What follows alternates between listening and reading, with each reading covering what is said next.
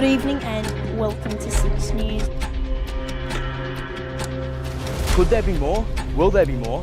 And with claims of a culture issue, is that likely to change anytime soon? Ronan McKinnon, our political editor, has been out all day. Six News senior reporter Lincoln Holmes has the latest. I don't think One Nation's winning in 6. I just cannot see a reality where the Liberals are like 1 or 2 seats off forming a majority. Australian news organisation Six News, the only news and current affairs channel which presents the perspectives of people their own age. In my view, they're the best media outlet in our nation. The Prime Minister gets up and says this, and I'm thinking, does this come from Channel 6 News? Adam Bandt, welcome back to Six News. Thanks for having me. Bob Carter, welcome to Six News. God bless all the listeners. David Christopherly, thank you so much for joining us here on Six News once again. My pleasure, Austin. Thanks for having me back. Senator Fatima Payman joins Six News now. Anthony Albanese, welcome to Six News.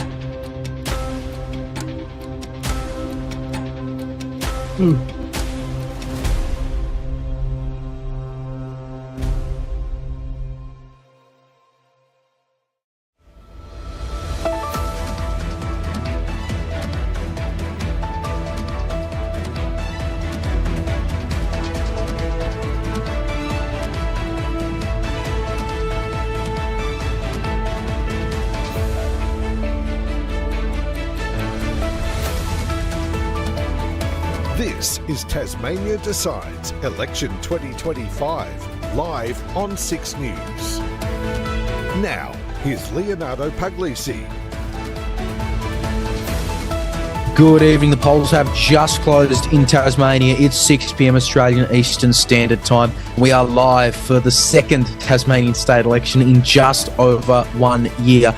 Will it be another hung parliament? Almost certainly. But who will get that advantage as the major party? Could they even be tied? And where will those minor parties and independents add up? Could it be a first ever seat for the Shooters, Fishers and Farmers Party? Could it be a resurgence for the Nationals? How many were the Greens going to get? And all critically, who will be able to get to that magic majority number of 18? I'm Leo Puglisi in Six News election headquarters, joined tonight by Stuart Jeffrey and Maggie Perry. Stuart will be joining in just a second, but we do have Maggie Perry here. It's going to be a fascinating election, as is always in Tasmania, and of course the ACT with Hare Clark, but again, polls have closed. Now, there's a couple of crucial points to get through with this election. As always, there are, as if you're not already aware, you'll find out tonight there's a lot of disclaimers that have to come with the Hare Clark election. Two that have come out from Dr. Kevin Bonham, election analyst, in his blog, which I put on Twitter, I think is also worth mentioning. Number one, the delay in results, because we're not going to get a final result tonight, obviously. The delay in results is the 10-day waiting period for the last postal votes to arrive. Don't blame the voting system. We saw this with the federal election. Number two, turnout is never ever known on the night. The turnout figures you're probably seeing are like vote counted figures, not turnout. You can't wait till turnout. You got to wait at least 10 days for that. The obvious thing to remember here is that it is proportional. The vote percentage is going to line up pretty well with seat percentage, and it's going to be a fascinating contest. Remember, 7 member electorates after it was extended back at the last election from 5, or re-extended, I should say. So that's a lot of fun. Maggie Perry, Six News election reporter. Maggie, again, fascinating election. Again, that is always the case with Tasmania. What are we expecting to know tonight? We will have a pretty good idea of what our first preference figure will end up being. We should have most of the votes counted, I imagine. A lot of the votes. I know a lot of the pre-poll votes will not be counted. A lot of the postals, that will be an issue. And so I think this figure that we're going to get tonight will probably be favouring Labor and the Greens, maybe independents, at the disadvantage of the Liberals. So we will have to keep that in mind. And of course, we won't know any of the preference counts, which are very important. As for my prediction, I think we'll see 11 Labor seats, 1 gain in the seat of Bass, which they've picked up at a federal level, 13 Liberal seats. I think a loss probably in maybe Franklin, and I could see perhaps a loss in Lyons Bass in the future, but that's not what I'm predicting for now. And as for independents, I think Peter George in Franklin will be able to pick up a seat. The Greens will gain a seat in Braddon, And the Shooters Fishers Farmers Party might just be able to cling onto a seat in Lions, so that is a bit of a stretch. Yeah, I've got similar predictions to you. I was 50-50 on Shooters Fishers based on some of the polling. I think they had 7% in Lions in one poll, but I'll give it to the Nats instead. I think they'll win that seat in Lions. As for the rest, Liberals 13, you have Labor steady on 10, Independents at 5. Now that would be Johnston, I need to remember these names, Garland, I would say O'Byrne gets up or re-elected. You will have Peter George get up in Franklin. I'm expecting a pretty extraordinary result for independents there. That's what the polls are saying. I would expect that. And then a bit of left field tip. I reckon Pentland's going to get up in Bass, even though she's running ungrouped, and that's been an ungrouped elected since like 1958, 59, something like that. I don't know. I think with the high independent vote, I think some independents got to get up in Bass, and the Greens should get up in Braddon as well for the first time in some time, which should be critical there. As you were just saying, by the way, sorry to screw around our producer, but there we go. On just the map. Before this election, of course, you had those 3 Lambie defections. 2 were kicked out of the party. 1 really had no choice, Andrew Jenner, because Lambie didn't run, even though it was kind of expected that she might back him or even personally endorse as an independent. That didn't happen. So as you can see, the Nationals starting on 2 there, which, again, the Nationals, they aren't very active in TAS. We've covered this before. We've spoken to people at the Nationals. Would be pretty big for them if they do manage to get up. This is certainly the election where they have the chance, but I'm not too bullish on their chances, which is a funny thing to say, given I'm tipping them in Lions. You can see at the bottom of your screen, we'll have that count up for you. And by the way, the other important thing is when we're talking about the Nationals, just remember there is no Liberal National Coalition in Tasmania. It's not a thing that exists. It's never existed in Tasmania. It's not a thing that we can talk about. They haven't even committed to it. Nationals say they could go with whoever. Believe me if you want on that. Maggie, when we look at minority government, just based on like our predictions here, which is not, again, that wild to the results we had last time, where can we expect some coalitions to form up, especially with those independents? The Greens, they've said that they are done with Rockliff, so I don't expect the Greens to go with Liberals, which was already a pretty wild thing. But yeah, where could we see a minority government, formed out of? I think the most likely result, to be honest, is Labor does form government with the Greens, not in a coalition agreement or of any sort, but maybe confidence and supply. I think the Greens could offer their support with a range of policies that they may want implemented for the government. Alternatively, the Liberals may be able to form government by getting the support of a lot of independents. They've done that at the last election with the support of the Lambie network. And I think Labor's ideal result would be to form government with the support of independents rather than the Greens, who they've been pretty shy about openly considering for government. So they will be wanting to get about at least 12 or 13 seats to even consider forming government with independents, which would be a net gain of maybe 2 or 3 seats.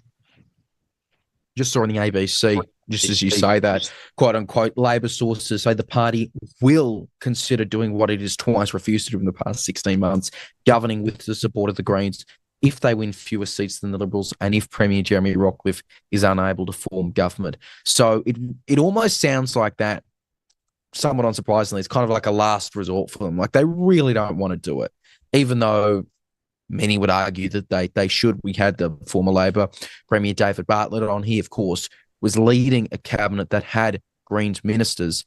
But there you go from the ABC. They are saying that they will consider it. Believe me if you want. Again, on that, I would say that it does really depend where they end up. And if Labor doesn't make a single gain from this election, I mean, it would not be a pretty result. As you can see there, 5 electorates, 7 members. Now, the beautiful thing about this is that they all have the same names and boundaries as the federal seats. So a very nice, clean, easy to remember map to look at. So you'll have Bass, you'll have Braddon, Lions, Clark, which of course is Hobart, and then you've got Franklin. Lions is the nice big rural electorate, and of course Bass is Launceston. With the federal results, it is going to be very hard to do a perfect kind of comparison there for many obvious reasons, apart from the fact it's two different systems and two different issues. But still interesting to note, because you have to remember, Labor swept Tasmania at the federal election. They gained every seat in the House in Tasmania, bar the one already held by independent Andrew Wilkie. And of course, the Liberal vote just went really, really down in the Senate in Tas as well. Tas were actually a shot of picking up Labor was a shot of picking up another senator. Lambie was able to get through in the end. But we were covering that on air, what was it, 2 months ago? So it's a familiar feeling at this point. We did speak to David, I just mentioned it, but yeah, we did speak to David Bartlett, the former Premier of Tasmania, during the campaign. Here is some of that interview. We'll talk about, of course, the 2025 election consequences a lot, but just circling back to 2024, because the Liberal Party was virtually short of forming government pretty soon after the election. You had Labor concede. Now, the numbers officially could have gotten to that. Realistically, you think, well, how stable would it have actually been? Labor, of course, only 10 seats to the Liberals 15 when you want to get to that magic majority number. On those numbers, and look, of course, you've had to deal with these kind of situations before, mind you, with a few less parties. You didn't have the Lambie factor. You didn't really have those independents. But in 2024, was it the right call to not really try and get a government with those other minor parties and those independents that were left?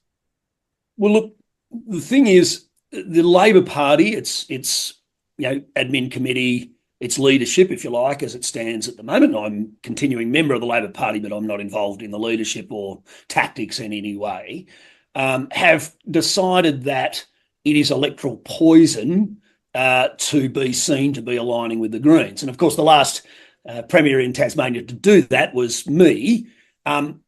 So I have a real conflict here. One is I actually believe that effectively the Greens are the left wing of the Labor Party, and that if progressive people like me want to see continuing Labor governments, or progressive governments, I should say, in Tasmania, we need to find a way to work with the Greens. The problem with that is, and as borne out by my experience, is that the electorate punishes you, both the Greens and Labor, for doing that. Both the Greens and Labor were absolutely punished at the 2014 election for effectively creating a stable power-sharing parliament that lasted 4 years, which it never, ever has in the past. No other power-sharing parliament that I can think of in my lifetime in Tasmania has lasted the full 4 years. The one that Nick McKim and I set up did last that 4 years, so there's something to learn from it.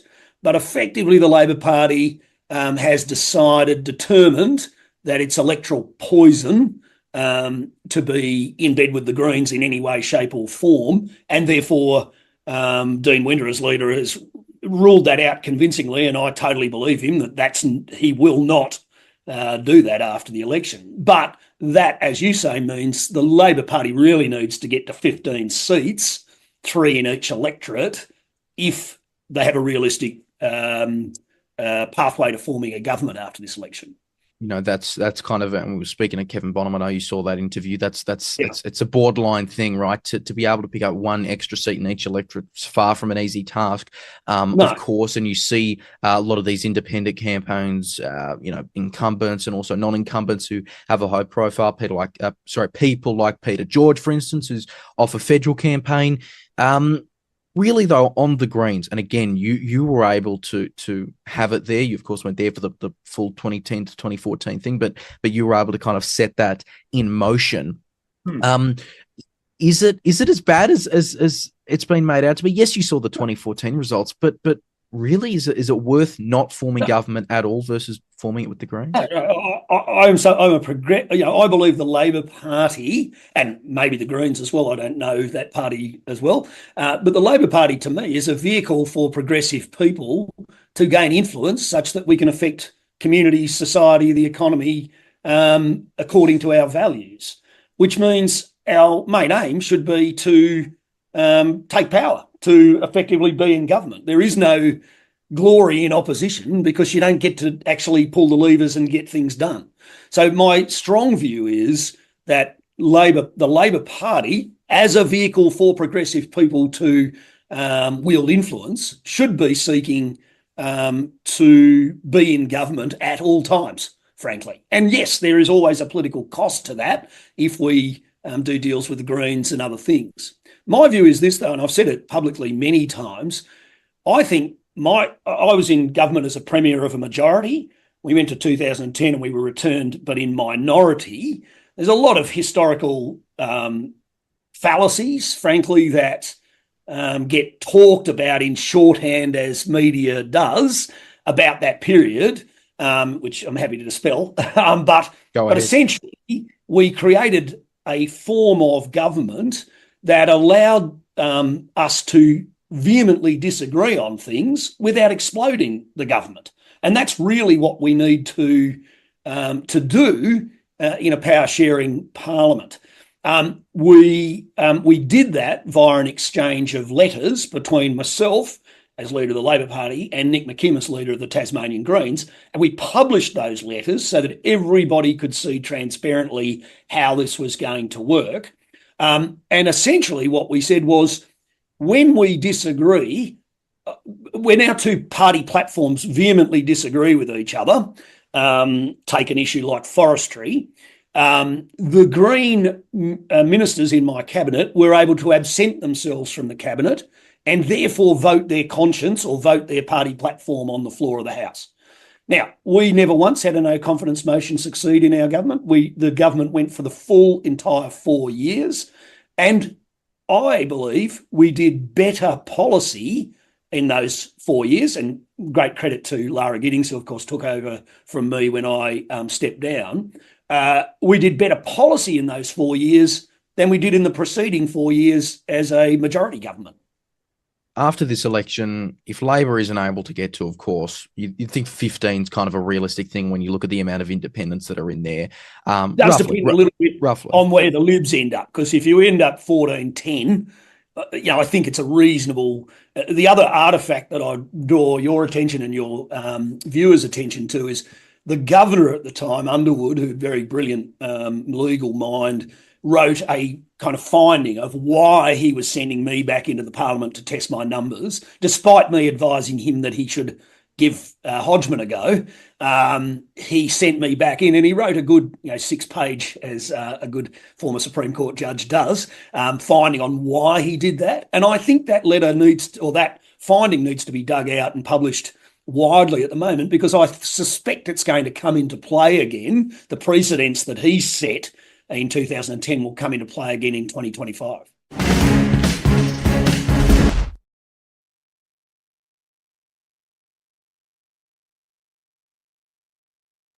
I just remembered. I think I uploaded the shorter, non-half an hour version of that interview. So our producer can spend the next hour downloading it from YouTube if he wants. Whoops. That was not the one I meant to upload. Same file name. Shouldn't have done that. Anyway, that was former Tasmanian Labor Premier David Bartlett speaking to 6 News earlier in this campaign. I think insightful thoughts, whether you agree with it or not. Good get for us. I'm happy with that. We will, of course, probably come back to that later in the night because it makes some good points. He was the last, of course, Labor Premier elected. He left after 2011. Anyway, looks like Stuart Jeffrey, 6 News All Government Editor, host of Between Parks Place and Capitol Hill, is here. Stuart, think we've got you. How are you? Yes, it's a tradition for us to always have a tech problem at some point on election night, and it's happened, so we're all good. You got it out of the way nice. You got it out of the way nice and early. So let's hope exactly. That. Yeah. We'll go straight into it. Your predictions. Mine are largely the same as Maggie's, except I've got Nationals at 1 and Liberal and Labor at 12 and Liberals at 11. So largely the same as Maggie, although I've got a bit more faith with the Nationals there. It should be noted, however, that Nationals aren't in a coalition in the same way they are everywhere else. in the current arrangement, we've had one in supply. We've had effectively one operating. We've effectively had one in a supply confidence agreement, and one of them hasn't been. So it's a bit different to where it is elsewhere. It's a bit hard to tell where the Nationals will go. End of the day, they'll probably support a rockless government, but it's hard to tell at this point. So why do you? This is a funny question for you to ask, since I'm also tipping the Nationals for one seat. I don't know why. Why do you have some faith in the Nats to get up, though? Well, I think it's largely carrying on the ex-JLN vote. Of course, they're even running some ex-JLN candidates, and I think that's what they're polling on heavily. I think they are going to get a lot of those voters who preferred Lambie over Rockliff and dissatisfied with Rockliff's government and are going to go Nationals or Shooters. And so that's the way I'm tipping, because I think there's that strong probably right-wing vote that pro Lambie, although Lambie's not running any candidates, so they're going to the Nationals instead. Yeah, well, you have to remember what that 6.57% Jackie Lambie network vote last time. It has to go somewhere, right? It has to go somewhere.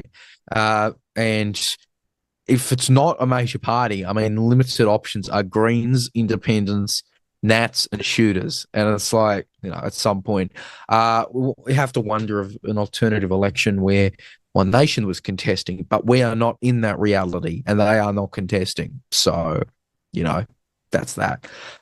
Maggie, why don't you back the Nationals? You've got Shooters, which is a left field tip in itself. We'll get into that in a second. Why do you think the Nats won't be able to get up, even with one ex-MP running and two incumbents running? I think their main problem is they've only just really shown up in the past few weeks. And, there's a lot of established parties that already exist in Tasmania. There's the Liberals, the Greens, Labor. There's a lot of independents, especially, is going to be a problem for a minor party like the Nationals. Even the Shooters were running at the last federal election. And I think it'll be quite hard for a lot of people to... I'm just trying to think of how to put this. I think the Nationals being a new brand, there's not going to be a lot of awareness of what they actually stand for. I don't think they've had many policies that have come out, and of a few things like the stadium or supporting a Liberal government, there's been a lot of confusion. They're running one MP who supported the Liberal government in the no confidence motion, and one MP who voted against the Liberal government in the no confidence motion. And I think that sort of confusing brand just isn't going to get them enough votes to get over the line in, Braddon or Bass or Lyons, especially if the Shooters, Fishers, Farmers are running, and there's already that right-wing alternative to the Liberals. Well, then you are giving the Shooters that one seat. They've never won anything in Tas before. I'm fairly... I wouldn't be surprised if they get up, but again, why have you backed them for that seat in you said it was Lions, right? Because that's where I'm assuming. Yeah. So why have you backed them in Lions? I think they've just gotten 4.7% at the federal election, which is already close enough to get a seat in Barron at the federal election. And that was at a time when both One Nation and the Trumpeter Patriots were running in that election. Obviously, there is a bit of a problem with comparing federal and state results, but the fact that 5% of people have already experienced voting for a party like the Shooters at the federal election shows that people are willing to vote for them. And with an absence of a right-wing alternative other than the Shooters, like One Nation, Nationals exist. But I think I've shown that there are some problems for them in terms of getting those votes. I think the Shooters will be able to pick up a lot of the people who've just voted for One Nation or just voted for the Trumpeter Patriots at the last election. People who are felt with the Liberals don't want to vote for Labor. And I also believe that, them having only one candidate running in a situation like this will be very important, because having multiple candidates like the Nationals, I believe they have 5 running in Lions, is a bit of a problem for them, because they will have to deal with preference leakage. A lot of those votes, people might vote 1 for, say, John Tucker on the ticket, but 2 for Liberal Party, 2 to 8 for the Liberal Party, before numbering even national boxes. That is a situation that does play out a lot in a hair clerk system like this. And not having any preference leakage will be very important for the shooters in trying to win this seat in Lions. Yeah, I think that. By the way, I just love how in Hair Clark you can have the group with like one candidate. That's brilliant. I love it. I really do. I will defend it as much as I can. So that's again huge benefit. I would agree with you for the shooters there.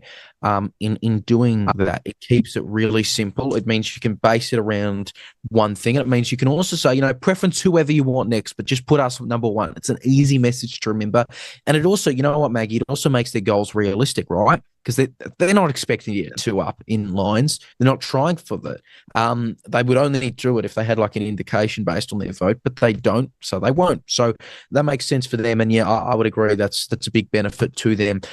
Preferences could be really interesting here, always are. But you look at like Craig Garland, what he was able to get last election, and he of course was actually elected as an independent in Brad, and that was, I believe, he got 5%. Last election in primary votes, but he was able to still get up, even though he was, under quota initially. There was a Demos AU poll, had him at 13.7%. So I'm really, really interested to see how big independents could get here. Stuart, the numbers have been pretty extraordinary for independents in polling. They've been consistently statewide above the Greens. In Clark and in Franklin, in multiple different polls, they've actually been like the number one party, quote unquote, with the combined vote. Combined vote isn't that useful for independents, but still, really, I mean, this could be something extraordinary if a significant amount of them gets up, especially with the kind of vote totals we're looking at in the 20s and maybe up to 30s.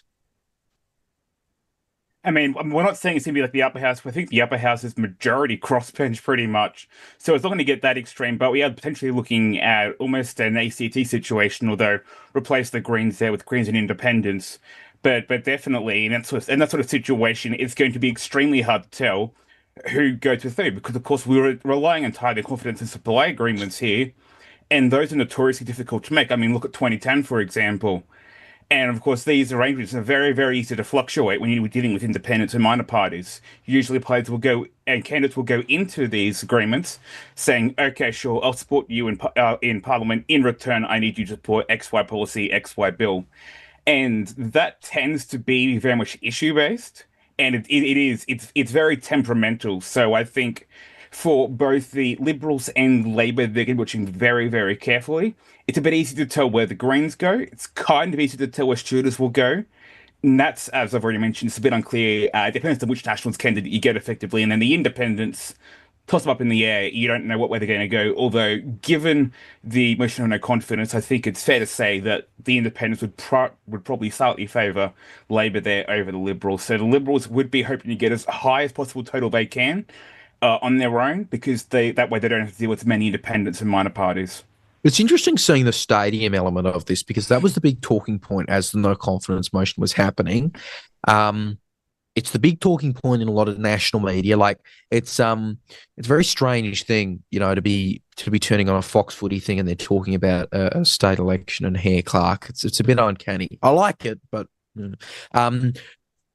it is interesting, Stuart, how this could kind of affect things, especially when, as you just say there, right, that's going to have differing views within independents. The Nationals are against, I think they've said like pause it, bench it. Again, these are like, it's not a simple yes-no thing. And I think that's going to be part of the tough confusion in terms of figuring out who could align with the Liberals, who could actually get them the numbers. Because if more progressive independents get up and the Nationals and the shooters fail, very possible. I mean, it's going to get really tough for the Liberals to actually form government here. I mean, the Greens aren't going to do it. I don't see that happening. Yeah, definitely. I mean, the question is, what's their path forward? And their path forward is going to depend on which independents are there, especially with the stadium in the air as well.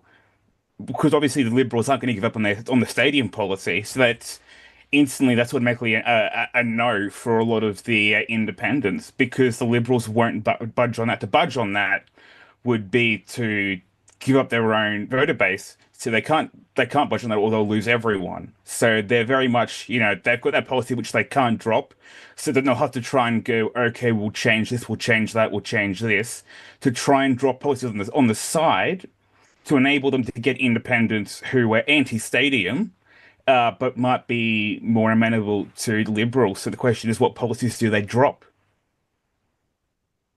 Maggie, you'd think the Liberals have a decent chance for obvious reasons, but at the same time, I mean, if they hold on to all their seats, it's a different story. I think that's unlikely, but if they did, that's a different story. If they don't, let's say they get 12, 13, right? It seems hard based on our predictions to see where they could actually form government, because these are progressive independents. These are the Greens. It would be tough, surely, even if it is a more moderate thing, even if we're talking about Rockliff, not Dutton. It seems hard. Yeah, their problem is that they don't really have a very workable crossbench in any scenario, really. If they get, 13 seats, they'd still need 5 more independents, which is a pretty big number when the size of Parliament is only 35 seats for the lower house. And among those independents, definitely Peter George will probably get in. He's running almost like a green light campaign, I feel. Kevin Bonham has been suggesting, like, a lot of these independents are quite similar to the Greens, and that will be very hard for the Liberals in terms of trying to form government, because, trying to convince a crossbencher whose main platform is opposing salmon farming to support your government as the Liberal is going to be very hard. I think, realistically, they'll have to get I think I'm backtracking, but I think they might have to get 14 or 15 seats, honestly, which would mean keeping all their seats they've got, or even gaining some, which is possible, but it will be pretty tough, especially when there's so many independents running, for example, in Franklin, and polling is showing that the Liberals are in serious trouble of at least losing a seat in Franklin, although they could gain one in Braddon, for example. Well, Either way, to form minority government. Yeah, well, the interesting element of this, Maggie, is whether there's a Labor flop, which is certainly possible. Granted, the polls have been different, and granted, one of the only regular polls, EMRS, is a Liberal internal. I still think they're pretty decent, but you do have to take that into account, right? The Demos AU poll, 24.7% for Labor. Now, that would be second worst ever. 1903, their worst ever, at like 11% or something like that. Labor got 29 last time in 2024. Could there be a situation where an independent, they'll gain a seat? Maybe it's George, maybe it's Pentland or something. Not necessarily Pentland, because she'll take the Jackie Lambie network seat. But maybe it's Peter George, right? Is there a situation where they and maybe Greens in Braddon could be eating into Labor, not the Liberals? I think, most of the Green vote, as in, like, most of the Green gains, if there are any, will be coming from Labor. It'll just depend on whether Labor's able to gain enough to counteract that from the Liberals or from independents. I think the Labor seats right now that they've got are pretty safe. Maybe there's a tiny bit of talk that they might lose their second in Braddon or their second in Franklin, but otherwise, I think it's pretty hard for them to fall below 10 seats, which is what they've got now. I think most of the gains will be coming off the Jackie Lambie network, or maybe we might see the Liberals lose a seat or two, in which case that will make government a lot harder for both parties if a crossbench is a lot bigger and a lot less workable, especially if the Greens and Labor have a majority, for example. It'll be really tough for the Liberals to form government in that situation. Yeah, I wouldn't be able to disagree there. Again, it's a very tough situation when they don't have many, allies on the right side of things, or even on the kind of centrist. I would agree with the Liberals because they're moderate enough area. But also Labor really, really, really doesn't want to work with the Greens at much of a level. Maybe they're a bit more open to it because they've kind of realised that they've got a chance thanks to independence. Look, end of the day, Maggie, I think you might have said it before, but I would certainly say that I can't see anything more than confidence and supply with the Greens. I don't think there'll be Greens in ministries or cabinet. I really, really don't see that in a Labor situation. Yeah, I think a Labor Greens coalition is definitely off the table. That's not going to happen. But I do think that Labor will inevitably maybe be forced into a situation where they have to receive support from the Greens, whether it's confidence and supply, or just no deal at all. I think it'll be very hard to imagine a situation where Labor is able to form government with this huge grouping of independents rather than the Greens. I think that's very unlikely. And if Labor is to form government, ultimately, it'll probably have to be with the Greens. And I don't think they're going to refuse government. Stuart, it's been a pretty extraordinary circumstances leading up to this. We don't always hear about no confidence motions, and we certainly don't always hear about them passing at an Australian level. Let the UK deal with that kind of thing. But we had it at this election. What were the kind of constitutional elements that lined up to make this, possible? I mean, this election is largely the result of constitutional conventions, which, as we here love for Commonwealth knowledge readers, is very much a unwritten laws. They do tend to fluctuate, kind of. It's very much based on, I wouldn't say it's the vibe of the Constitution, but it is almost, that sort of level. Effectively, if you have a motion of no confidence, or the Premier has two options: either he requests that Parliament be dissolved for an election, or he resigns, in which case either major party can try and wrangle independence and the crossbenchers try and get support. It's based very much on the idea of responsible government. In that instance, you'd be looking at the Premier having control of the House. It's all about confidence and supply. Confidence of the House to pass spending bills, which we call appropriation bills. Section 37 of the Tasmanian Constitution there says that these bills must come from the lower house. It's why we don't have anything in the upper house. The upper house is not relevant at all to supplying confidence, and so it's not relevant at all for effectively a snap election. The issue here is entirely based on control of the lower house. Of course, if no election was called, then the governor would be called in to immediately dismiss the Premier. But because Rockliff decided to, I'll go to an election. And usually it's go to the election as if you're confident that you can win again. You would, if you resigned, you're pretty much admitting that you'd lose government, because in that case the preference would go to Labor. Now, as we're probably going to see, we're probably going to have a 2010 repeat all over again at a federal level, where both Labor and the Liberals are trying to get support from the minor parties there. And that's as mentioned, that's going to be the real battle here. But again, that's why you have no upper house mentioned at all, because the upper house really isn't relevant to who forms government. It's tended to be a second body of review and oversight. It doesn't have much effect on spending bills. In fact, after 1975, after the Gough Whitlam dismissal, at a federal level, the LNP and Labor agreed that they would not stop spending bills in the upper house. Because that had been done by the Liberals there to kind of force Labor to call an election. So both parties federally have agreed, and it's now accepted convention, that in all jurisdictions in Australia, that the upper house will not block spending bills purely for the purpose of forcing an election. So again, the upper house is not relevant at all here. It entirely comes down to the lower house supplying confidence, which is very much almost archaic. It goes back to the 1700s in England, where it was all about being the First Lord of the Treasury, which was the Prime Minister originally. Again, all about who controls the purse. So at the end of the day, this all comes down to constitutional conventions, nothing else. And that's why we're in the space where we are today. It is interesting where the Tasmanian, upper house sits being single member. It's kind of great. I like it being different, but well, that and also the rolling elections as well. That's the other factor there. They're giving us rolling elections for both houses now, so isn't that fun? On the issue of no confidence, the kind of arguments that's been brought up was, Rockliff should have resigned, another Liberal takes power. Would that, how smooth would that have been, do you reckon? I mean, what kind of precedent do we have for it?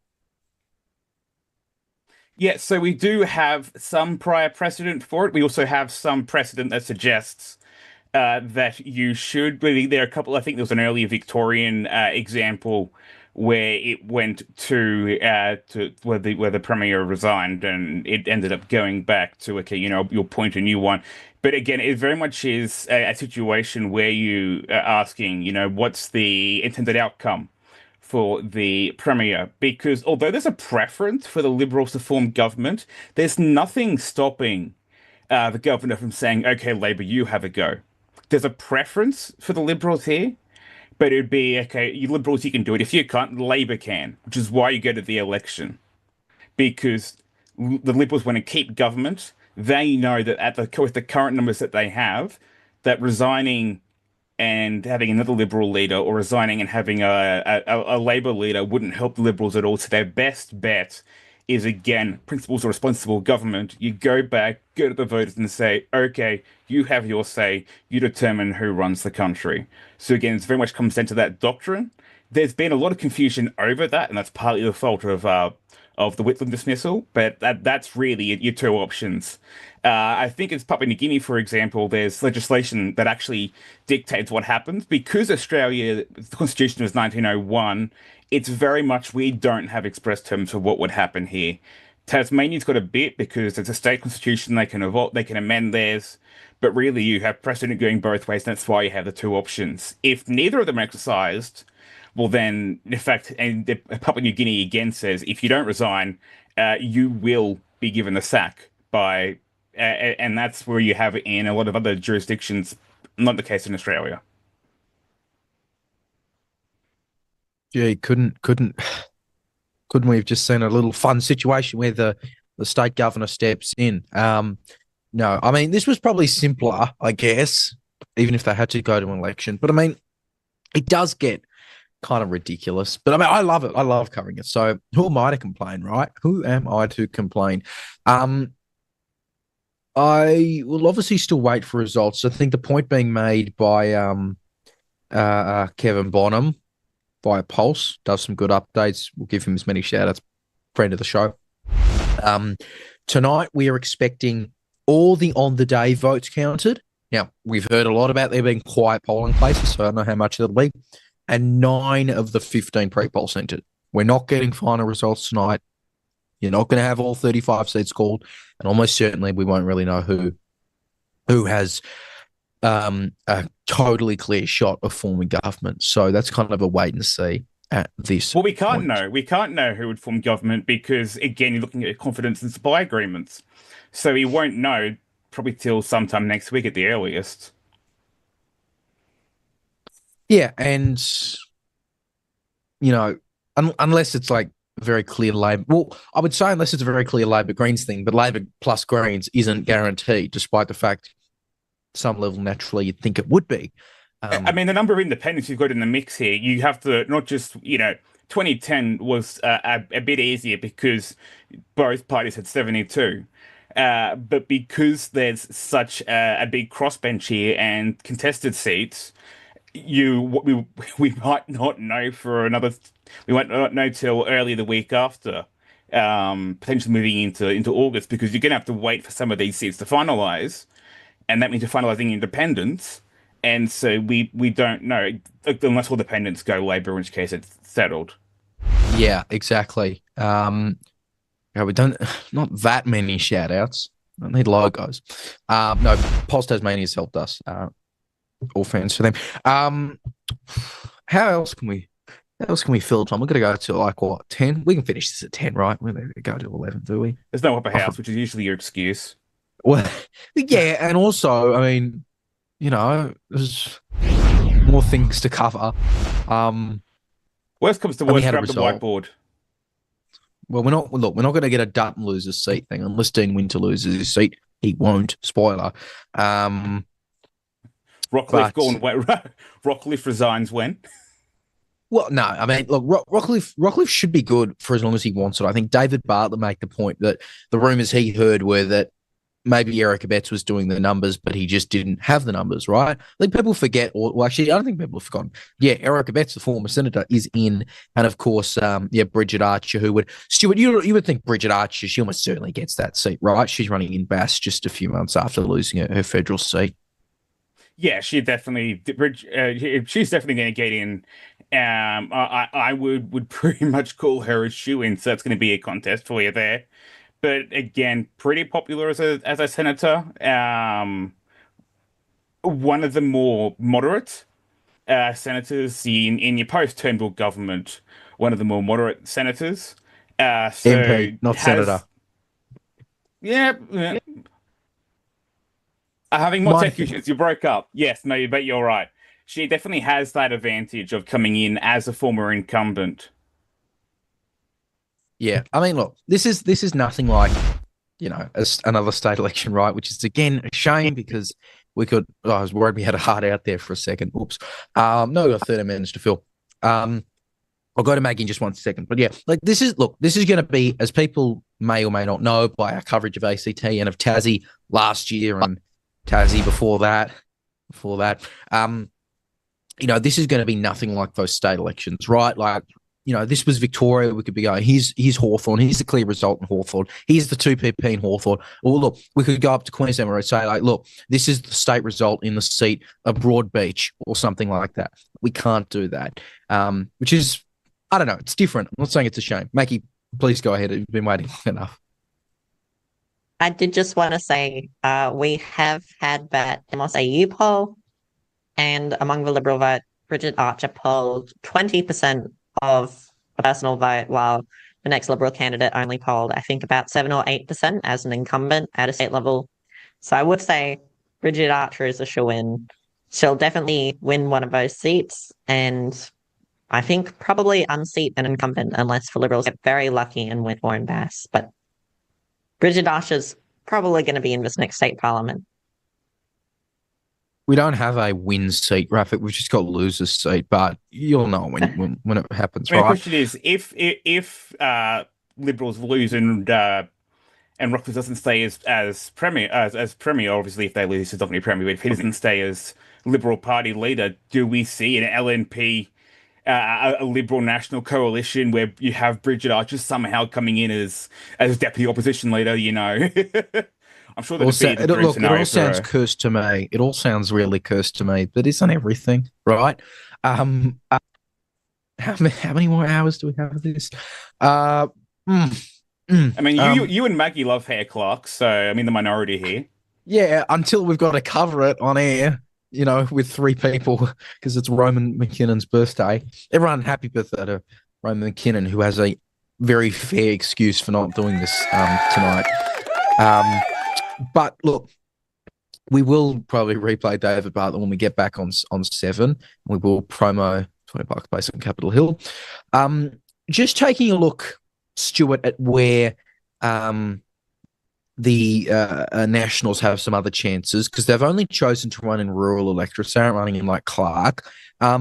What other results could we potentially see for them? Not necessarily wins, but, the results that couldn't be important with preference flows. Sure. I mean, my first guess is that you'd potentially be looking at getting somewhere with Andrew Jenner if he was in the mix. As potentially your option. I mean, that is, I only really had one Nationals, and that would be Bridget Archer. Yeah, I don't see much of another options there. They don't have as much pull as they used to, especially with shoes in the mix. I mean, I don't see any other options for the Nationals really in Tasmania. I don't see much success with any other candidates. Again, they are running ex-JLN candidates, but I don't think they have that pull. I think they will have some pull. And I think we'll see shooters pick up that seat, of course. But beyond that, I think you're looking more along the lines of pulling Liberal voters. But I don't think that'll translate well into seats, especially again with the number of independents in the mix. Well, I think the point's been made. I think Kevin Bonham said it right, is that a lot of farmers don't consider themselves like Nationals voters in the same way it might like in New South Wales and Vic. It's not so much of a rural divide, maybe because of like geography. It's just never had a brand in Tassie. I mean, the last state election they contested was 11 years ago. Before that, it was like another decade break. So I just don't know if they've got the brand. And again, certainly they just haven't had time for this. I mean, they pop up every so often on like Facebook, but it's like, what's the point? They do have the federal backing this time. They aren't like a splinter. You've had Bridget McKenzie down here. But, you know, I would struggle to see them becoming a force. And especially if they're trying to pull from Liberals voters, which them and Lambie voters are the obvious ones you'd be trying to pull from as a Nat. Exactly, yes. The question, of course, is how was it going to translate into actually winning seats? I mean, you're not going to be looking at a Western Australia situation, definitely, where you had a decent Nationals polling last time around. Of course, this time around, they did win a few seats. And that's the question you're going to be asking here. And I reckon Nationals, if the Nationals win seats, they'll be like the 6th or 7th candidate. So we won't know about any national wins for a while. Yeah, well, in WA, they were the opposition. I don't think we're going to get opposition leader Andrew Jenner or opposition leader John Tucker anytime soon. Which is a shame because Nationals opposition in WA, that's a bit of fun, isn't it? We like that, don't we? Yeah, anyway, the closer you'll get to them, your closer that you'll get to Nationals is potentially Bridget Archer flipping. I mean, I do have Nationals winning one seat, but that would be at an outside. Bridget Archer, if she did flip to Nationals, which I think is being not unreasonable, especially if she has a falling out with Rockliff, which I think is likely. Well, I think we might be able to bring up our election computer, supercomputer, as it should rightfully be called. Maggie Perry's got the details. Maggie, I'm just going to let you run through it. I'm going to have some dinner. 0.3% counted in Clark and Lyons. So let's go to these Clark results first. Hoping this works. There we go. Nothing of a huge substance, but I'm assuming this is from a northern part of Clark, which isn't very Greens friendly. We've got the Liberals on 36%, Labor on 42%, Greens 12%, Kirsty Johnston, or Christy, 6%, Elise Archer on 3.5%, John McGowan on 1.1%, and no one else is polling anything. I'm assuming one polling booth counted, but no match swings. That is, I'm assuming, an okay result for the Liberals, but considering I don't know where this polling booth is from, I can't really say much of the results, but that is proof that we do have results. And over in Lyons, presumably from a rural booth, we've got the Liberals on 50, Labor 25, Greens 11, Shooters on 9% here. That's pretty substantial. And the Nationals are only polling 1% at this booth, which might just be a sign of what's to come. I think even if we don't know where this booth is, presumably if it's rural, that is some very worrying results of the Nationals with our first booth in Lyons. Not really much we can draw, but that is proof we do have results. No, not much we can draw might be an understatement, but I'm glad we have something to talk about. My Nationals pick was Andrew Jenner. That was the one pick I had for them, and that's looking bad for him. If that's a rural seat, and Shooters are pulling that high, Nationals are that low, then that's not very good news for Nationals because Andrew Jenner was their best pick, to run, and with figures like that, you're not looking very good for the Nationals. No, and we'll be fair to them, right? It is early. But shooters, I hope, if they're watching, they'll probably be encouraged. Phillip Bigg, who's sitting, if we can bring it back up on 0, might be joining us in a second. We don't have I don't know, Mackie. Do we have, or do you have on hand the actual vote numbers, as a figure, not as a percentage? And you're muted.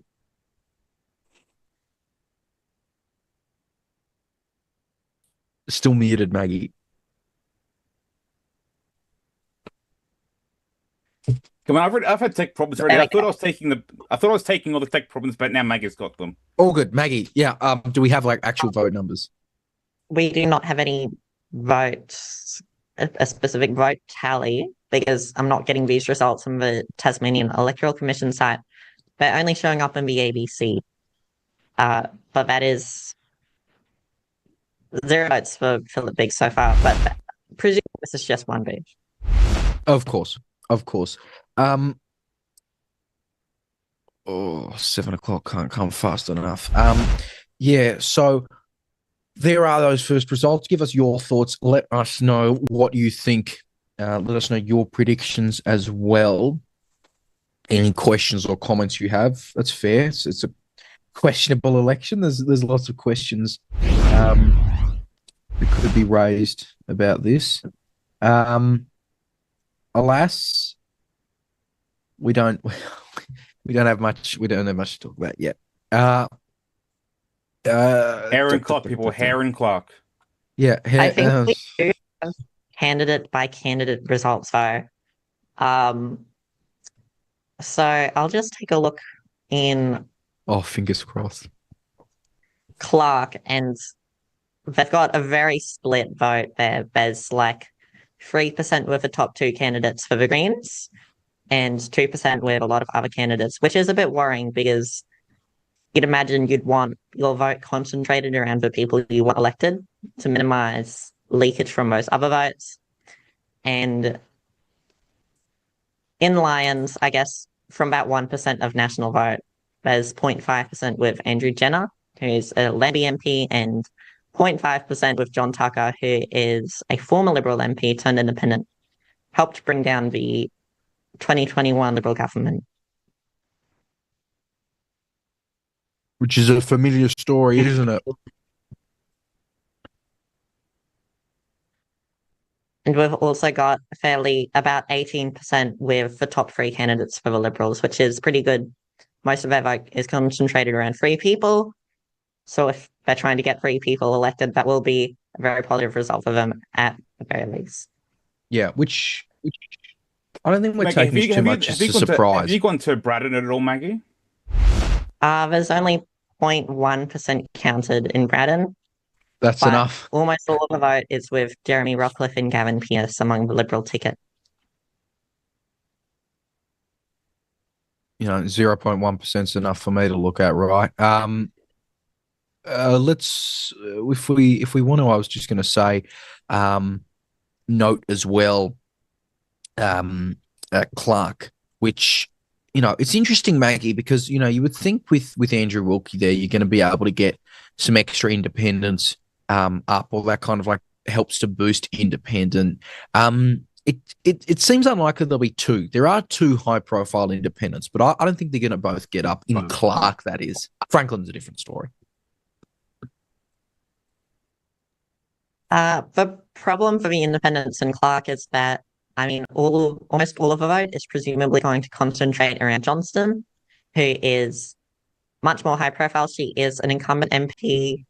I think to describe her ideology, she might be adjacent to, say, community independence.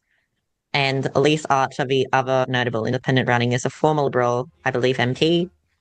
And she's polled, I think, around 5% in recent polls. So not horrible chances for her, but the problem is there is a very solid vote of 2% with, a very solid seat count of 2 for the other main three parties.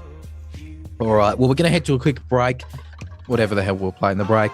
Coming up, more live election coverage and fingers crossed a lot more results. You are watching Tasmania Decides live 2025 election night coverage on 6 News. We'll be right back. You're watching Tasmania Decides.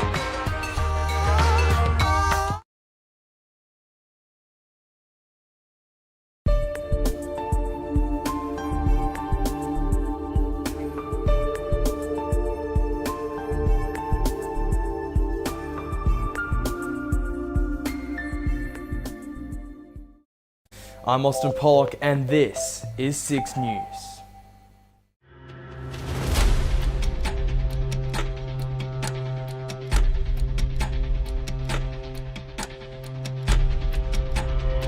Good evening and welcome to 6 News. Could there be more? Will there be more? And with claims of a culture issue, is that likely to change anytime soon? Roman McKinnon, our political editor, has been out all day. 6 News senior reporter Lincoln Holmes has the latest. I don't think One Nation's winning in 6. I just cannot see a reality where the Liberals are like 1 or 2 seats off forming a majority. Australian news organisation 6 News. The only news and current affairs channel which presents the perspectives of people their own age. In my view, they're the best media outlet in our nation. The Prime Minister gets up and says this, and I'm thinking, does this come from Channel 6 News? Adam Bandt, welcome back to 6 News. Thanks for having me. Bob Carter, welcome to 6 News. God bless all the listeners. David Christopherly, thank you so much for joining us here on 6 News once again. My pleasure, Austin. Thanks for having me back. Senator Fatima Payman joins 6 News now. Anthony Albanese, welcome to 6 News.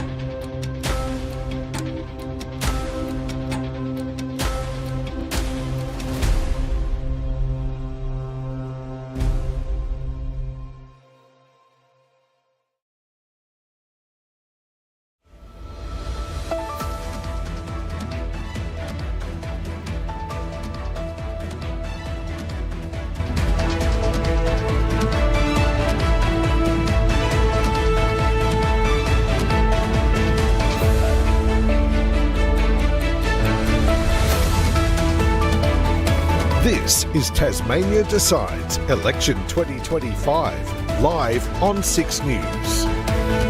Now, here's Leonardo Puglisi. Back so soon? You are watching live coverage of the 2025 Tasmanian election, just gone 7 p.m. Australian Eastern Standard Time. We do have our first results in, very limited results. I can't stress how early these results are. We do have something, and you can look at the statewide result. As you can see, a very, very small figure there. I don't know if we can change eventually a count to be the percentage count to line up with the swing. Nevertheless, those are the results we have in. It's unbelievably early. They're pointless results. Don't worry about them, except for the fact that Shooters are doing better than Nationals in a rural booth in lines. I think that's all we can. That's all we can take away from the results that we have at the moment, which will be interesting to see because all of us have variously tipped Nats or Shooters, one or the other. So that will be a massive result to continue to follow as the night progresses, among many other things. We did play it a bit earlier, but want to get a bit more of that. David Bartlett's the former Labor Premier of Tasmania, and he spoke to 6 News. Crucially, he was a Labor Premier with Greens ministers. So we'll get to some results shortly, but here's David Bartlett speaking to 6 News earlier in the campaign. Joining us now on 6 News, former Tasmanian Premier David Bartlett. Really, really appreciate your time. It's great to be with you, Leo, and on 6 News. You're doing a great job. Thank you. Appreciate it. So, look, the circumstances of this election have been pretty extraordinary. Not entirely unprecedented, of course, but happening just a year after the last one is something. When you were seeing it kind of unfold a few weeks ago, as we saw kind of the week from the no confidence motion to the actual election being called play out, I'm just curious, what did you make of that? What were your thoughts as it unfolded? Well, look, I think the job of oppositions is to oppose. Is to hold the government to account and to scrutiny. So I guess there's some debate as to whether the Labor Party should have, having what happens in the Tasmanian Parliament, a budget is brought down or introduced as the budget bill, and then you have a week of estimates where you get to quiz ministers and premiers and so on the budget estimates, where they're going to spend the money. And there is some argument that I think perhaps Labor could have saved their no confidence motion to after that, because I think that it would have helped explain to the Tasmanian people why Labor was calling this, and that is that we're in a budget crisis, we're in a budget emergency, and we're heading entirely in the wrong direction. But I don't know that the Tasmanian people deeply understood that on day one. The other thing that is genuine, and you used the term unprecedented, Leo, the thing that I find completely unprecedented about the situation we're in is the Premier of the day in a Westminster Parliament had a no confidence motion passed in him. Now, there's only 10 Labor members, so it wasn't just Labor. There was 5 Green members, 3 independents that all voted no confidence in the Premier of the day. And of course, the Westminster Convention tradition, in fact, I don't think I've ever seen it broken, is if you as a minister, and in this case, the Chief Minister, the Premier, have a no confidence motion passed in you by the Parliament, your job is to go straight up to Government House and resign your commission to the Governor. And that's really the unprecedented bit here that we find ourselves in this election, because Jeremy Rockliff refused to conform with some 300 years of Westminster parliamentary democratic principles. Obviously, bringing forward this no confidence motion, Dean Winter, would have, of course, you'd imagine, be well aware that an election would be very likely a few weeks away. Do you think that... or he may have assumed, you may be right, Leo, but he may also have assumed that any decent premier would follow the conventions of Westminster parliaments and resign. And perhaps the tactic was to see Eric Abetz as Premier of Tasmania for the Liberal Party, which of course would have been a major success and political success, if you like, for the Labor Party. Do you think Labor is just on that, kind of ready for an election here? I mean, we're talking just a few weeks after a federal election. The volunteers must be a bit tired. You can imagine how the public's feeling. Look, I think it would have been in the best interests of Labor to go another year or two in this parliament, or even the full term of this parliament, because there certainly is a massive time's up factor here for this government. Governments get long in the tooth. They have a lot of barnacles to scrape off. They run into all sorts of problems, broken promises, and there's a litany of those with this Liberal government. And eventually the electorate realises that and goes, nah, we're going to throw this mob out. I don't think the electorate had... Perhaps Labor hadn't prosecuted that case in that 1 year, or 14 months or whatever it is since the last election. But more time would have given Labor and Labor's leader, Dean Winter, more time to prosecute that case. And I think it would have been a no-brainer for Tasmanians to throw them out in a landslide in a year or two's time. We'll talk about, of course, the 2025 election consequences a lot, but just circling back to 2024, because the Liberal Party was virtually short of forming government pretty soon after the election. You had Labor concede. Now, the numbers officially could have gotten to that. Realistically, you think, well, how stable would it have actually been? Labor, of course, only 10 seats to the Liberals 15 when you want to get to that magic majority number. On those numbers, and look, of course, you've had to deal with these kind of situations before, mind you, with a few less parties. You didn't have the Lambie factor. You didn't really have those independents. But in 2024, was it the right call to not really try and get a government with those other minor parties and those independents that were left?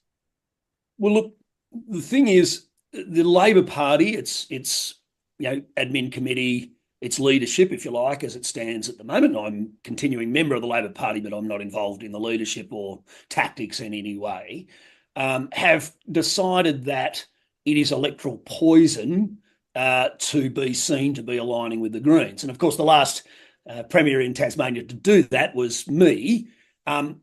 So I have a real conflict here. One is I actually believe that effectively the Greens are the left wing of the Labor Party, and that if progressive people like me want to see continuing Labor governments, or progressive governments, I should say, in Tasmania, we need to find a way to work with the Greens. The problem with that is, and as borne out by my experience, is that the electorate punishes you, both the Greens and Labor, for doing that. Both the Greens and Labor were absolutely punished at the 2014 election for effectively creating a stable power-sharing parliament that lasted 4 years, which it never, ever has in the past. No other power-sharing parliament that I can think of in my lifetime in Tasmania has lasted the full 4 years. The one that Nick McKim and I set up did last that 4 years, so there's something to learn from it. But effectively, the Labor Party has determined that it's electoral poison to be in bed with the Greens in any way, shape or form. And therefore, Dean Winter as leader has ruled that out convincingly, and I totally believe him that he will not do that after the election. But that, as you say, means the Labor Party really needs to get to 15 seats, 3 in each electorate, if they have a realistic pathway to forming a government after this election. that's kind of, and we were speaking to Kevin Bonham. I know you saw that interview. It's a borderline thing, right? To be able to pick up one extra seat in each electorate is far from an easy task, of course. And you see a lot of these independent campaigns, incumbents and also non-incumbents who have a high profile. People like Peter George, for instance, who's off a federal campaign. Really, though, on the Greens, and again, you were able to have it there. You, of course, went there for the full 2010 to 2014 thing, but you were able to kind of set that in motion. Is it as bad as it's been made out to be? Yes, you saw the 2014 results, but really, is it worth not forming government at all versus forming it with the Greens? I believe the Labor Party, and maybe the Greens as well, I don't know that party as well, but the Labor Party to me is a vehicle for progressive people to gain influence such that we can affect community, society, the economy according to our values, which means our main aim should be to take power, to effectively be in government. There is no glory in opposition because you don't get to actually pull the levers and get things done. So my strong view is that the Labor Party, as a vehicle for progressive people to wield influence, should be seeking to be in government at all times, frankly. And yes, there is always a political cost to that if we do deals with the Greens and other things. My view is this, though, and I've said it publicly many times. I think I was in government as a premier of a majority. We went to 2010 and we were returned, but in minority. There's a lot of historical fallacies, frankly, that get talked about in shorthand as media does about that period, which I'm happy to dispel. But essentially, we created a form of government that allowed us to vehemently disagree on things without exploding the government. And that's really what we need to do in a power-sharing parliament. We did that via an exchange of letters between myself as leader of the Labor Party and Nick McKim as leader of the Tasmanian Greens. And we published those letters so that everybody could see transparently how this was going to work. And essentially what we said was, when we disagree, when our two party platforms vehemently disagree with each other, take an issue like forestry, the Green ministers in my cabinet were able to absent themselves from the cabinet and therefore vote their conscience or vote their party platform on the floor of the House. Now, we never once had a no confidence motion succeed in our government. The government went for the full entire 4 years, and I believe we did better policy. That was former Labor Premier of Tasmania, David Bartlett, speaking to 6 News early in this campaign. You're back live with 6 News election night coverage. I'm Leo Puglisi in 6 News headquarters, joined by a great election reporter, Maggie Perry, and a fantastic law and government editor and host of Queen Parks Place and Coal Hill, Jeffrey. Maggie, I believe we've got some more results in as well. We don't have the graphics. Maybe we do. Oh, no, we do. We've got some more results in. Go through them. Yes. We have quite a lot of, well, not a lot of results, but we've got a lot of graphics for now. We've got a bit of a vote in all 5 seats. I'll go to Bass first, where we've got the most progressive count of 1.8%. Right now, Liberals are sitting on 44%. That's 3.5 quotas. Labor on 26, with about 2 quotas pretty easily. The Greens on 15%, with 1.2 quotas. The Shooters on 7. George Razay on 2%. The Nationals on 2. Rebecca Pentland on 1.5%. And the other vote on 2%. Pretty low vote, I think. These are mostly from very rural booths. I can't be sure about that, but that is my suspicion.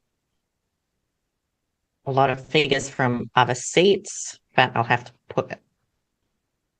I was just gonna say, Maggie, you look at these Braddon numbers, and I'm hearing Labor people, 2% in, -8% swing to Labor. That's very early, but that seems bad.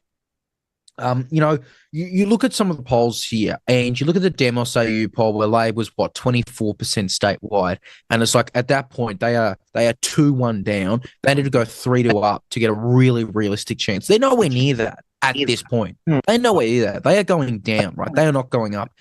If you look off these numbers now, again 2%, it's 2%, right? But still, those kind of swings. And by the way, ABC's called it, and Maggie, I'm going to assume you don't object that Jeremy Rockliff is indeed re-elected in Braddon.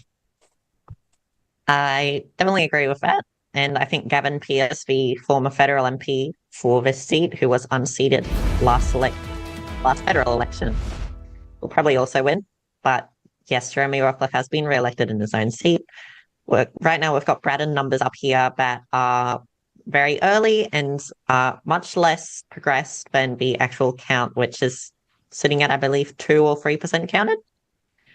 I'll just pull up some other seats, but right now the Liberals are sitting at a pretty good position in Braddon, and Jeremy Rockliff with more than half of the Liberal vote. Let's go over to Franklin, where we've got a candidate result here. So Eric Babet is sitting far ahead in this count, and Dean Winter also polling very well, as well as Rosalie Woodruff, the leader of the Greens, polling almost first for the candidate vote. Pretty impressive. And David O'Byrne on about 6.5%. If we go to the by-party figure, we can see the Liberals sitting on 33%, the Greens on 24%, Labor 19%, Peter George on 14%, David O'Byrne 6.5%, and a bit of a scattering with the other people. But I am a bit surprised, presuming this is some sort of hippie area, considering the very high Green vote, that Peter George hasn't picked up more of the vote. The Greens are certainly 14% is not bad. Yes, but compared to the Greens, I'm surprised Peter George hasn't eaten more into the Green vote at this point. So that is an impressive figure, but almost all of the Green vote here is concentrated with their leader, Rosalie Woodruff. And we've just got some statewide results pulled up while I get our final figures in Lions.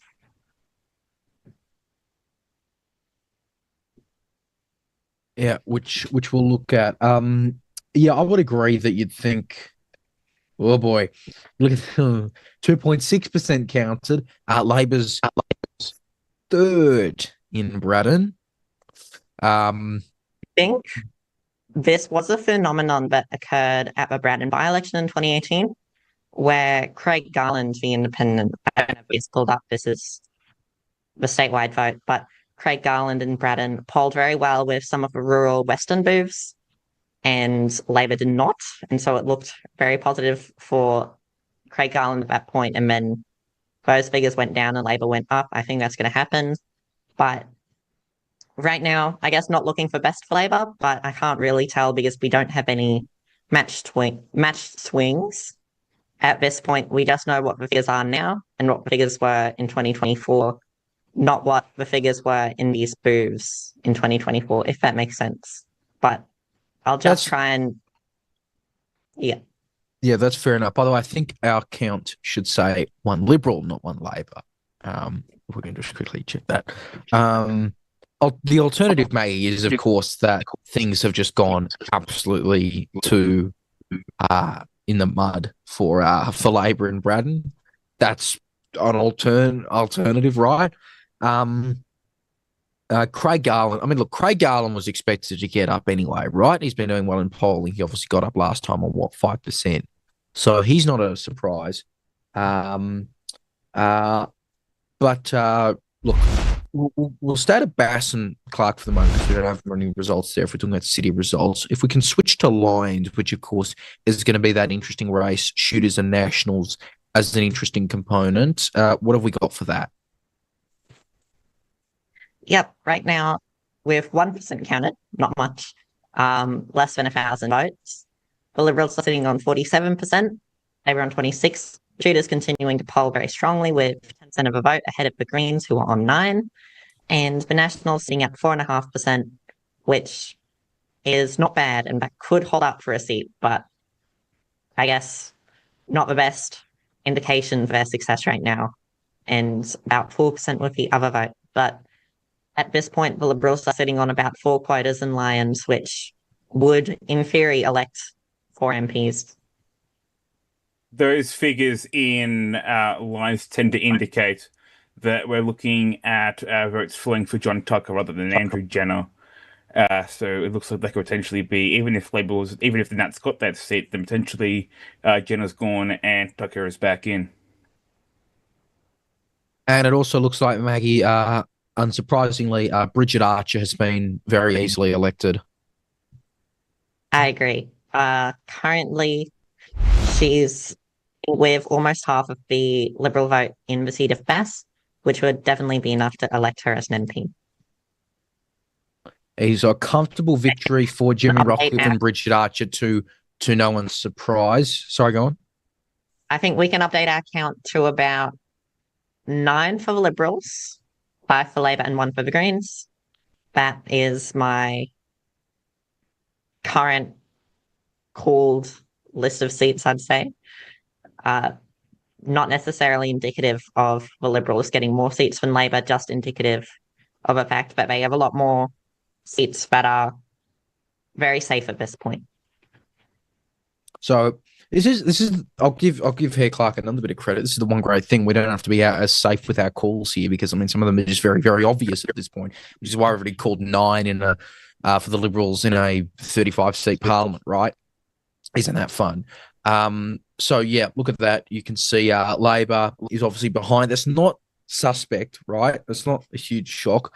But the Liberals certainly doing all right at this point. Many elements to come in there. You would also think, yeah, Michael Ferguson gets up in Bass as well. We just have to kind of wait at that point. And still looking for some more results out of Franklin, which is a shame because Franklin's one where you could get 2 independents. That's a really interesting result. Right now, we're just waiting for more results to come in. Do you think, has your opinions on who will form government changed with the current results, Leo? I need to see at least 10% in before my view changes. But maybe you're right. Maybe you're right. It's 2018 federal by-election all over again. Or Labor's just totally collapsed. Yeah, one or the other. But no, it hasn't. Stuart, you've been sitting there patiently. I'm interested in your thoughts on the results that we've got so far, especially out of Braddon with that Labor vote. Yeah, look, I'm not inclined to say anything just yet regarding a Labor bottom out. Given the figures we are seeing, they do seem to be coming from more regional seats. So I think as the night goes on, we will see it start swinging back towards Labor a bit more. So I think it's too early, as you said, to comment really anything on Labor, apart from the fact that we're looking at probably 1 or 2 polls. The difficulty with having the system that they do in Tasmania, and this isn't a Clark Hare thing. This is a issue of having such big electorates, is that it's hard to tell where its polling booths are, and they all have a broad spread. So it's a bit difficult to tell what votes coming from where, especially using the current website as well. It's not the most conducive to think of something like that. So it's a bit hard to tell where those figures are coming from. But my gut feel at the moment is that it's definitely not. I can't say anything about Labor falling. Gut feeling is you can't say anything. Yeah, fair enough. What about those? Might be able to just bring him up quickly, so I don't want to keep going back and forth. Thank you for the percentage, by the way. Don't our graphics look great? Thank you, Austin Pollock. Those lines results and where shooters and nationals could end up. I should have stuck with shooters. Maybe I said it like 2 weeks ago. I said, "Oh yeah, I'm gonna do the bold Leo Puglisi prediction and say shooters will get up." And look where that's got me, giving up on them and going for the nationals, and shooters are now. No, I think. What do you make of lines? I think the shooters are glad you didn't say shooters, because then the shooters would lose if you said shooters. So I think they're very glad that you didn't call it for them. But yeah, it does look good for the shooters. As Maggie and I were leaning towards getting the shooter seat, and this is whether we would get that seat. And again, early figures, but it is looking that way. Again, early figures, Clark Hare, it's too early to make a guess. Hair Clark. But I can make an estimate. I can do more than a guess. I can do an estimate. And ladies and lions, the progressive quota is 671 votes, so very early figures. Yeah, no surprise. No surprise. Obviously, these are early figures. It's a lot to wait and see about. But look, I mean, Bridget Archer's election's no shock. Jeremy Rockliff being re-elected is certainly not a surprise to me or anyone at all.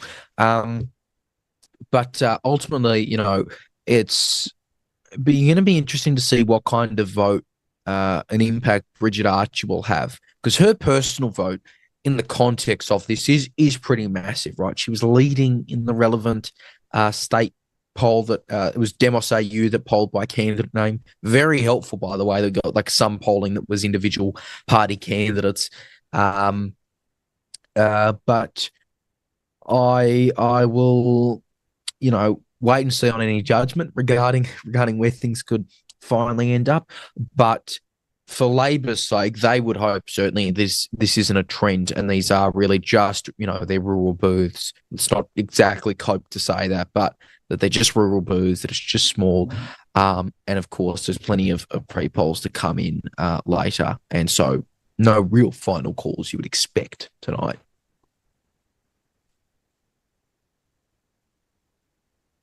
Maggie, any thoughts to add that? Sorry, I've just been a bit distracted with graphics. What was your question? Oh, I didn't have a question. I just noticed. Do you have any other thoughts? Literally anything while you're looking at more numbers.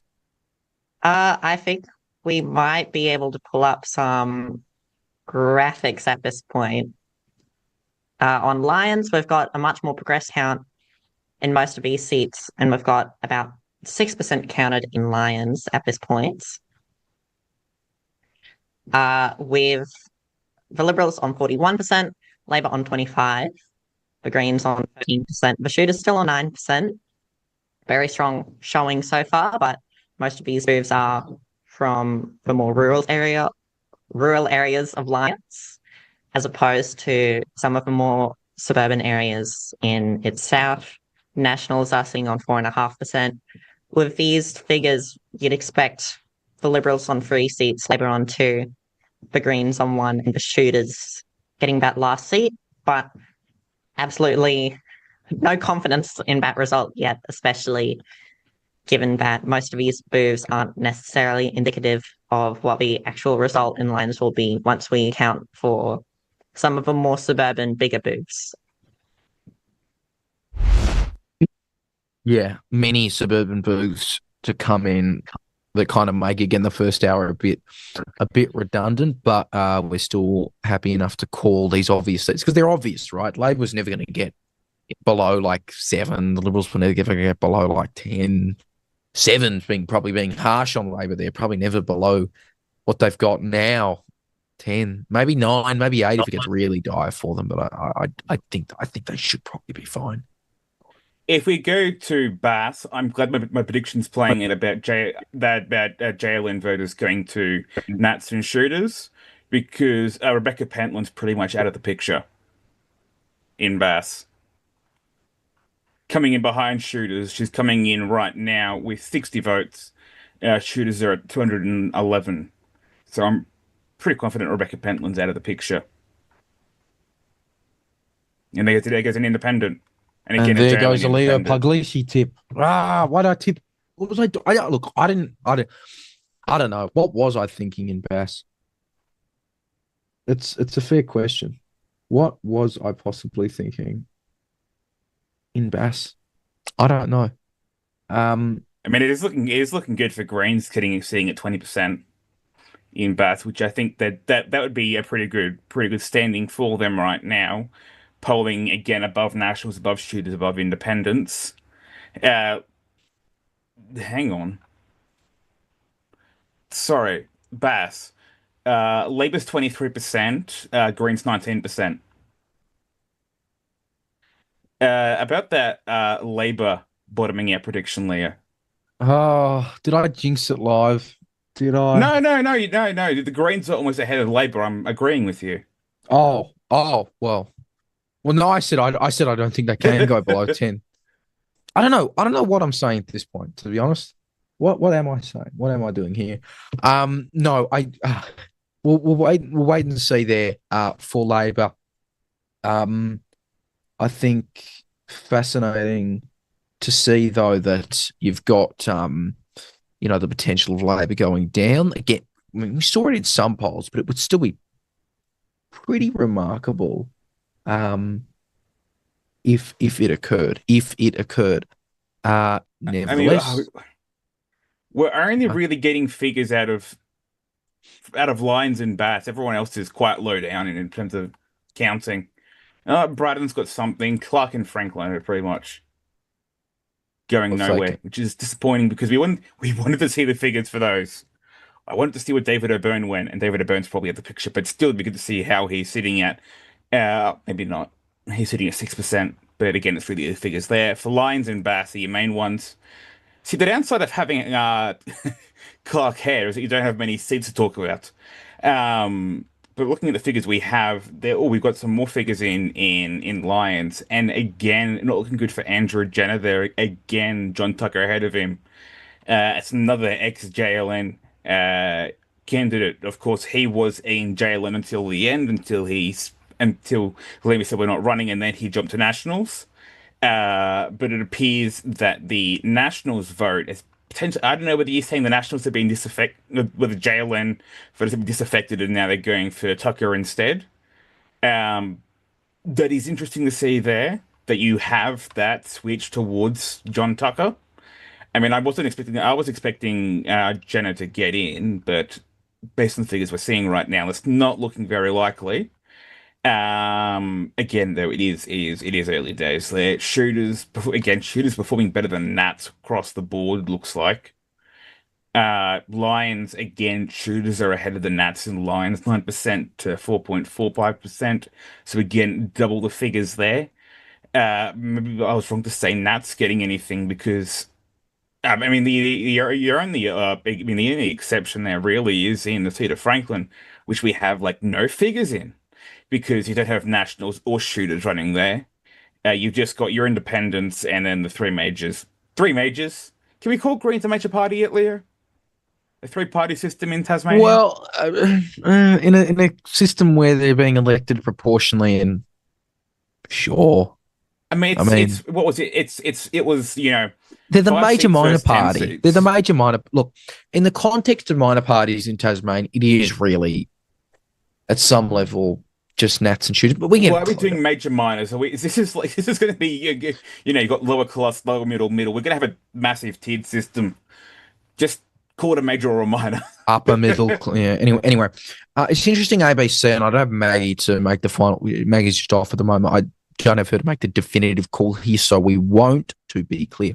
But it's interesting that in Braddon right now, 3 Liberals are projected. Now, obviously, Rockliff is one of those. We don't know who the other 2 will be, but it is very interesting that they are projecting 3 there.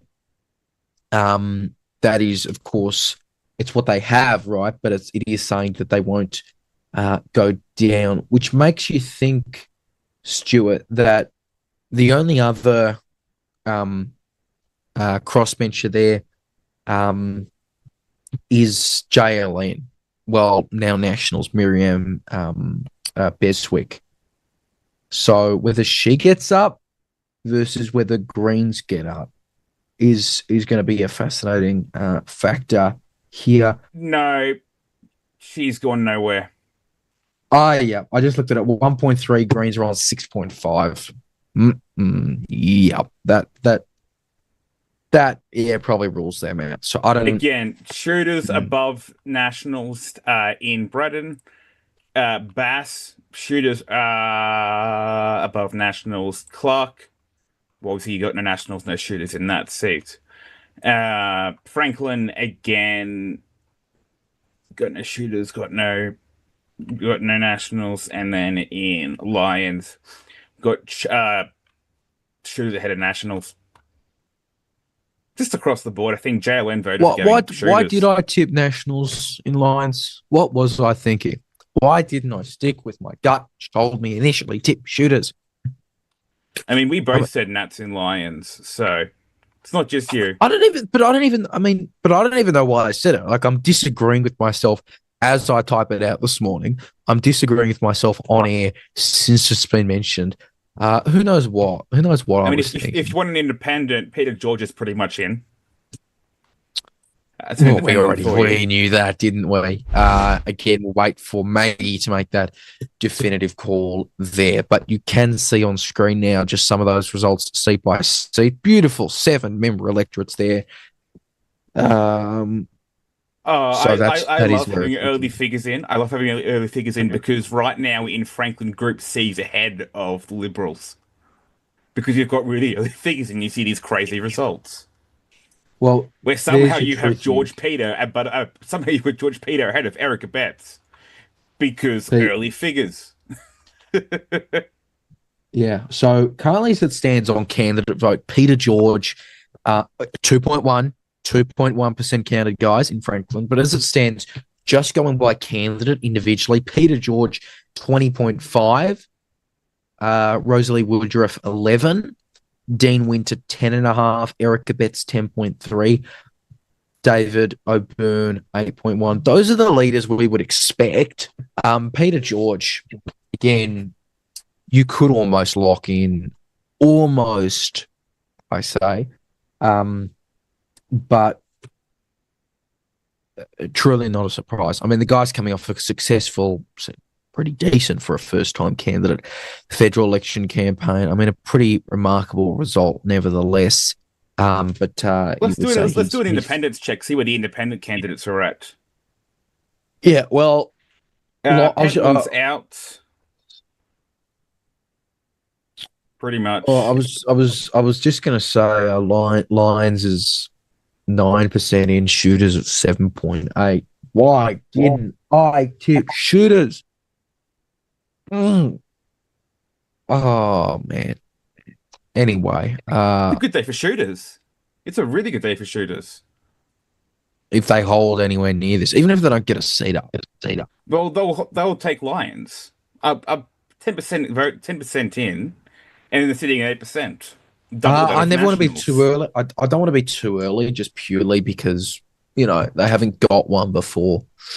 There's not much to compare, but I mean, yeah, probably. But once Maggie Perrin, Shooters ahead of Nationals in Bass, and Shooters are ahead of Nationals in Bass, but there's no other independents in the mix that they can take seats from. So they'd have to be fighting Liberal, Labor, Greens.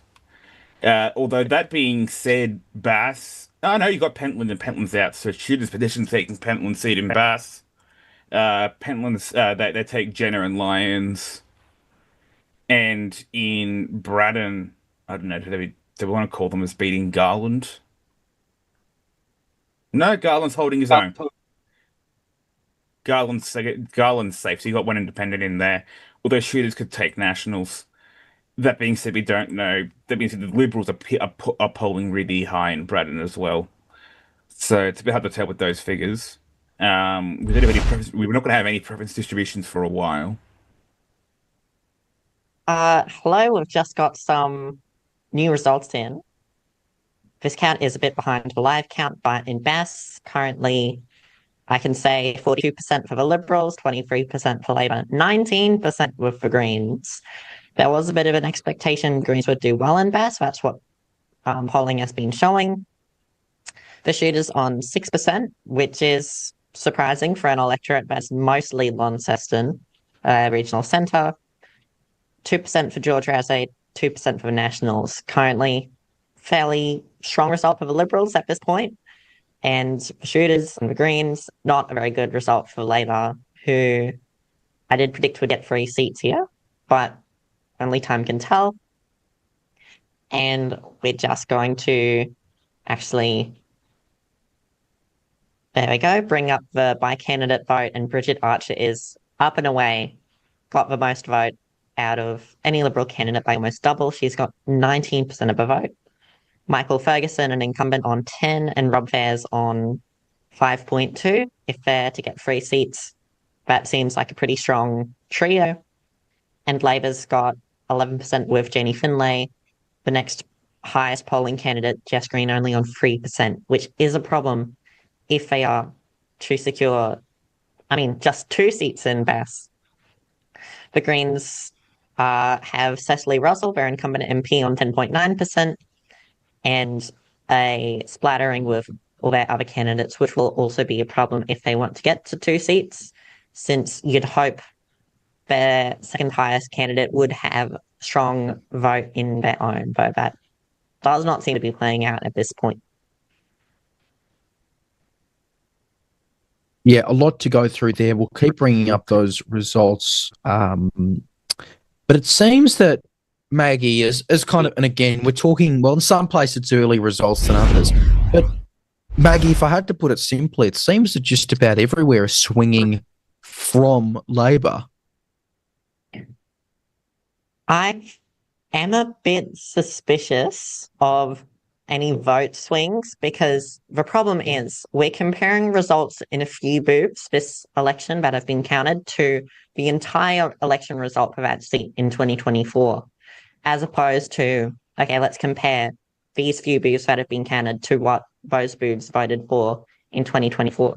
So these are uniform swings, which is a bit of a problem, especially considering that the earliest booths are often small rural booths that favour the Liberals and disadvantage the Greens and Labor. And at this point, well, you'd expect Labor to be getting a swing away from them. They may very well be getting an actual swing away from them in all of these seats, but I just am not entirely certain, especially because we aren't matching these swings to their previous results. But at this point, we can call a few seats. I think at this point, the Liberals are getting 2 in every electorate very comfortably, and 1 in Clark. Labor 1 in each electorate, and the Greens 1 in Clark. I will be updating that in a bit with a few more calls, but at this point, I think at the very least, it looks to be an okay showing for the Greens and the Liberals. Maybe a bit of a rough night for Labor, but we'll have to see these figures getting counted before we can be truly confident of what picture we will be getting. Maybe is the big word there for Labor, right? So a lot that we still don't know there. Stuart, how are you feeling? 7:41 Eastern Standard. Looking at that seat map, how are you feeling about where Labor could go? Let's say they get a second in each.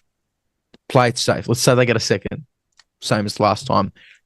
You seeing anywhere they could get a third, which they need, right? They can't stick at 10 at this, you would think. No, I mean, their best bet would be Greens. If I've got Greens at 6 and Liberal at 11, but if we say 10 and 6, then that means, that's 17, and you only need a couple more. And then you've got Peter George, you can put in there as well, that gives you 17. But these figures for Labor indicate that Labor will need to do a minority government no matter what, and it can't just be the Greens. The hope for Labor was a Labor Greens minority government, and this is they're not going to be able to achieve the Labor Greens minority. It will be a Labor Green independent minority, which, as already said, is going to make policies a nightmare because independents will tend to change, whereas compared to Labor, where Labor MPs have to vote the same way as the party, having to then deal with independents who don't follow those same rules, and could be less ideologically aligned than, say, the Greens and Labor, although that's contentious, I know. Labor left and the Greens. So yeah, it's working with independents as well as Greens is going to make it difficult for Labor, and they can't get the Labor Greens minority. They're getting the independents at this point. Again, it's too early to call. We don't have figures into Franklin yet. I know that ABC is calling Franklin for Rosalie Woodruff. I think it's too early yet. George Peters doing well, although it should be noted that we are relying we don't have many figures in for Franklin. I am leaning towards George Peters there. Sorry, Peter George, not George Peters. I don't know who George Peters is. Peter George in Bartlett, in Franklin. Yeah, I mean the only places that they'd be able to try and scrape by is Clark and Franklin, because you don't have shooters and Nationals in there. That means shooters will be a big one. I reckon a lot of shooters voters would go Labor probably. Although they go Labor or Liberals. What's this the Labor to shooters pipeline? It's like Latham all over again, except I can believe it. I can believe it. Remember those rural New South Wales seats where the shooters won like 3 lower house seats and then totally collapsed after that? Yeah. It's shooters, the Tasmanian One Nation. Oh, that'd be a nightmare. Maggie, the ABC is calling Clark for Christy Johnson, independent. Yeah, I've just got some updated call figures on our graphics right now. I think we can say 9 Liberals, 5 Labor, but important update is 2 Greens at least, so that is at least 1 in Bass and Clark, and then an independent in Franklin and Clark being Peter George, who is gaining a seat off who? Well, we'll have to see. And Chrissy Johnston in Clark retaining her seat, which she was a bit worried about last election, I believe. She was very close to losing in 2021, but she has been very comfortably elected in Clark with a swing towards her. And according to the ABC, projected figures show she might even be able to finish above Labor and the Greens in the final count, which would be very worrying for those 2 parties. So the Green vote, I think, appears to be going a bit up in Clark, so they should be able to retain their 2 seats. We'll just have to see what happens to that second Labor seat in Clark. But otherwise, early figures showing an okay result for the Greens and for Liberals across the state. That's a really significant result for Peter George then, right? Pretty remarkable victory. Not surprising. We kind of expected it, but the vote numbers he's pulling in are very, very strong.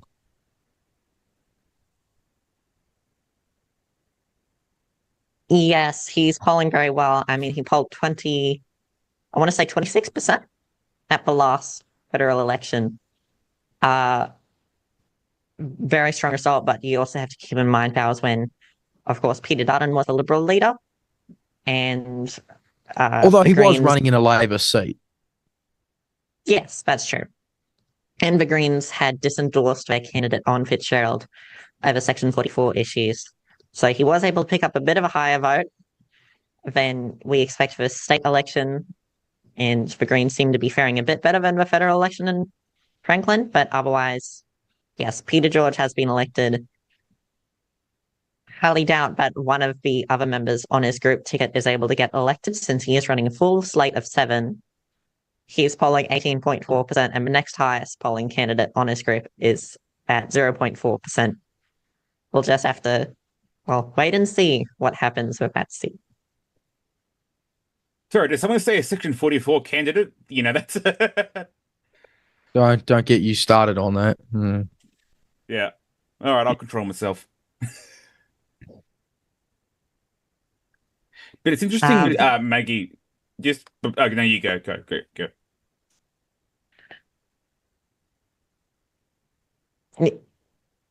I wasn't really going to say much. Oh, no, I was going to ask if we could do a check over the independents, because we haven't done that yet. I was going to do it early, but then you had figures for us. The status of our independents as they stand right now. Because we do have figures in Bass, Bratton, and Lyons that are pretty reliable. Unless you're opposed to that, Leo. No, please go ahead. Right now, the ABC is projecting Rebecca Pentland, incumbent Lambie Network MP in Bass, has been defeated. What the hell was I thinking? What was I thinking tipping her? What? Okay, I'm going to pretend it was the other independent. Razay. Okay, everyone pretend. It's a different independent in Bass. I was definitely not Razay is polling better than her at this point with 3% to her 2. That's something. 6%. I think the Greens are polling at 20%, but I would be shocked if they managed to get a second seat Well, I was especially considering tipping him for a second. So, it's probably better odds than Pentland. The problem with the Green vote is that Cecily Russell, the incumbent MP, she's pretty much got a quota, but the next candidate on her list, Lauren Ball, only has 1.8%, which would be very hard to win a seat from. Even if there's 5 other Green candidates polling about what she has, there will be a lot of preference leakage, and it would be hard for that second candidate to beat, say, one of the incumbent Labor MPs.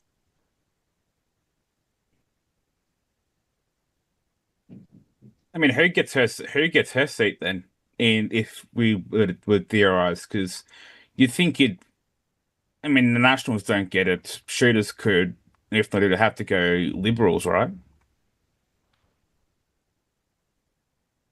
It could go to the Liberals. It could also maybe go to the Shooters. I wasn't thinking of that. But the Liberals are polling 3.3 quotas. Labor's polling 1.9. The Greens polling 1.6. The Shooters on 0.45.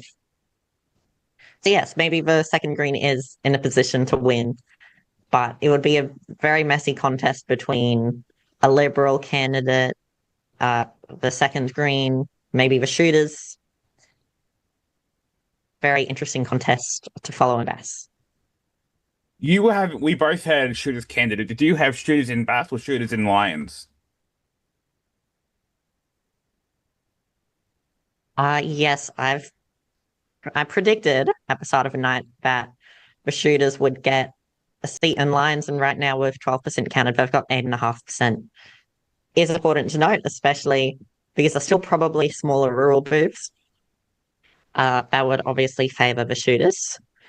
And I mean, the Shooters managed 5% last election in Lions, and they weren't even close to winning a seat. So they will have to keep up their vote share around, say, 7 or 8% to be able to win that seat. Just have to wait and see. And it's especially advantageous to them. They've only got one candidate running who is picking up all of that vote and has got about 2/3 of the quota right now. Better than the Nationals.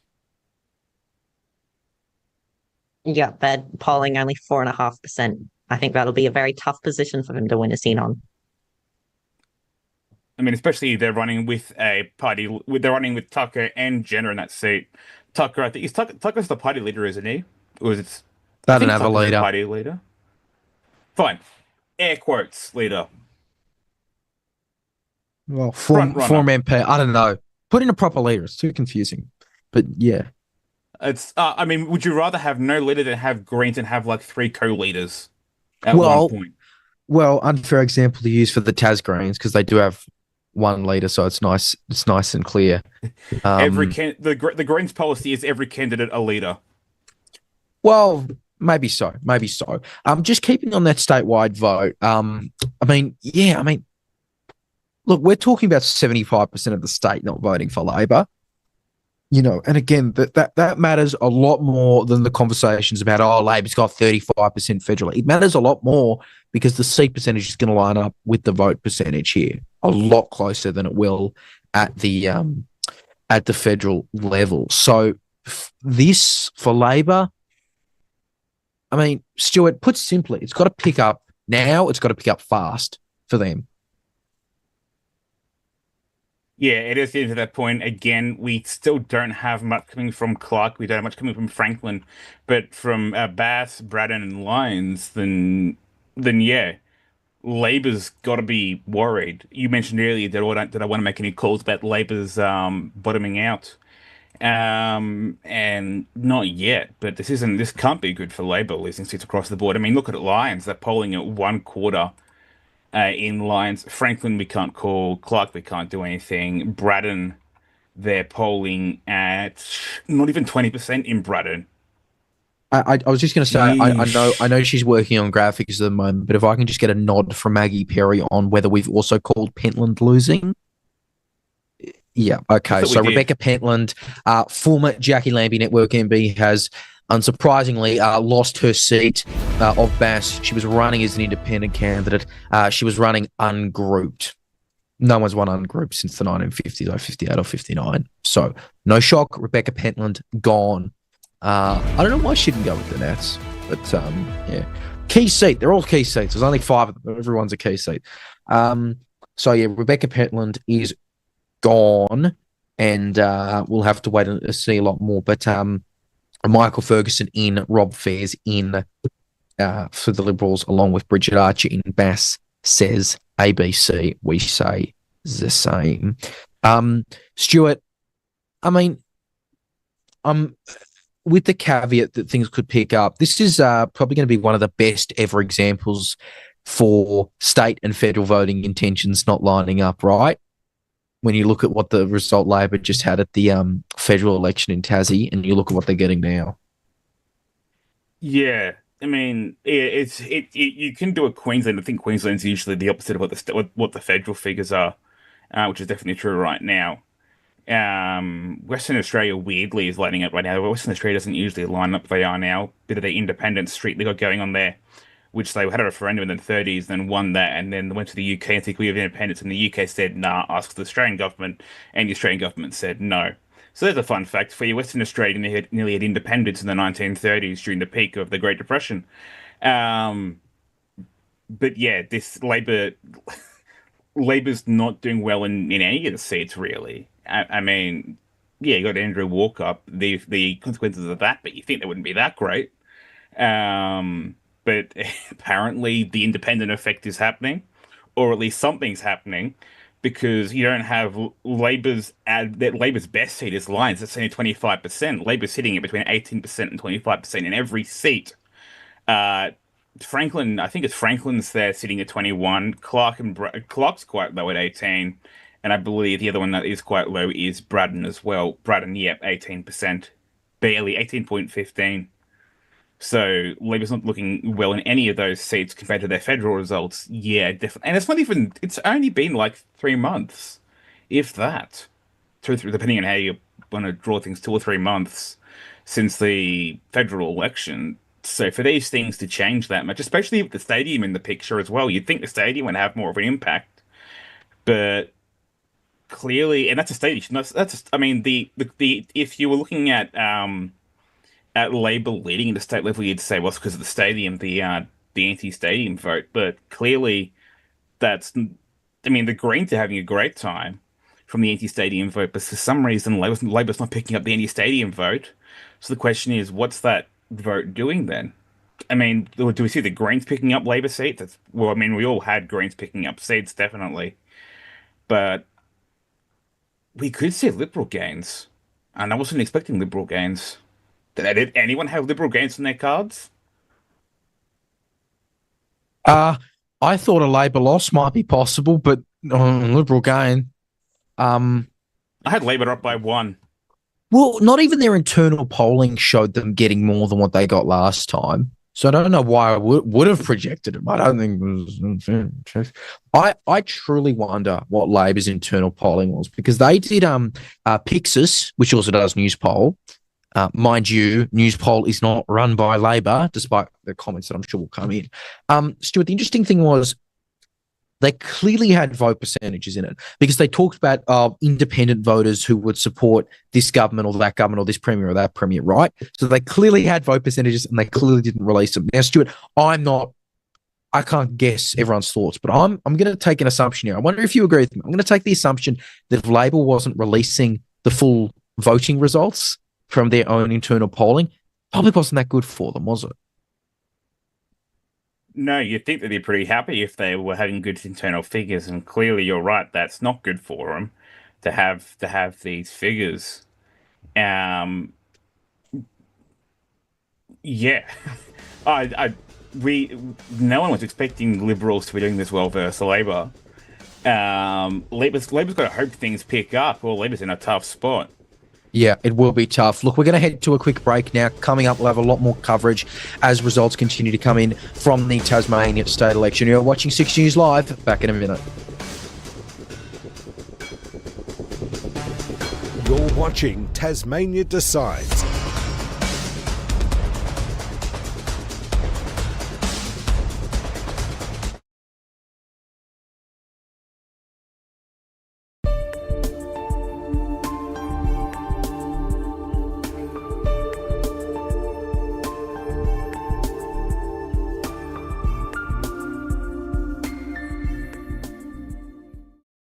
I'm Austin Pollock and this is 6 News.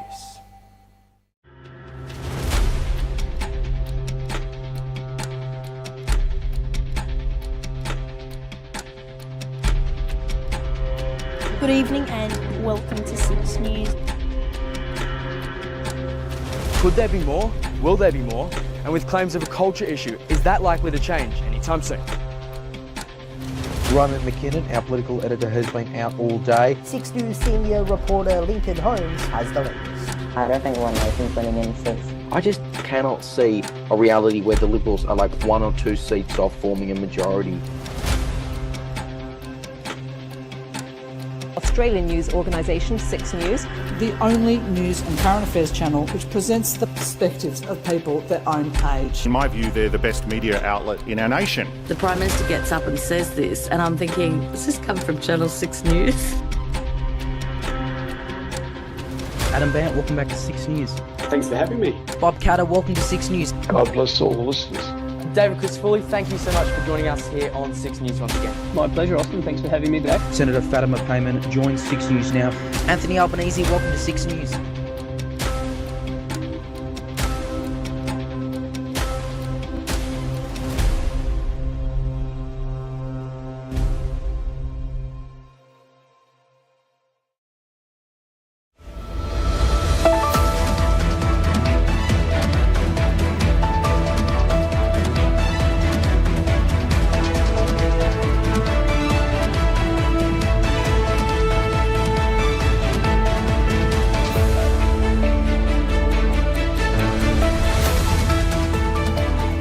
This is Tasmania Decides Election 2025, live on 6 News.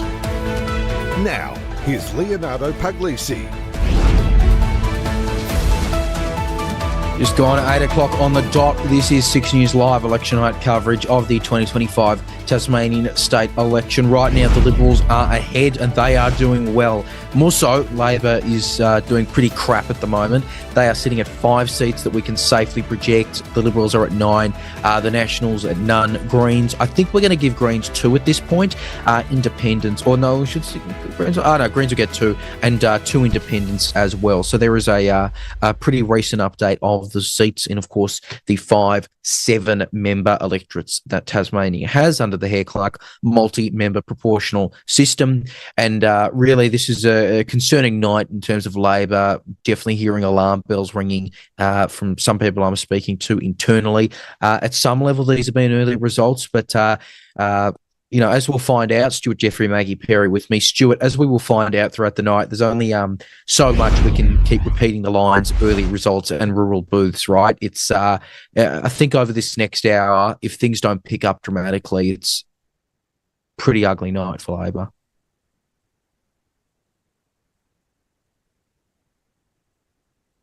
The best they've got is lines. We had lines at 25% before. We've got now lines at 27%. So potentially that's a glimmer of hope for them with regard to the swing that we were talking about. Potentially repairing. Again, too early to tell anything in Clark and Franklin, but we have, I think, 12% of the vote in Lions. Oh, 16% of the vote in Lions. There we go, 16%. And Labor's increased 27%. They were on 25%. So slight increase there just over the break, which is good for them if that trend keeps going and extends to all the other electorates as well. Meanwhile, in Bass, where Bridget Archer has, of course, been fairly easily elected, the Liberals are up 3.1, Labor's down 5, Greens up 7. That's with 16% counted there. We can go through every single one of those seats. All 5. Election reporter Maggie Perry has the map, has the details, has the 6 News supercomputer. Maggie. Yes, so far, just on our list of called seats, a bit messy, but right now we can say 12 Liberals at this point, 5 Labor. There's quite a few Labor seats where they're almost definitely going to win, but I haven't called them yet. At least 3 Greens and at least 3 Independents. I'll go through a full seat run now. Let's start with Bass, where we've got 12% counted. At this point, the Liberals are sitting on 42% with 3.36 quotas. Labor on 25%, that's pretty neatly 2 quotas. The Greens on 18%, which is a solid bit over a quota, but still a bit worrying if they do want to get a second seat. Currently, they only hold 1. The Shooters are on 6% with a bit under half a quota, so they may be in the running for a seat at this point, and a few others with about 2 or 3%. With these results, I think the Liberals have won 3 here, Labor's almost certainly won 2, the Greens have definitely won 1. That might be a bit different to my calls, but the question is about last seat. Right now, both the Greens and the Shooters have about 0.4 quotas left over, as do the Liberals. So Liberals could get, say, 4 seats, the Greens could get 2, and the Shooters may even get a seat in Bass, which was not expected. That's 12% counted. Let's go over to Braddon. With 9% counted, the Liberals are still sitting over 50% of the vote, which is very surprising. That's 4 quotas. Currently, they only hold 3 seats, so they have a very good chance of getting 4 seats on that result. The Greens on 18.9%, which is just 1.5 quotas. They may very well be in danger of losing their second seat to the Greens or the Liberals. Craig Garland's sitting on over a quota. He's been elected, and the Greens sitting at 7%, a bit over half a quota. They're looking to get a full slate across Tasmania with at least 1 seat by gaining a seat in Braddon. Currently, this is the only electorate where the Greens do not hold any representation, and they're looking to pick up a seat. And they may very well on this position. Also got the Shooters on 3.5% and the Nationals on 1.5%. Moving on to Clark with 17% counted. The Greens may very well actually win the primary vote here. Both the Liberals and the Greens are on about 27%, over 2 quotas. Labor's only on 22, and Independent Chrissy Johnston on 18, which is well over a quota. She's running by herself without a group.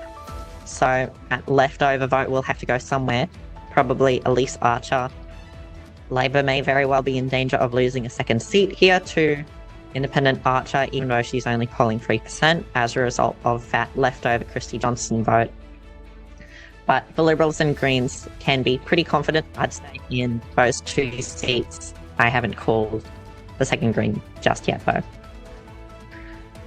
Almost done. In Franklin, Liberals around 31%, Labor 23%, Peter George's group on 20%, of which almost all of that is his personal vote. The Greens on 15%, and former Labor MP David O'Byrne is sitting on 10%.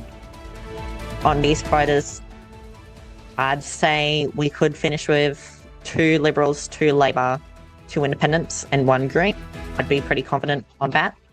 Though there is a chance the Liberals are able to retain their 3rd seat and maybe fend off the second Labor candidate or David O'Byrne. Finally, our last seat is Lyons, where we've got 15% counted. The Liberals are sitting on 41%, Labor 27%, the Greens 13%, and the Shooters on a very strong 8%, with the Nationals on 5%. I'd say there's a very good chance the Shooters Fishes Farms Party will be able to win a seat. They have never held any state representation, or federal, or local, as a matter of fact. So they do look like a very good shot here, though the Liberals could potentially snag a 4th seat if they're lucky. Why didn't I tip him? Why didn't I just do what I said I was going to do and tip him? Stupid. Let's all just pretend I did, okay? Because I said it. It was like 3 people on the Discord call. People heard me.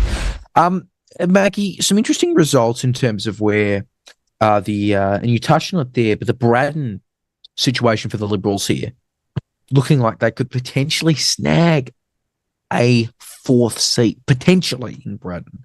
Why do we look at that? And also just firstly, Miriam Beswick, Nationals MP, looks like she's defeated. Yes. She was formerly up at Jackie Lamy Network. I can't exactly remember how she voted on that no confidence motion, but following a little scuffle between her, Rebecca and the other Jackie Lambie Network Jenna. MP for Jenna, yeah. She did leave the party and she's now joined the newly formed Nationals. Oh, I'm getting a bit confused between the two Jackie Lambie Network MPs, but Pentland's the ungrouped independent in Bash. She's gone. Beswick's the Nationals in Braddon. She's gone. Jenna's the one in Lions who left a few weeks ago, whereas the others were expelled 2 years ago. I'm confused too. Right. Well, I can say both Beswick and Pentland have been defeated, and Jenna is very likely to be defeated in Lions. The shooters only polling about 3.5% more than the National Party at this point in Lions. And they go to the entire JLN base and the Nationals base. We'll give it a bit. I would suspect not much long. Maggie, obviously, you'll make the final call in terms of Jenna, but yeah, I would say that none of the ex-Lambie MPs getting is the likely scenario at this point. At this point, we have 18% of the vote counted statewide, which is quite a hefty figure. At this point, the ABC are calling 12 Liberals, 5 Labor, 3 Greens, and 1 Independent. I think the only difference we have is that we're saying Independents are sitting at least 3 seats at this point. But so far, looking like a good result for the Liberals, even though it's clearly a bad night for Labor. They could definitely still form government, especially if they keep their 10 seats they currently hold. Right now, there is a genuine risk of them losing a second seat in Braddon, and the tiny risk of Labor loses the second seat in all the other electorates. But at this point, I would say they probably will end up with 2 in each seat, sitting at the result they held prior to the election. And if the Greens get 6 or 7 seats, that would put them on a strong course towards government. At this point, the Liberals, with 12 seats, may be able to pick up a seat in Braddon, maybe Bass, maybe Lions, but at this point, we definitely can be sure of those, and they may very well lose a seat in Franklin. In that case, neither party will be in a particularly strong position to form government, as there is not a very friendly crossbench for the Liberals to work with. So I think we can say the Liberals will end up with more seats than Labor at this point. Makes sense to me. So we can say that the Liberals will be, or in the more formal tone, 6 News can project that the Liberals will be the largest party after this election, no matter what. That's not a projection at all on government formation. The Liberals will, however, unsurprisingly, be the largest party following this election. No real shock there. No matter what, they're always going to be the biggest, no matter what happens. The question is who can form government. In this instance, biggest does not mean best in Tasmania. No, it does not. But again, this is not a surprise, like in the remote slightest at all. So, oh well. Where could we go from here? Stuart, what have you made of those results that they've come in since top of the hour? Look, I think one of the things that we should be talking about is the fact that we've suddenly seen a skyrocket in Franklin and Clark, which was sitting quite low for some time. Suddenly we've got all the votes coming in. I think if we talk about Franklin to start with, what's happened to Peter George's vote? 2,500 voters with 16% in. He's got a higher vote than Rosalie Woodruff and Erica Betts and Dean Winter. So George factor. Peter George has a higher score, not score, vote. This is sport now. Has a higher vote than anyone else in Franklin. Any incumbent. Did anyone see this coming? I think he's tying with Labor for percentage. I think this was a very possible result. I mean, Peter George comfortably outpolled Liberals and the Greens at the federal election. Obviously, we can't exactly rely on federal results too much, but there is a factor of hair clerk. That means if you're just looking by candidate, there was always going to be a good chance Peter George finished first, since he's the only real candidate running in his group, while the Greens are running about 7 candidates. Peter George has got a few others, but they're not really potential for winning. The Greens are running 7 candidates, as are the Liberals and Labor. So with that vote split, if you're just looking by candidate, it was very possible Peter George would end up with the most. I mean, here in Franklin, Greens leader Rosalie Woodruff ended up with the highest personal vote in Franklin. However, the Greens still only end up with 1 seat. So it's not necessarily indicative of the overall result in the seat. It's just a result of hair clerk, I guess. I hope I've explained it well. No, it's fun. It's a nice little fun element of hair clerk, right? Stuart, your thoughts? Yeah, no, I'm just looking at figures. I mean, I think we were all right to call for independence. Craig Garland, Peter George, and then you're looking at where were we? Franklin, Johnston. Well, Franklin is Johnston, and can't remember his name. Let me check it. O'Byrne. You think he's a lock? Oh, Garland. Yeah. Where does O'Byrne sit in all of this? David O'Byrne in Franklin. Currently, I believe he's sitting at 10% of the vote. Am I right? Yeah. Which is a slight increase. A slight increase from his previous state result here. And I think with Peter George being elected, he's almost certainly going to win his seat. However, I will not call it, because it's not 100%, it's 95% chance that he wins. I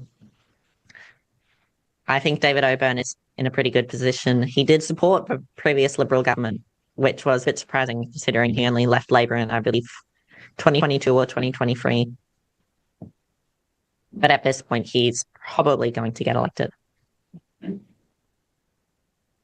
Yeah, which is, I mean, again, it's a personal vote element, isn't it, Stuart? Entirely. It's entirely a personal vote coming in there. I mean, it is the case for a few of them. Actually, I mean, the independents are always going to be based on personality, with the exception of maybe a couple of independents that I can think of. Independents generally run on you know, they tend to run on local issues. You don't see many senators who are independents. I say many senators. That apparently has happened now. I mean, I'd never expected to see an independent senator from a territory, but here we are. Well, David Pocock's a different ball game. I mean, he was re-elected, so clearly, well, they like ACT-anians. Clearly, what do you call people from ACT? Canberrans. Canberrans. Canberrans. What do you have? The Beanians then? Who are also in the mix there? It's all Canberra. No one really knows what the rest of the ACT is, and why should we? Eh? Anyway, that's enough ACT talk. It's Tasmania, even though it is clockwise. So, you know, with the Stuart, just again what we mentioned there, biggest isn't necessarily best, right? So we've projected, Liberals' largest party doesn't necessarily give them that much better of an influence in the minority government situation, which will happen. Maggie, what's your prediction? Ballpark me. How many seats could the Liberals win? Just ballpark. Don't make any commitments. I just want to do a math here for a second. At this point, I'd say at maximum, the Liberals could end up with 17 seats, but that would be pretty shocking. I think most likely result for the Liberals here is that they end up with, I want to say, 15 seats? 14 seats, yeah. With the current results, which is just 2 more than we've already called. There's still about 5 seats Labor could very much win at this point. So they may very well end up with 10 seats, which is what they had prior to the election. And the Greens could win up to 7 seats, potentially with a second seat in Clark, which they already hold, and Bass, which is very surprising. Well, that means that the Liberals, hypothetically speaking, let's say both Shooters candidates win, and they both go. Let's say Shooters wins instead of Tucker or Janner. That gives you 2 Shooters potentially. 14 Liberals. That still means you need 2.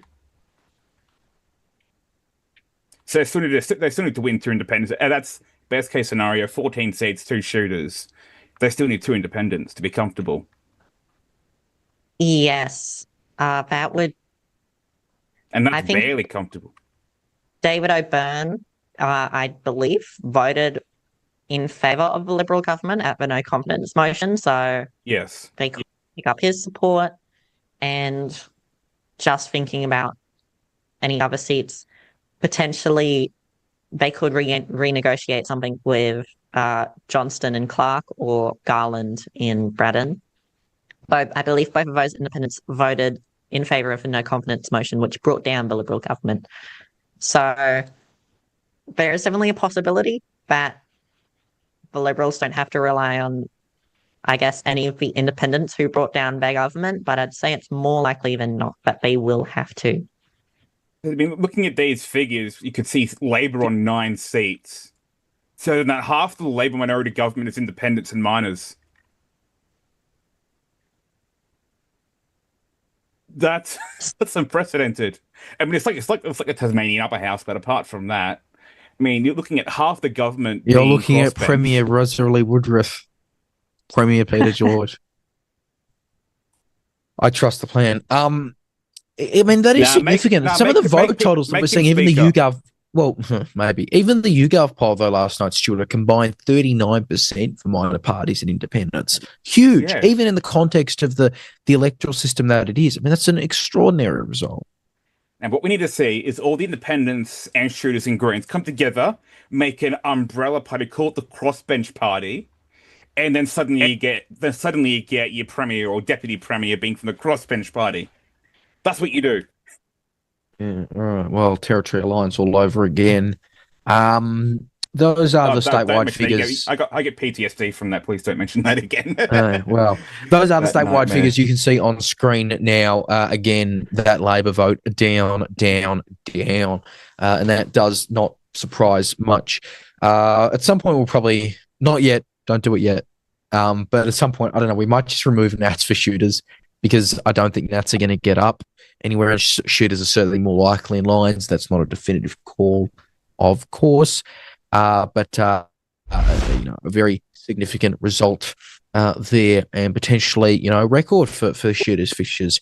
Nationals, meanwhile, look like it's another flop for them, and we'll see if they continue building or if they just kind of, disappear again, which wouldn't surprise me. Either. And this is the figure. This is what we saw in New South Wales. It's that Shooters voters will transfer to Nationals and vice versa. But Shooters tend to be a little bit more left-wing than the Nationals are. I say little. Shooters tend to be left of Nationals. If Nationals collapse, that means Shooters goes up. Liberals staying where they are. So that means that the JLN vote and the Nationals vote is going independent and Shooters. Greens takes from Labor. True. And that's going to be part of kind of what we see as more of these results come in. I guess who's going to be able to pick it up at the end there? Yeah, again, we're talking about Shooters being the One Nation of Tasmania. Well, again, those One Nation voters of federal are being left with limited options at the state if they're more of a party loyalist. Great. Okay, we're just moving over to some election graphics. Right now, I've just updated the seats that I've called. I've called 5 seats in each electorate. Currently, the Liberals sitting on 13, which is at least a strong result so far. Labor sitting on 5, but they are very likely to get a second seat in all of those electorates. Greens sitting on 4, very likely to get a second in Clark at the very least, and potentially pick one up in Braddon and Bath. And Independents sitting on 3, with a strong possibility of David Byrne running in Franklin. As for the other section, the Shooters Fitters Farmers may very well win a seat in Lyons, potentially even Bass if they are extremely lucky. Just going to go through a few of these seats. Bass, we've got some updated figures, 19% of the vote counted. Liberals sitting on 42%. Labor on 25%. The Greens on 18% and the Shooters on 5%. At this point, the Liberals have definitely won 3 seats. Actually, yes, okay. Have definitely won 3 seats. Labor have almost definitely won 2 in Bass. The Greens have won at least 1. And that last seat will be going to either the Liberals, the Greens, or the Shooters. In Braddon, we've got 16% of the vote counted, and the Liberals have improved from their last position, and they're sitting at 52% of the vote. Keep in mind, Labor won this seat by a huge amount at the federal election, and they're only polling 20% right now, so a huge contrast between the state and federal results. The Liberals sitting on 52, that's over 4 quotas. Labor sitting on 20%, that's a bit over 1.5 quotas. Craig Garland at 11.5, with almost a quota in his own, and the Greens sitting at 7, the Shooters at 4%. I think the problem with Labor here for winning that second seat is that they're still most likely, but they've got quite a divided vote that I assume will coalesce around maybe Anise Dow, who's an incumbent MP. As for the Greens, their vote seems to be mostly concentrated on their lead candidate, Vanessa Blyer, but there is a bit of a splattering. In this case, I think that does advantage the Greens. They will have a lot of preference leakage. But their lead candidate, Vanessa Blyer, who ran second on their Senate ticket just 2 months ago, could potentially win a seat here, although the Liberals have almost definitely won 4 seats, which means the Greens won't be able to gain off the right. They'll have to gain off of Labor, which is a bit less favourable for them. In Clark, I'll just have to pull that one up. We've got 27% of the vote counted. The Liberals sitting on 29, Greens 25, Labor 23, and Kirsty Johnston at 17%. That seemed to be a pretty solid result of 2 quotas for each of those main parties, and a bit over one quota for Kirsty Johnston, who will, at this point, be elected. Still, we can't exactly be confident about a second Labor seat here, because there is 0.4 quotas left over with Johnston, and that vote may very well go to Archer. Who knows? These current figures could be favouring Labor. Still a very strong shot for both the Liberals and the Greens in a traditionally strong Labor seat, although Andrew Wilkie has been the federal MP here for some time. All right. Again, hearing a lot of things behind the scenes at the moment. One senior Labor source tells me that Tasmanian Labor, in their words, they say Tasmanian Labor forced voters to an early election without explaining why an early election was necessary. And I've heard that a lot. I think David Bartlett said it to us in that interview we played earlier, right? That there wasn't an explanation. So they're going to blame, as in the Liberals, they're just going to blame Labor for going to this election. You know, voters, many of them would probably be sick of it. Some of them would have just voted in an upper house election. Others, of course, or everyone else, obviously, at the federal election just months ago.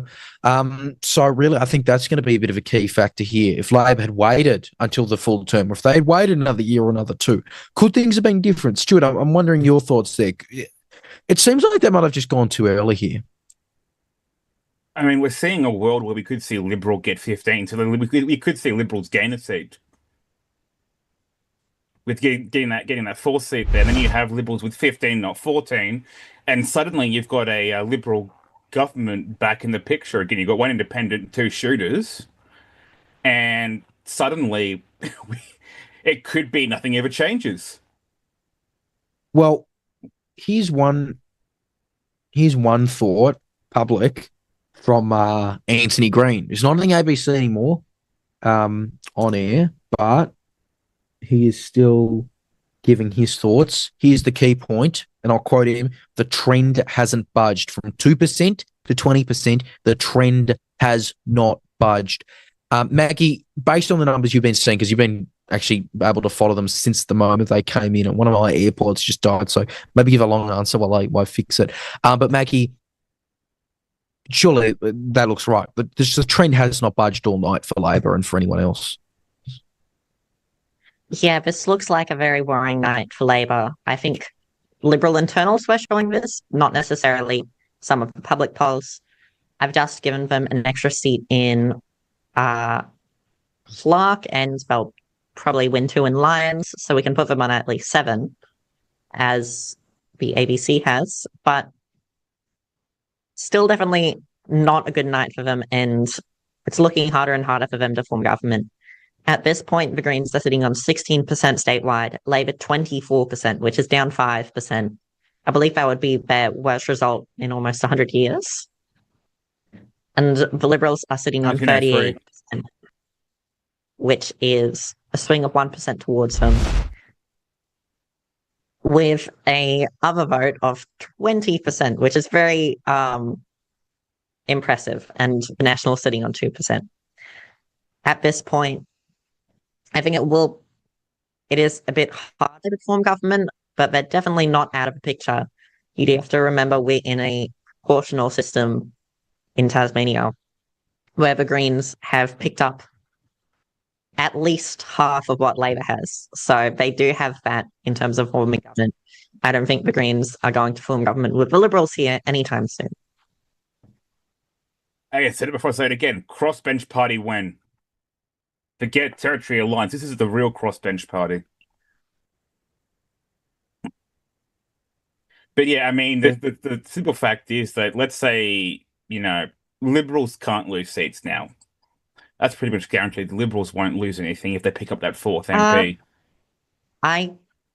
The Liberals do look like they are probably on track to lose their 3rd in Franklin. Oh, it's not, no, I mean, like, but at a net level. Total. I mean, overall total. So overall, they can't lose any seats. Aggregate sort of thing. They won't lose any seats. So then it becomes everyone else shuffling around Independents, Greens, Labor. But then who forms government? Do we have Leah back? I think we have Leah back. Yes, I do, on some crappy AirPods, but I can hear you. So, I would think that the Liberals holding at 14 is a pretty solid result for them, though. Net. Yes. And they're likely to get 4 in Braddon. Likely. Oh, wow. That is significant. Braddon. What is going on in Braddon? I mean, this was a seat picked up at a federal level by Labor, obviously, here. But this is, I mean, we mentioned it from the beginning of these results coming in, right, Maggie? I mean, the Braddon results have been shocking for Labor. Yeah, they polled, I'll have to see what they polled federally to compare. They polled 39.5% of the vote here at the federal election just 2 months ago.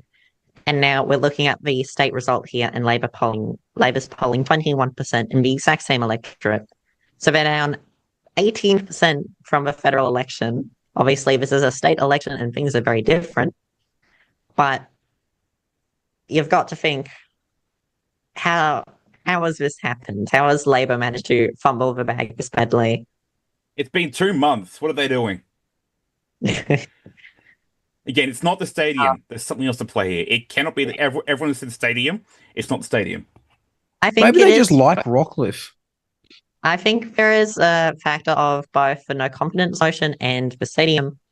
I guess Labor expected when they brought down the government that the toll would be on the Liberals, but it seems voters have mainly punished Labor for causing another election.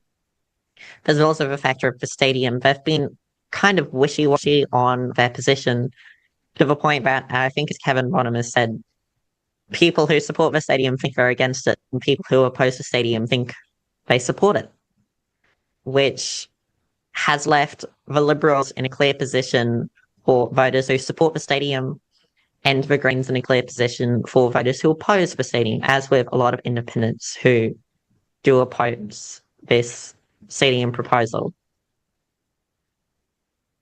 There's no convention for what happens when there's a motion of no confidence and then nothing ever changes. There's no convention for that. So we could be breaking new ground here in Tasmania. Annual elections. So we already get it for both houses, so. Also, just wanted to say Jeremy Rockliff is polling 2.5 quotas in his own right. That is extremely strong. So it's those kind of preferences that would be in his own right. I'm probably saying the obvious, Maggie, but it is those kind of preferences that would be trickling down to that extra fourth Liberal seat in Braddon. His personal vote, really. Currently, they've got a bit over 4 quotas in Braddon. You'd expect the Liberals to win a 4th seat here. It's possible they don't, even if they're polling above 4 quotas right now. That's only less than a quarter of a vote counted here. And there is entirely a possibility that there is a strong preference leakage from Jeremy Rockliff's vote. I mean, if just, 10% of his votes leak, that's 2% out from the Liberal ticket over to other parties like Labor, the Greens, Craig Garland. It's possible they don't win 4 here, but they are in a good position at this point. It's more Labor who's worried about losing their 2nd seat to the Greens or even the Shooters. Maggie, based on the numbers, Stuart, I'll get your thoughts in a sec, but Maggie, forgetting the independents for a second, which is a hard thing to do, mind you, under this, but the numbers looking likely for Labor and the numbers looking likely for Greens, just those two combined, would that get them over the majority line, or is that falling short? Currently, I think Labor and Greens combined will not have a majority of seats in the Tasmanian Parliament. I think, we can probably say that at this point, but that doesn't rule out Labor forming government with the Greens and some independents in the mix, especially people like Peter George, who might be more receptive to a Labor government than a Liberal government.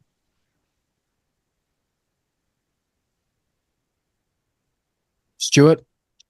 I was going to say, I was like, I was looking at the Braddon figure and I was like, Gavin Pearce is coming in second in Braddon. I wasn't expecting that. I was second on the Liberal ticket. He's 1,500, so second highest, the Liberal. So I was like, I wasn't expecting that. Open Wikipedia. He's already an incumbent on Wikipedia. Wikipedia has him listed as an incumbent, elected 19th of July 2025, as an incumbent MP for Braddon.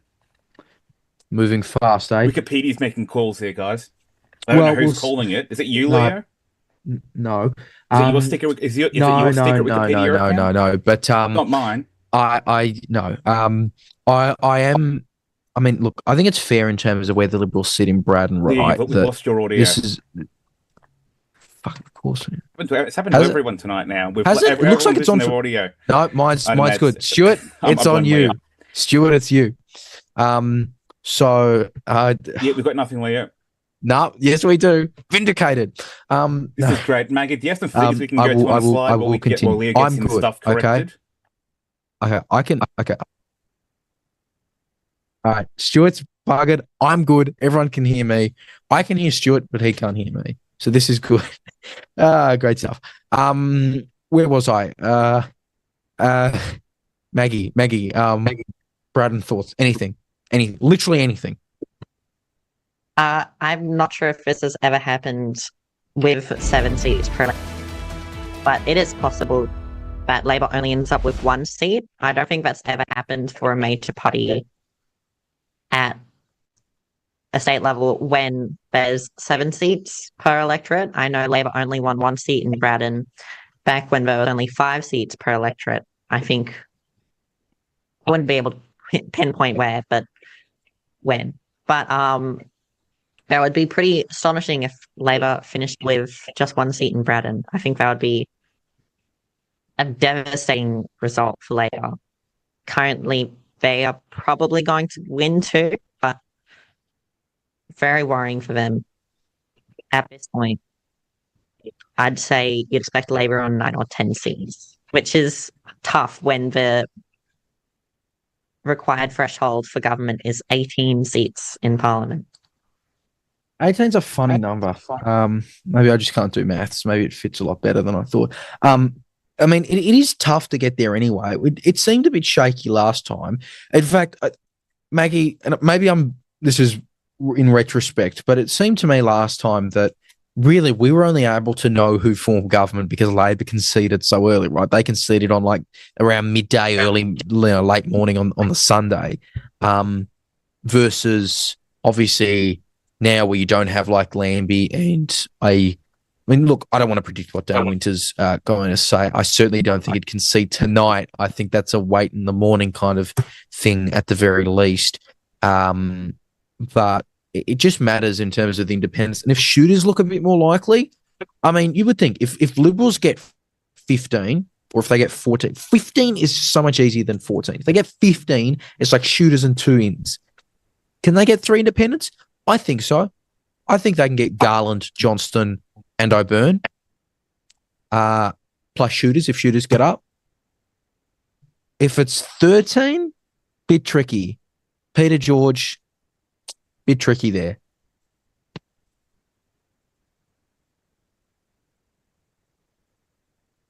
I'm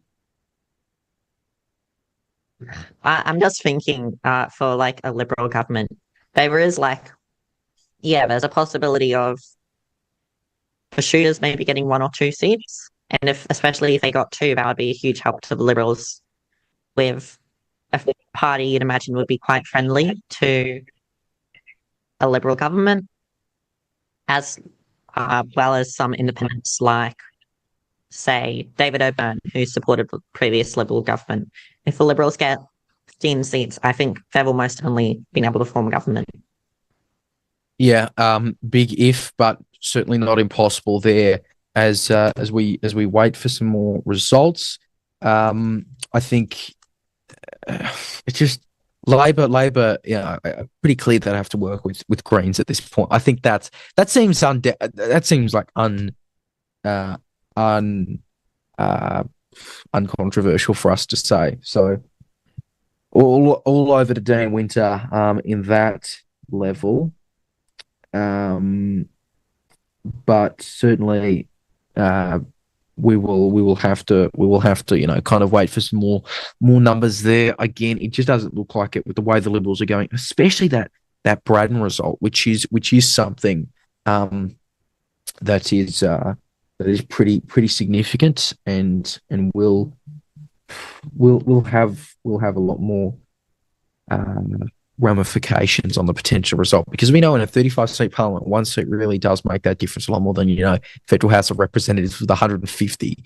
That extra seat for the Liberals is an absolute game changer if they get it in Braddon, especially if they have a loss in Franklin. But it's all a big if. If he can give me a thumbs up, we can see if he can hear me all right. Phillip Bigg will be joining us. All right. And I'm going to hope I can hear him, because if I'm good, yeah, we will cross to him. Phillip Bigg, independent candidate for the seat of Lyons. He was Shooters, Fishers, Farmers Senate candidate at the federal election. He was on a debate. Some of you might remember him. He joins us now. Phillip, how are you going? Yeah, not too bad, Leo. Yourself? Good, thanks. So, look, really appreciate you joining us. Seems based on the numbers you're not getting up. Did you have much expectation that you would? No, I had no expectations whatsoever. Considering all the hard work I put in my previous role over the years, it's not surprising to see that the SFF numbers going up where we are with the count. This election, I didn't get a chance to campaign. With the Southern election, I have no flyers, no signage out whatsoever. Just being committed with the family business during this campaign was quite hard. So, any numbers, any votes I get, I'm very grateful for, and we'll see what the end results are. But I don't think this is going to be a result that's going to benefit Tasmanians. So I know you had a press release about it at the time, which we reported on, but for those who are unaware, just explain again why you did leave Shooters Fishers Farmers. Look, there are a lot of issues in the background that I can't really talk about. But ultimately, I wanted to see a change in direction, to focus differently in Tasmania specifically. And unfortunately, when we came to the conclusion of a meeting, that wasn't going to be the case, and I decided to continue with my resignation. I mean, it looks like, again, if Shooters do end up getting up here, and you've credited in part, your own work building up the party, you've obviously been a candidate for the party more than a few times. It seems like, could have been a situation where you were that Shooters MP. Do you have any regrets about leaving, looking at the fact that it looks like they're going to get up, or they've got a chance of getting up? No regrets at all. It's a matter of principle for me. Look, and to be honest, the Tasmanian Shooters Fishers Party is, the people down here are great. I support them as people, but when it comes to the other, it's my own choice of principle, and I stick by it. And then looking at the broader results, I want to get your thoughts on where we're seeing it now. The Liberals are projected to remain the largest party. I don't think that's a particularly big shock. They could potentially have a net gain or no losses net if they gain that extra seat in Braddon and they lose one in Franklin at the same time. Just interested in your thoughts on that, because no change for them, or again going potentially up, is very clearly a good result for them, given they were never really going to get a majority. Look, it's no surprise whatsoever, because Labor just had a weak campaign. It was just full of nonsense, and they were trying to hijack ideas from independents and the Greens. It's really appalling on Labor's behalf, and it just shows a lack of leadership, which it did in the motion of no confidence against the Premier. Ultimately, if we look at what's happened in the last week, where we had Labor candidates putting stickers all over council property and state property, it just shows how low they'll stoop. And had they run an efficient campaign that was actually for the people, I reckon we would have seen the opposite happen. But here we are. They shot themselves in the foot, and they have to suffer the consequences. I had a senior Labor source just speaking to me a few minutes ago, and they said, and I'll quote him again, that Tassie Labor forced voters to an early election without explaining to voters why an early election was necessary right now. From your experience as the Tasmanian, from your experience speaking to your fellow Tasmanians, is that also, kind of what you've heard, that people just, kind of rightly or wrongly blaming Labor for the fact that this election is happening, and Labor just seemed almost unprepared? Oh, they're completely unprepared. They had bad leadership, bad advice, and they didn't expect the Premier to come out so strong and say, we'll go to an election. What they really failed on was to take the opportunity from the Governor, Barbara Baker, and work with the Greens. Instead, they followed the federal Labor narrative of, we won't work with the Greens. Now, if you are complaining about the state of the budget and think you can do better, you'll do whatever you can to do that. But they failed to work with the Greens whatsoever.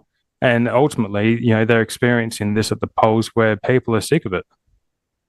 I had the former Labor Premier David Bartlett on a few weeks ago, and he made the point that it seemed in his mind that, at least in voters, and he was in favour of it, mind you, but in the mind of maybe voters, that it would be electoral poison for Labor to work with the Greens. Would you see the same way? Absolutely not. You can, if you're working with the Greens from a Labor perspective, obviously you can negotiate on things. Now, to form a government that works, you have to work with others. And that's why the Liberals have done so poorly, because they won't work with others. They try and have this tyrannous attitude.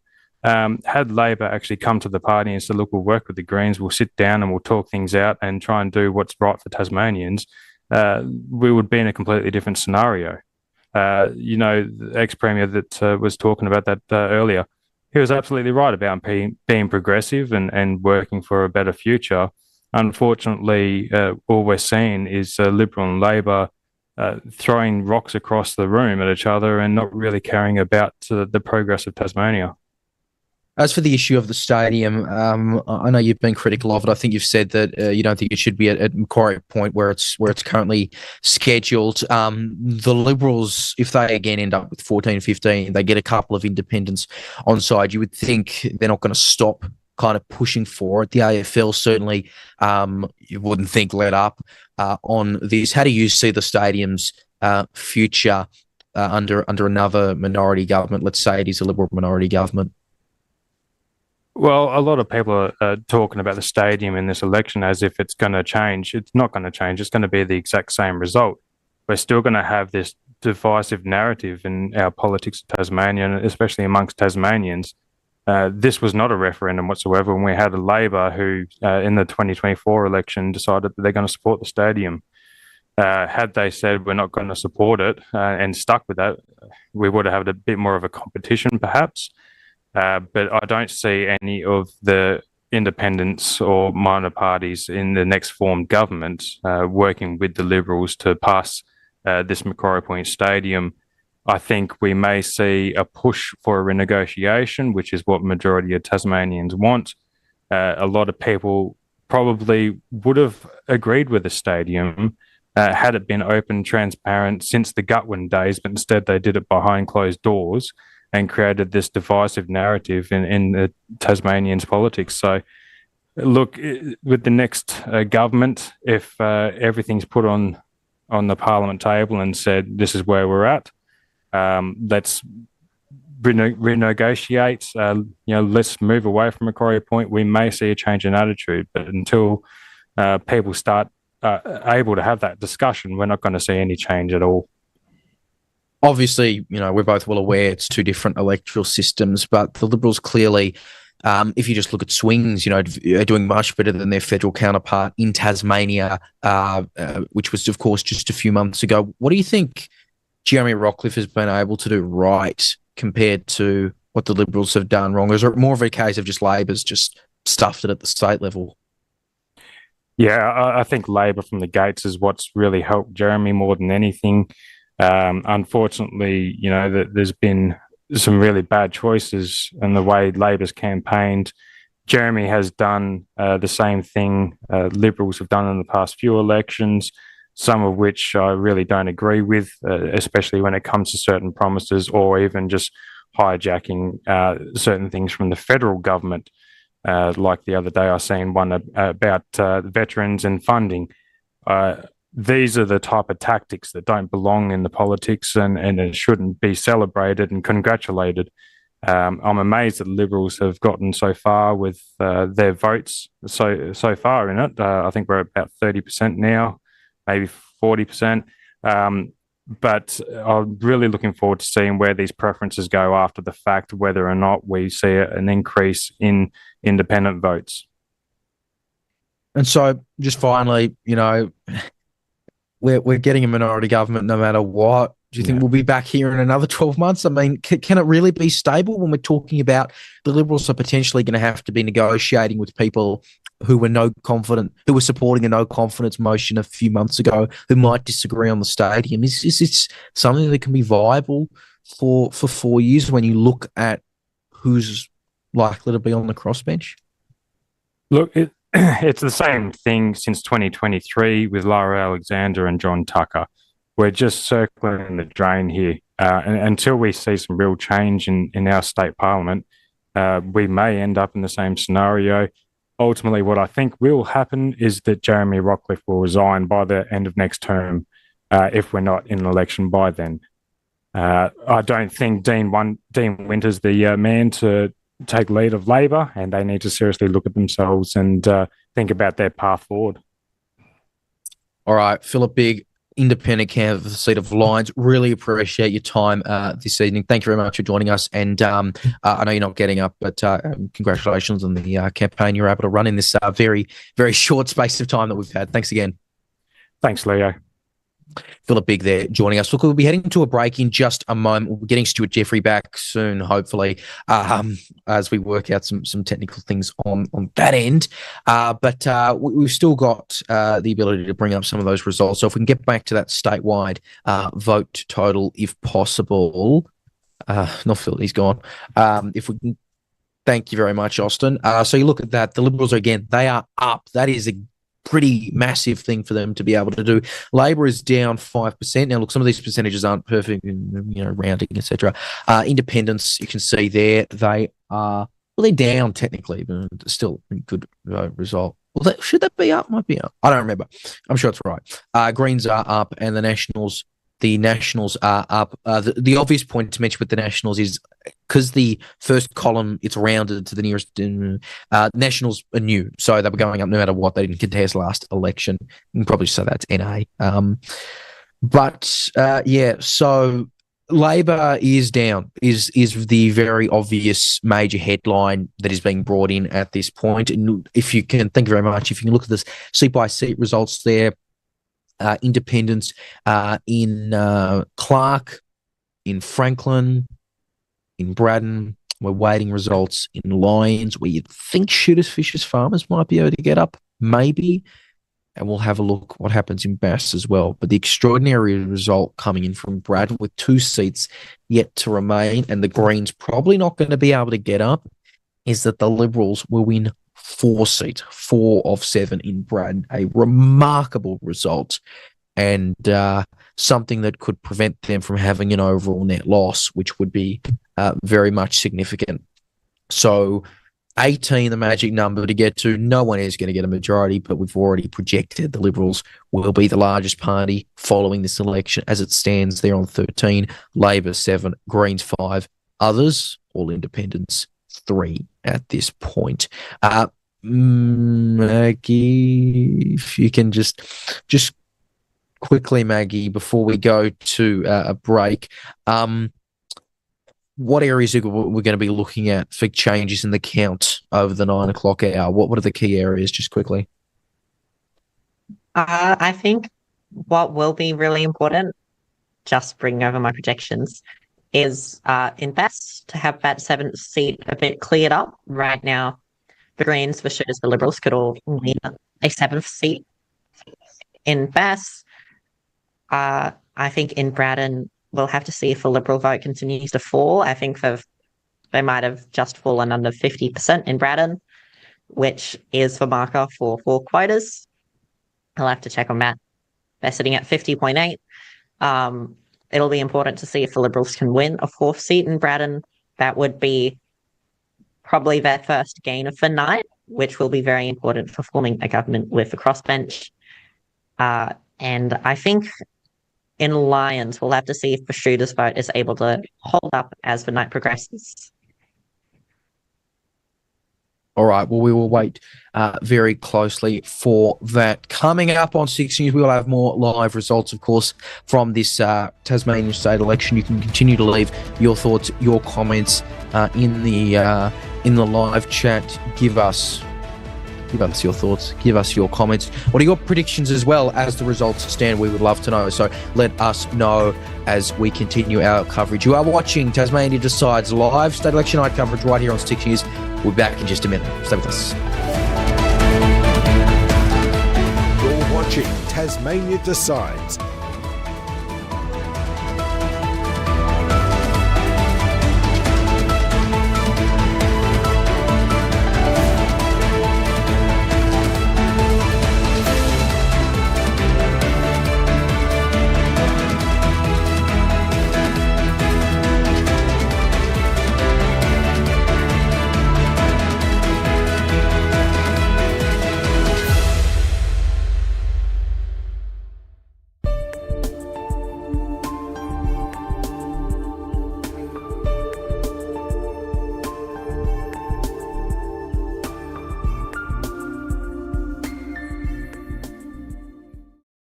I'm Austin Pollock, and this is 6 News.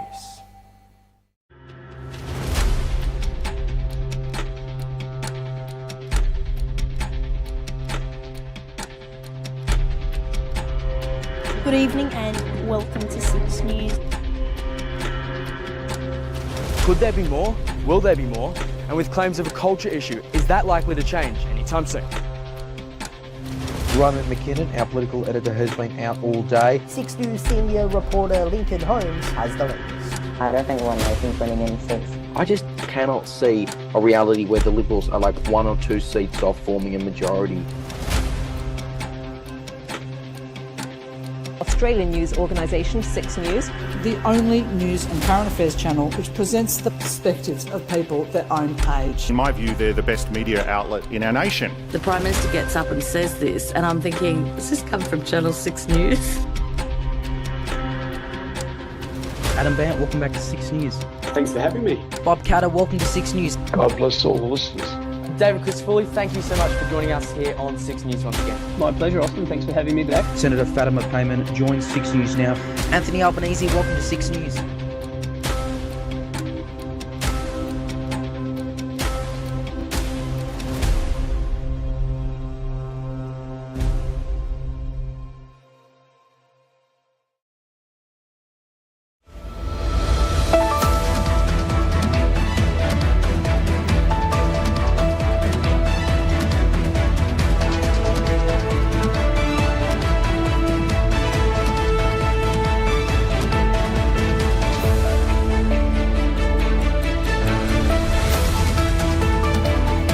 This is Tasmania Decides Election 2025, live on 6 News.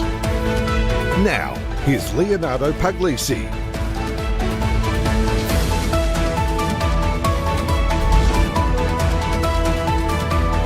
Just gone 9 p.m. Australian Eastern Standard Time. You are watching live 6 News coverage of the 2025 Tasmanian state election. Thank you very much for sticking with us. I'm Leo Puglisi in 6 News headquarters. Stuart Jeffrey, our long-time editor, will be hopefully back shortly, but we still have election reporter Maggie Perry with us, and it is an extraordinary state election so far. 13 seats for the Liberals as things stand. Labor 7, and that's none. Greens 5. Independents at 3, and Shooters Fisher certainly a chance in Lions. There's a result seat by seat as it stands. The Liberals are a chance of picking up 4 seats in Braddon, a remarkable result for them there. 2 undecided in Bass, 1 undecided in Lions, 2 undecided in Franklin, none uncalled in Clark. Notably, of course, in Franklin, Peter George getting up. Huge vote for him as a first-time independent candidate at the state level. Of course, he's just coming off a reasonably well-done federal campaign. But as it stands, the Liberals are guaranteed to be the largest party. And obviously, we'll see what happens in a minority government situation. That is the big question there. As you can see, the statewide vote for Labor is down. It's been down consistently all night. As Anthony Green, the great man, said on Twitter, the trend has not budged from 2% counted to 20% counted. Labor is just not going up. And that is an absolutely disastrous result. Even if they somehow manage to scrape through minority government, which obviously you'd claim is a win because it is a win, you form government, going down by 5%, it's rough for them. Very, very rough. So lots more to know, lots more to still come in. Maggie Perry is with us. Maggie, those results, where are we going from here? There's only a few seats that we haven't called officially yet. Granted, some individual MPs could change on the Liberal and the Labor side, but as it stands for the uncalled seats, who's looking likely there? Well, right now we've got the Liberals 13 seats, Labor on 7 seats, the Greens on 5, which is all the seats they currently hold, Independents on 3. And there's 7 seats that we haven't called yet. Among those, Labor are leading for 3 of those seats, the Liberals are leading for 1 of them. There's an Independent leading in 1 of them, and the Shooters are leading in Lions. As for that last seat in Bass, it is really a bit too chaotic to really predict. Let's head over to Bass to check that result out. Currently, we've got 33% counted. The Liberals sitting on 42% of the vote. Labor 26 and a, 26 and a half, sorry. The Greens on 17 and the Shooters on 4.5%. We've also got 3% with George Razzie, 2% with Rebecca Pentland, 2% with Nets, and 2% with other. The real confusion here is really that last seat, as we've gone over. The Liberals have 0.34 of a quota left over, Labor has 0.13 of a quota left over. The Greens have 0.4, the Shooters have 0.36, George Razzie has 0.27. Point is, everyone's pretty even for that last seat, and we will have to wait for the vote to progress before we can really get anything substantial. In Braddon, the Liberals are polling. I'm just going to double check this. Well, results have updated since I've updated this here. The Liberals are actually on 49%, Labor on 22%. Craig Garland on 12% and the Greens on 7.5%. That is going to be a bit of a problem for the Liberals. They're sitting just below 4 quotas, but most of that vote is concentrated with Jeremy Rockliff and Gavin Pearce, their 2 lead candidates, well, most notable candidates, which means there could be a lot of preference leakage that brings down that final Liberal tally, and potentially a Green might just be able to sneak in ahead of a 4th Liberal or the 2nd Labor candidate there. But otherwise, at least 3 Liberals, 1 Labor, and Craig Garland here. In Clark,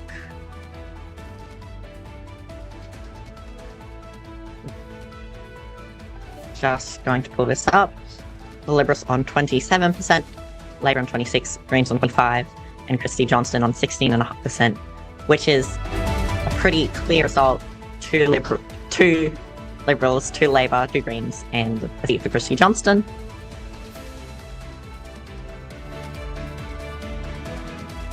In Franklin, there's 32% with the Liberals, 23% with Labor, 18.5% with Peter George, 14.5% with Greens, and 11% with David O'Byrne. At this point, we can say at least 2 Liberals, 1 Labor, 1 Peter George, and 1 Green. And those last 2 seats is very likely to go to Labor and David O'Byrne. And finally, in Lyons, we can say at least 3 seats for the Liberals, 2 seats for Labor, 1 seat for the Greens, and potentially the final seat will go to the Shooters Vicious Farmers Party, as long as their vote holds up.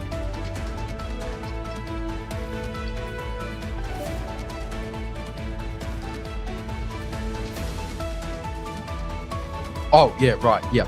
I'm still here, Maggie, yeah, thank you. How good is that setup? Stuart isn't here, by the way, despite the frozen Stuart. Phillip Bigg also left some time ago. Anyway, give us your thoughts, give us your predictions. Who's the big winners and losers? Big thing to ask, I know. Give us your thoughts, because I think we're like legally obligated to go until we hear everyone speak at the tally room. So, oh well. Yeah. Anyway, Maggie. David O'Byrne, what are his numbers? I know you just mentioned them, but just in terms of his chances, I would have thought it'd be probably a bit easier to call it now. Like in my head, I'm thinking he's getting up. What are we kind of waiting for to see? Is this something that just can't be called on the night? Yeah, you know what? I think we can call David O'Byrne's seat, which means at least 4 independents. I'll just add that to the tally right now. That means there's only 1 more seat in doubt in Franklin, being the seat which is presumably going to go to Labor, the 2nd Labor candidate, but the Liberals may very well be able to win a 3rd seat in Franklin, which would be huge for the Liberals. And if Labor doesn't win this final seat, I'd say they have no chance of forming government. They exactly have a huge chance of forming government. If they don't win, sorry, you said it clearly. I literally just missed it in my ear. The final seat in which seat? In Franklin.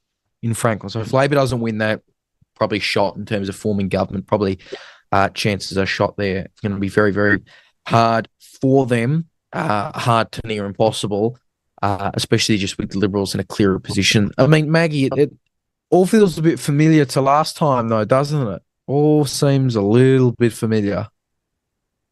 A bit. I mean, there isn't.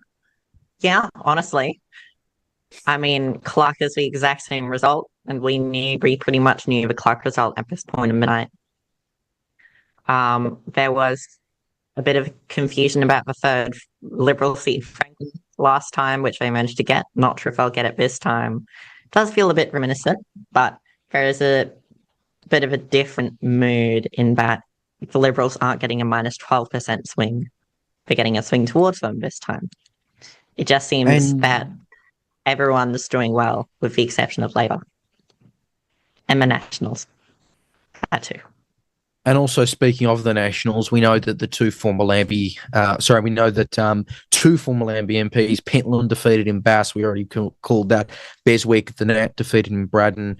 Jenner, the National, in lines for total record. We're also projecting he's lost. Yeah, have we? I think the ABC has. Cool. So the Lambie network lasted 1 year in Tasmania. All MPs are gone. So that is, I mean, the Lambie network is just, in terms of the constant defections. Yeah. So the Nationals 0 seats. I can't even make a fun 0 seats graphic because they don't have a leader. Stupid. Anyway, well, we can get rid of that Kyron because the Lambie network was already gone in Tasmania. It was gone weeks ago. Thank you, defections. But yeah, so the Nationals will not win a seat. We're not thinking John Tucker's getting up either. But it's interesting, Maggie. They could potentially, a couple of their preferences could maybe help shove Shooters over the line there in Lions. Yep. At this stage, the Shooters are most likely to win that last seat in Lions. They've polled 8% of the vote. Maybe a third Labor candidate could shockingly win here. Maybe a fourth Liberal candidate could shockingly win here. But right now, the Shooters are very well placed to win that last seat in Lions. They're likely to win it, which is a bit of a shock. But at this point, yes, they are polling quite well in Lions and in Bass. The Liberal quota has fallen. In Bass, the Shooters are polling probably the best out of everyone for that final seat. But two Shooters? Oh, surely not, Maggie.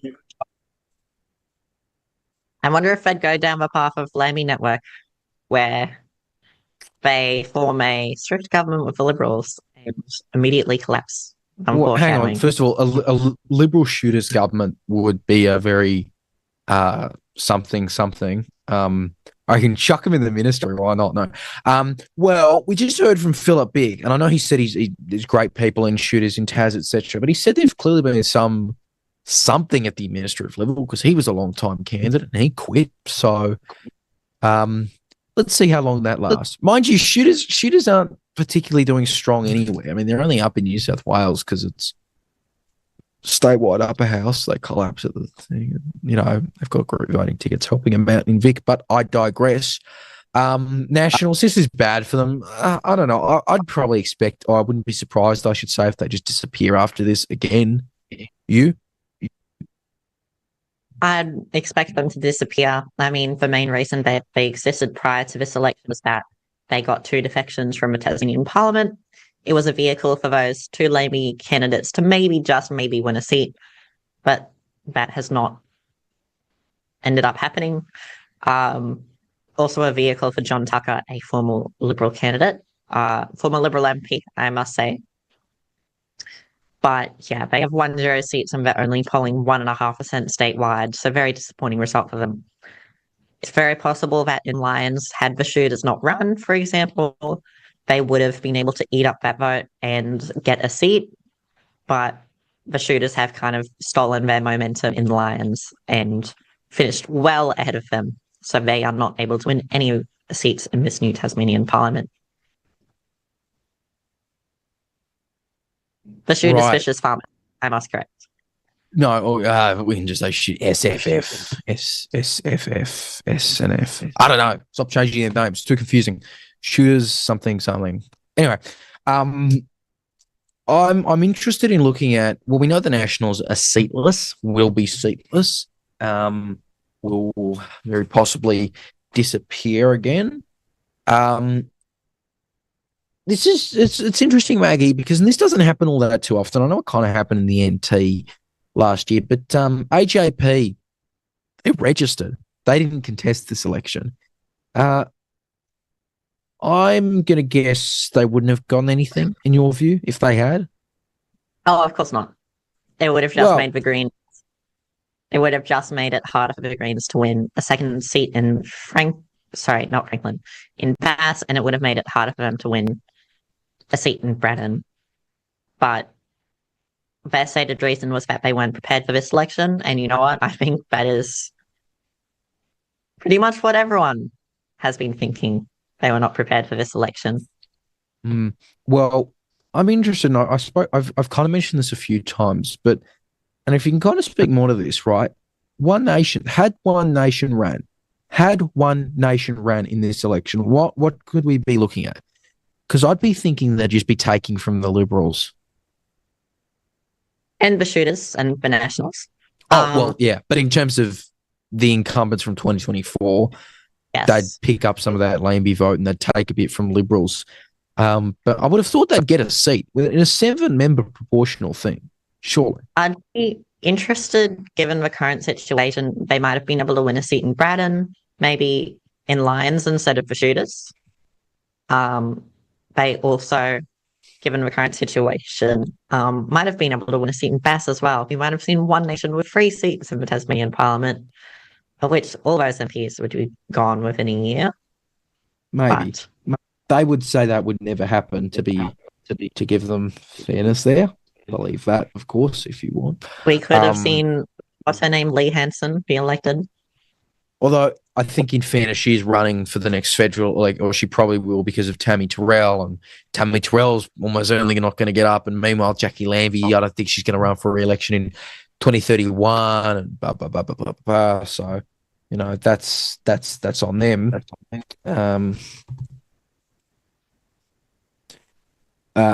But nevertheless, they're in a tough spot here. And sorry, not One Nation. One Nation's in probably a better spot than they have been in years. But Labor, again, I just have to go back to these Labor numbers. I mean, they're extraordinarily bad. This is just when we think about it, I mean, they're going backwards. Their vote percentage is horrid at this point, right?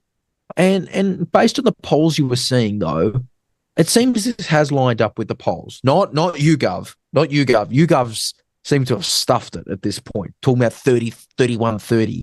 But you look at the EMRS and some of the Demos polling, that seems about in line to what we're getting at this point, isn't it?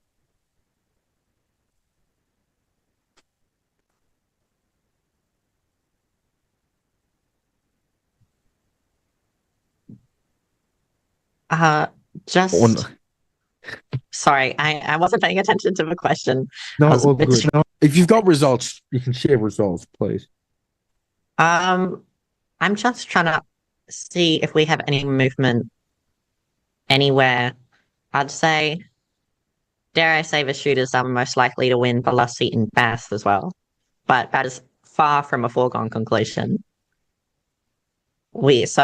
It's potential the shooters could win 2 seats, which would be very shocking. That's more a result of the vote being pretty split for that last seat than a strong shooters showing in Bass, but only polling 4.5%. But the good thing for them here is that the vote, there's only about 0.3 quotas left with the Liberals, 0.2 with Labor, who very well could win a 3rd seat in Bass, actually, now that I'm looking. There's 0.3 quotas with the Greens, and there's 0.4 with the shooters in Bass at this point. So they could very well win that last seat. And you've got to imagine they support a Liberal government. I can't imagine the shooters, fishers, farmers supporting a Labor government. Maybe they'd do that in New South Wales. They'd never do that here. I'd imagine. I would absolutely agree with you on that. I just want to confirm, because we don't actually have it on our graphic. Statewide, Nats are polling worse than shooters, right? Statewide. They're polling worse than the shooters. Yeah. Yes. Yeah. So Nats, in the small field of candidates that exist, are the worst. To be blunt, they are the absolute worst in terms of the current numbers that we're looking at. In fact, some of the independents are polling better than the Nationals in their own right at a state level, even though those independents are only running in one. I'm guessing that's like Peter George. Peter George, David O'Byrne, Chrissy Johnston, Craig Garland, all of them are polling better than the Nationals statewide. Right. Well, disappointing result for the National. Kind of what I expected. They just don't really have much of a brand, and they didn't have time to really present much policy. And there was a bit of confusion about, a bit of division within the party room or candidate list about whether, they'd support another Liberal government, or I think potentially even their position with Stadium was a bit up in the air, but I could just be lying. You wouldn't do that. No, a journalist, no one's lying. Don't say that. Nationals were never getting up there. And I say that despite tipping them for some unconceivable reason. I don't know why I did that. I really don't know why. And I'm sorry, because I should have tipped shooters. I said shooters in Lion. What was I thinking, man? What was I doing? Give me your thoughts on my thoughts in the comment section, because I don't know what I was thinking with that. Oh, thank goodness. Stuart Jeffrey's back. Okay, I don't have to keep going crazy in here alone and with Maggie. Stuart, your thoughts on what we...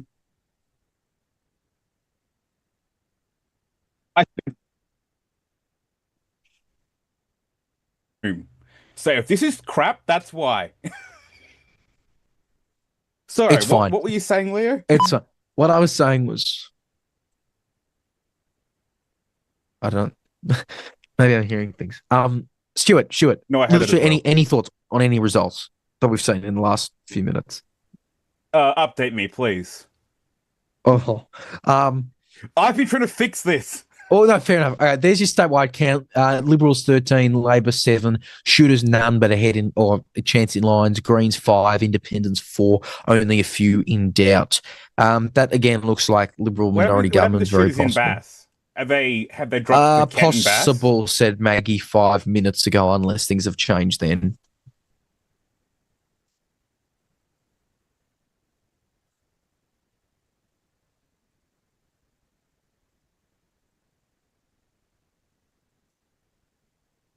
How are we looking for our independents? Hang on, I'm just clicking through the tabs. Fine by me. Fill some time, please. David O'Byrne has been elected in Franklin, Peter George as well. Christy Johnson has won in Clark. Craig Garland has won in Braddon. There's no chance for an independent in Lyons. There's maybe the most outside chance of George Razay in Bass, even though he's only polling 3%. Okay, everyone pretend it was Razay, not Pentland, that I tipped. Okay, let's all just agree on that. Until he also loses. Okay, well then pretend I said Liberal or something. I don't know. Pretend I tipped the winner. Also, update: Labor will win at least 8 seats. Labor will definitely win at least 2 in Bass. We can update that. Can't be 100% sure for Braddon and Franklin, but Labor is very likely to win that last seat. Last seat in Franklin. Very likely. Right, so there's your statewide count, 7-member, 5 electorates. It's not looking good for Labor. It is absolutely not looking good. for Labor, but again, that's not a shock based on what we were kind of expecting. Stuart, looking at some of the polls that existed out there, YouGov was obviously predicting a close result. Demos AU and the internal Liberal EMRS weren't. Look, polling in Tasmania is not an easy gig. What have you made of how things have gone based on the results we're seeing, give or take a percentage or two? Yeah, polling with Clark hair is never fun. I mean, look at AC. I mean, the ACT is pretty clear cut. We all know how the ACT would go, but in Tasmania, Although they didn't get a single poll last election, mind you. They didn't get a single poll last election. Yeah, true. But I mean, in GA, that's just even worse. But yeah, I mean, it's just clearly isn't as close as we were told it would be. It still is difficult for the Liberals to form government. But again, it's going to come down to the independents, as we've been saying from the start. And with Labor down so low, there's not many options for them apart from going with all the independents. So nothing's really changed in a sense, except Labor's seats have gone down.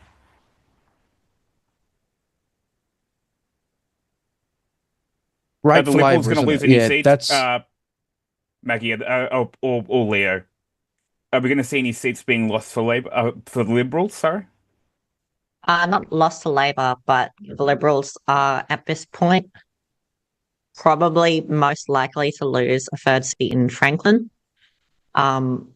There's no room anywhere else for them to lose a seat. So, at worst, they'll finish with 13 seats at very worst, and at best, they could finish with, I want to say, 16 or 17 seats. Wait, in Franklin? What? In Franklin? Yeah, the Liberals could lose their third seat in Franklin. Peter George has been elected. Well, their quota's at 2.65, Greens' quota's at 1.13. But Greens never held two seats in Franklin.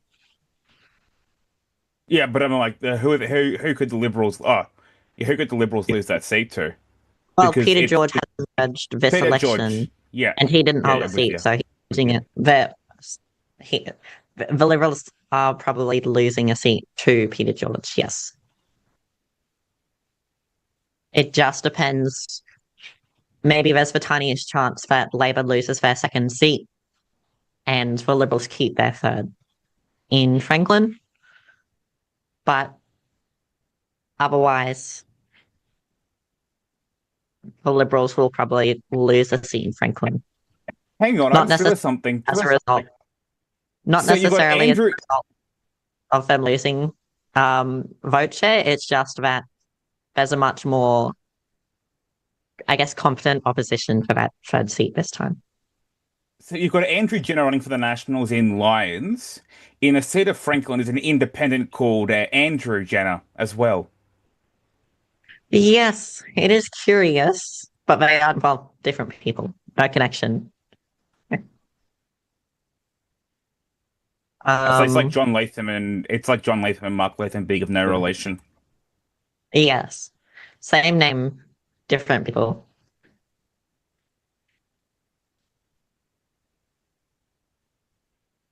So what's that? 5 independents we're looking at? Well, I have. Can I just alert Maggie? You've probably got it up before. Can I alert you to the results in Clark for the Liberal candidates? Yes. Madeline Ogilvie, incumbent, third of the Liberals, and you would think it's serious risk of losing then. Well, Marcus Vermey, he ran for the Liberals last time and he very almost won that seat, but he's been elected. And then one of the incumbent MPs, Simon Barakis or Madeline Ogilvie, will have to lose their seat. And at this point, it looks like Ogilvie will lose her seat. Still can't be 100% sure. Absolutely no chance, just to be clear to the viewers, absolutely no chance of a third Liberal in Clark. No. Right. I think the vote might gone down. Well, that's significant. I mean, she kind of infamously, ex Labor, who became independent and then Liberal, also did some weird things during the campaign with like AI images of herself. I don't know what that was. That was bizarre stuff. I believe she's a minister, actually, so that is significant. I believe everyone's. Tasmania. Sure. That's right. Yeah, that's tiny parliament, of course. Nevertheless, it sounds important, doesn't it? So yeah, that is significant. Madeline Ogilvie chance, or currently in the prime position to lose behind Simon Bericus. So we will see. One of those incumbents is gone. We will wait and see there. Regardless, it's a net change of nothing for the Liberals in Clark as a party. So we will keep an eye out on that. Looks like nothing will happen in Clark. Liberals 2, Labor 2, Greens 2, Independent 1. That's exactly what happened last election. Yeah, and I think it's what the polls were saying as well. So we are not surprised. No, you're right, Stuart. Nothing does ever happen. So except Labor's losing 2. True. What are we Labor waiting already. for? When are these guys going to speak? And can it be now, please? Please.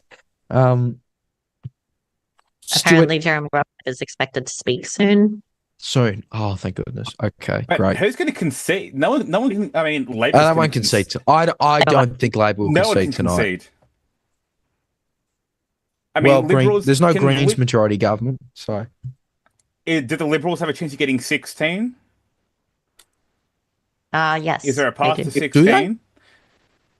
There's a path to 16. How likely is it? Quite unlikely. Because that's the only way to get any sort of clear government. Because if they get 16 plus shooters, they get. I know, but shooters won't get 2. Shooters only get 1. Shooters get 2, then they could just find one more independent. That'd be pretty easy. David O'Byrne supported the government at the no confidence motion. Back. So True, that would be pretty. But that means that shooters are going to come back in Bass. That means you got much likely to win in Lions and in theory Bass as well. But Bass is completely up in the air. We cannot be confident about that result.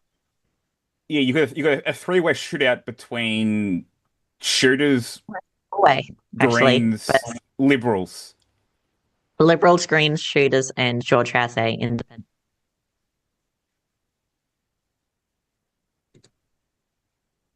And I presume that Rosalie would also back Libs as well. Or am I wrong? Who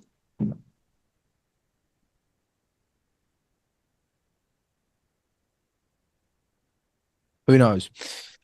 Maggie, who in Franklin is the Liberal mainly at risk there on an individual basis? On an individual basis, the Liberal most are at risk in Franklin. I think it's Nick Street. He's an incumbent MP. Erica Betts has been elected. Jackie Petrusma has probably been elected. And Nick Street is at risk of losing his seat unless the Liberals can get free or he can overtake Petrusma.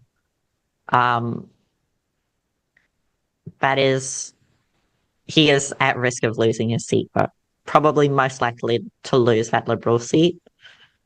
But at this point, it's interesting how the crossbench have managed to win 3 seats in both Franklin and Clark.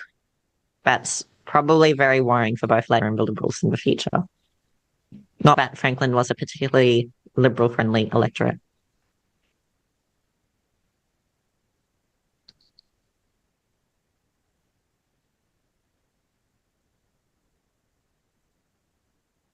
Round and round and round we go.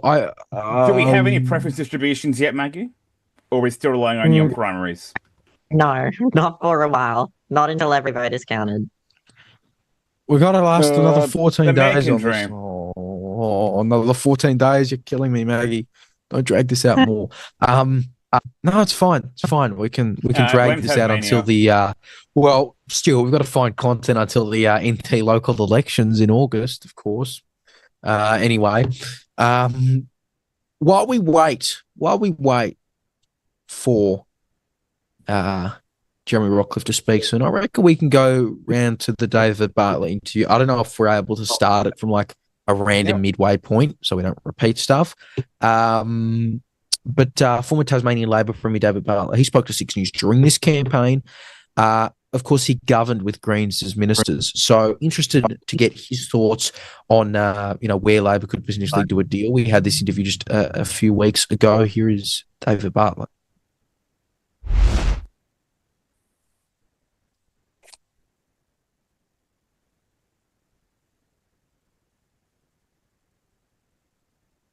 It's clear it is electoral poison for the Labor Party, as I said before.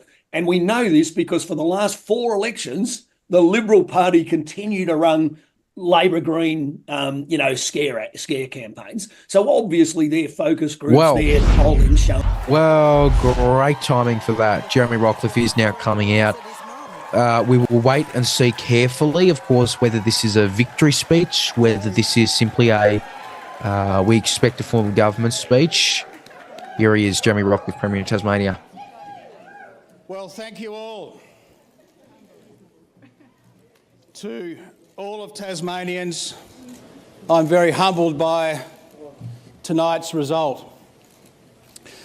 A little over 6 weeks ago, the Leader of the Opposition forced this unnecessary election on the Tasmanian people by moving a vote of no confidence. Well, tonight, the people of Tasmania in return have said that they have no confidence in the Labor Party to form government.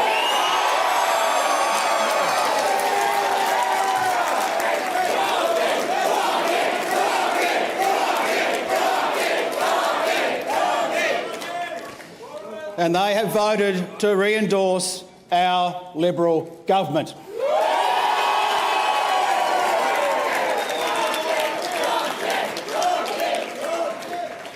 It is our team, the Liberal Party, who will achieve the most seats in this election with a significantly increased vote, and I thank you.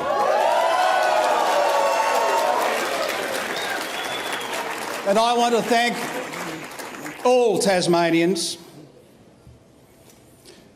On that basis, there is some way to go at the conclusion of the counting and the return of the writs. But I intend to visit the Governor and ask her to recommission my government so we can get on with the job for Tasmania.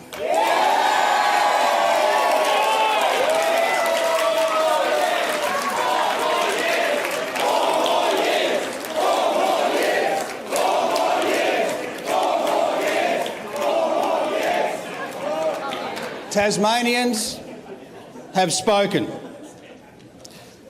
as I always have and will continue to do so. Now is the time for those who have had and will have the great honour of being elected to Parliament to work together with goodwill across the chamber in the best interests of all Tasmanians.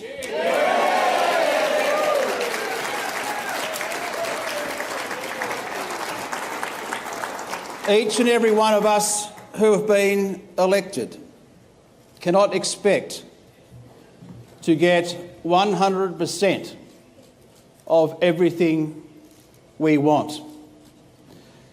We must work together, respect the will of the people, be mature, be pragmatic, but most of all, work in the best interests of all Tasmanians.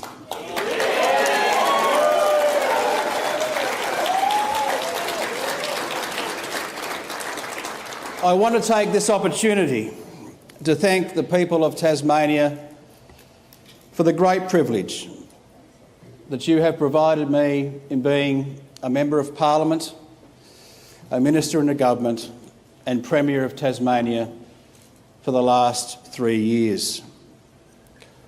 I also want to acknowledge and thank every single one of the 160 candidates that stood at this election for your courage and your conviction, all of whom have stood to try in their own way to make a positive difference to this wonderful state.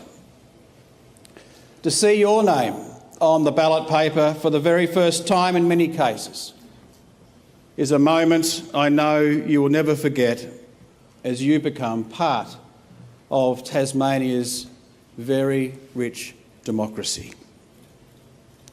I would especially like to thank all of our Liberal team and our 34 candidates. Thank you so very much. Well done.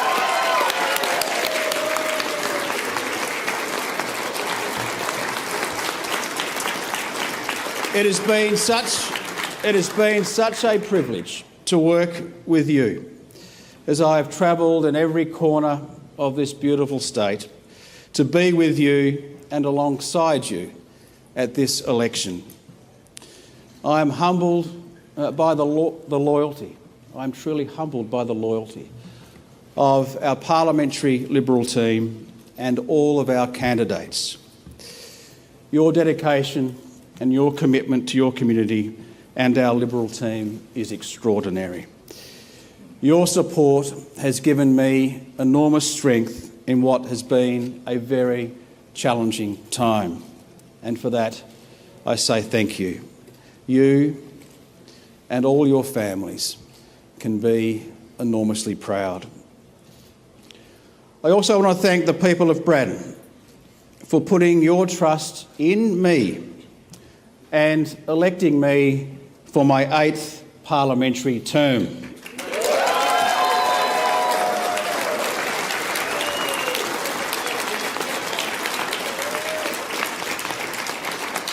Tomorrow, July the 20th, will be the anniversary of my first ever election in 2002, some 23 years ago. So to all the people of Braddon, from Latrobe to Burnie, to Smithton, to Queenstown, and my beloved King Island, I thank you for the great privilege that you have given me to serve your community.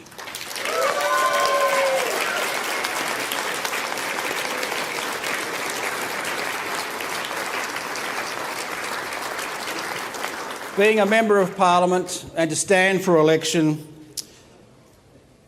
and to serve, this is a tough gig. It is tough on families. And I want to acknowledge Dean Winter as Leader of the Opposition, his wife Alison and family. I know, and especially the people behind me know, how tough this is for our loved ones. Thank you.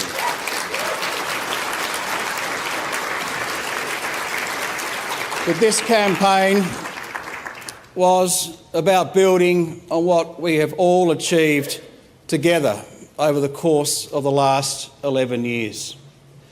One of the strongest economies in the nation. The lowest unemployment on record, 3.8%, and the lowest of any state in Australia. The highest participation of women in the workforce, more people employed than ever before. We have worked so hard to achieve this. The new schools, the upgraded classrooms, the upgraded health facilities across our state, essential infrastructure, cost of living relief, and keeping our communities safe. This has been the focus of our team, and this will continue.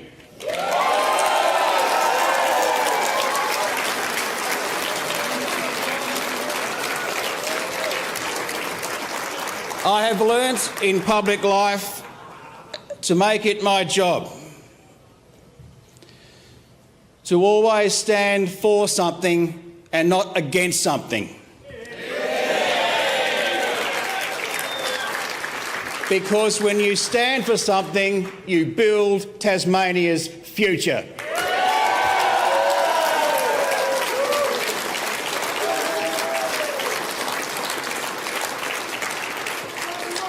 Finally, can I thank my wonderful campaign team, the President of the Liberal Party, Michael McKenna, State Director, Sam McQuestion, my Chief of Staff, Ned Whitehouse,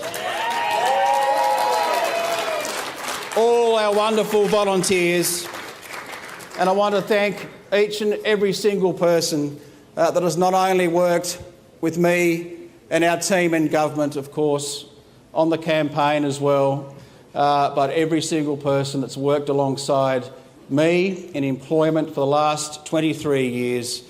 I'll never forget you. You have provided me with great support, great wisdom, great encouragement, and for that I will always be grateful.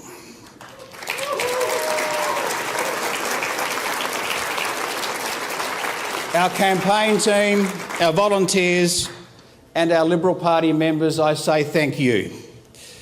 And finally, to the greatest strength that one could ever have, to my mum, Jerry, to my incredibly supportive wife, Sandra, to Sandra's parents, Terry and Margaret, and to my beautiful daughters, Ruby, Lucy and Holly, I'm so proud of you. Thank you.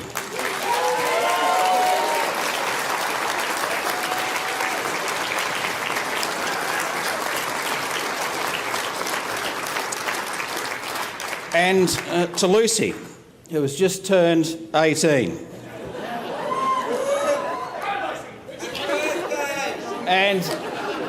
And voted for the very first time. I do hope you gave your dad number 1. But if you didn't, that's okay, darling. And to my extended family, you have sacrificed a lot in the last couple of decades, especially the last few years. You've been with me through the highs and the lows and everything in between, and I love you all. Once again, let's get on with the job. Let's work together and do the very best we can for this magnificent state of Tasmania. Thank you very much.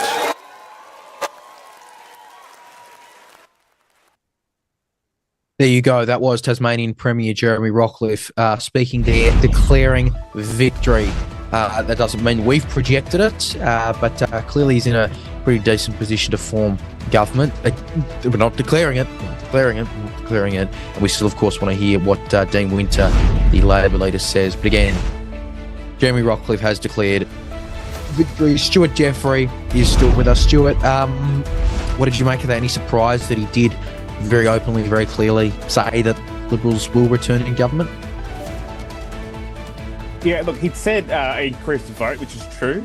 Whether that means increased seats will be yet to see, although I think we've all agreed that it probably will be at least 15 seats. Yes, he's declared victory, but he's right. It will depend what Dean Winter said, and even then, we could be waiting up to a fortnight to find out how this actually goes. So, I mean, he can go negotiate with independents in the meantime.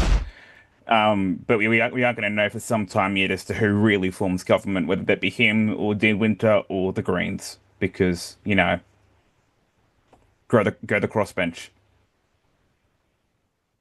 Yeah, Maggie, looking at the numbers there and hearing a declaration speech, just again, purely based on the numbers here, and we've talked about the independents who are getting up, plus shooters, fishers with the strong chance in Lions.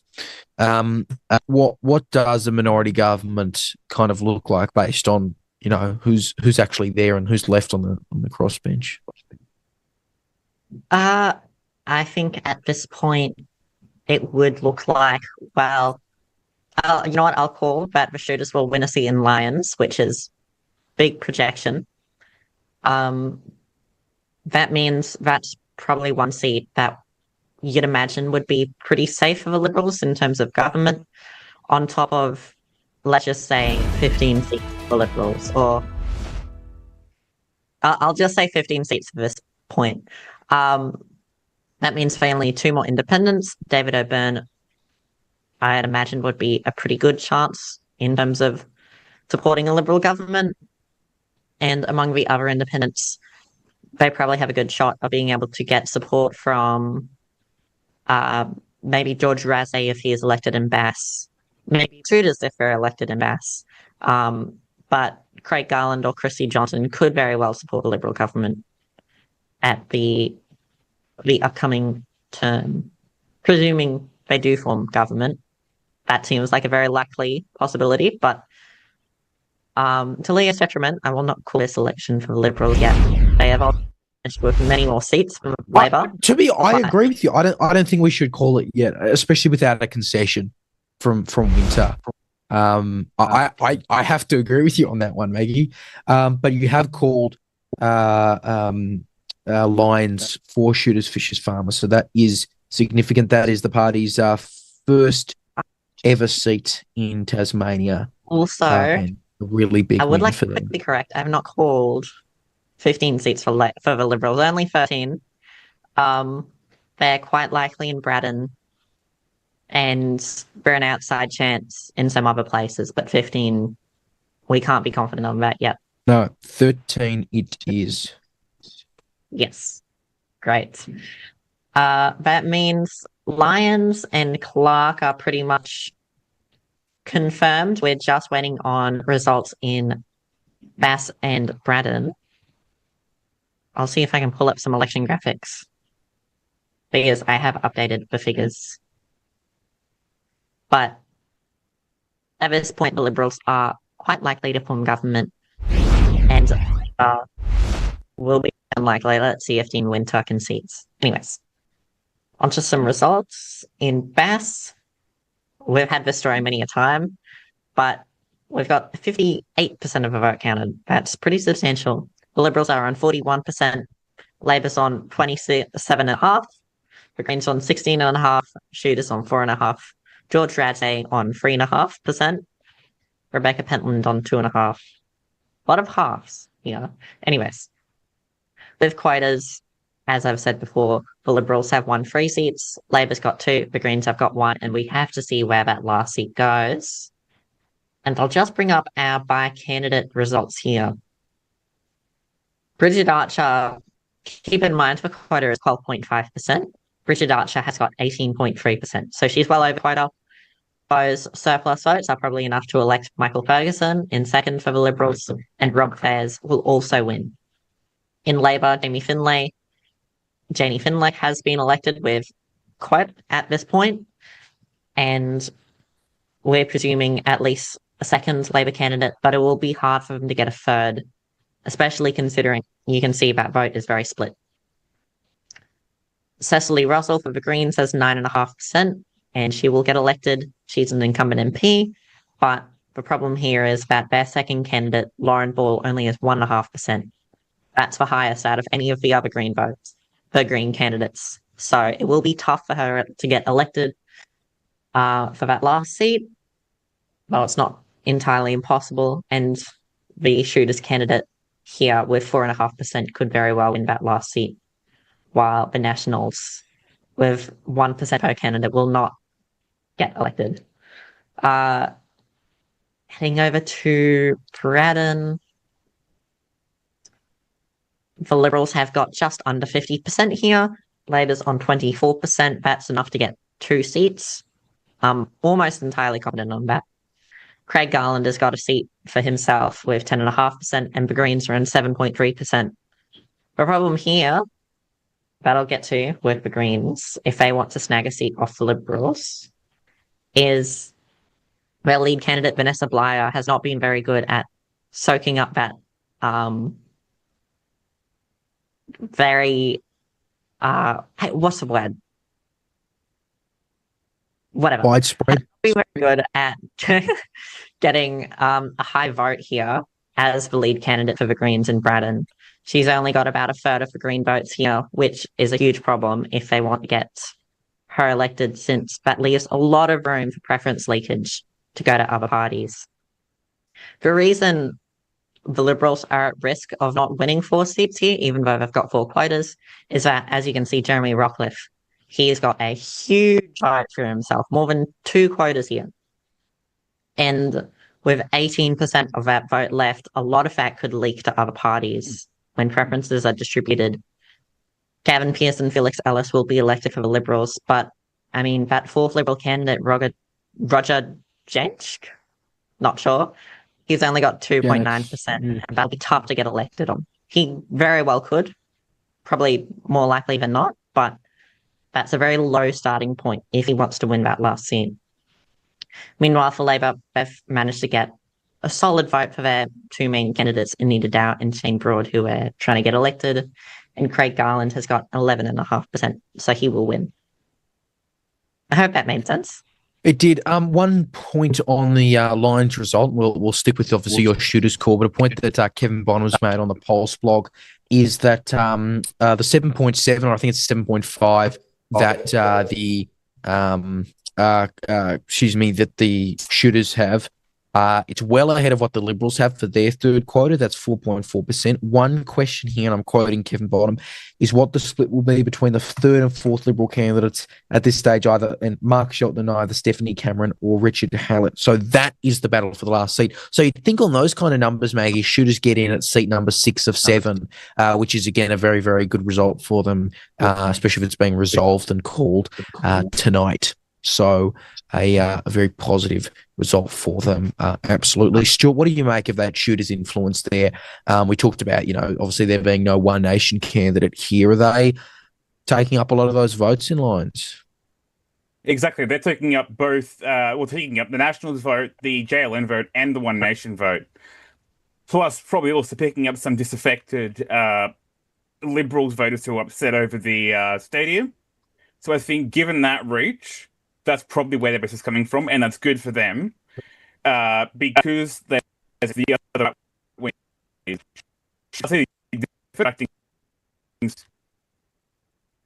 and your audio is cut. I think Maggie, if you can confirm that's not my end, that's Stuart. Yeah, you're cutting. We can see you very vaguely, but you're cutting in and out fairly wildly. Oh, great. All right, give me a second. No, it's back. It's back. Oh. Okay, I'm back. Okay. Good. Go on. Continue. Okay. Where was I? So they're picking up the vote there from One Nation, from the JLN, and from Nationals. Clearly that Nationals vote has collapsed. Probably also picking up a few disaffected Liberal voters who are upset over the stadium, but have nowhere else to go to on the right. That being said, shooters does also pick up some from the left, so you do have a bit of a benefit there, which is where that shooter space is coming from.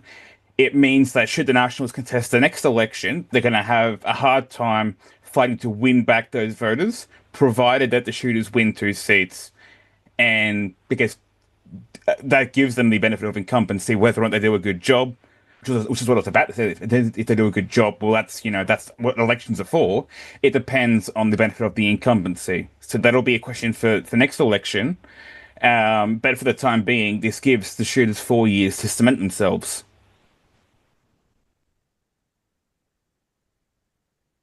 Very, very interesting there. Maggie, just on the Greens, we're calling them at 5. What's the ceiling based on even just slim chances there? They are in with a possibility in Bass and Braddon. I'd imagine Braddon is more likely. In Bass, they're trying to win 2 seats, although they were actually only campaigning for 1, to my understanding, which is going to negatively affect them. I mean, if they were running to win 2 seats, they were running 2 lead candidates, they could have very well gotten that second seat, but it looks unlikely now. And in Braddon, Vanessa Blyer, their lead candidate, could still get elected, but it's more likely than not that she falls short. So very possible the Greens do not gain any seats at this election, even though their vote share has, I believe, gone up. And it's interesting, Maggie, we know pre-polls, like is the traditional thing generally in elections, tend to favour the right, tend to favour the Liberals. Would you assume, number one, that continues to be true, meaning this gets worse for Labor potentially, just slightly when you look at the vote percentage, not necessarily seats? Probably. I think to my understanding, most of the pre-polls have been counted. I could be very well wrong. I think but 9 of 15 are being counted Yeah. on the night.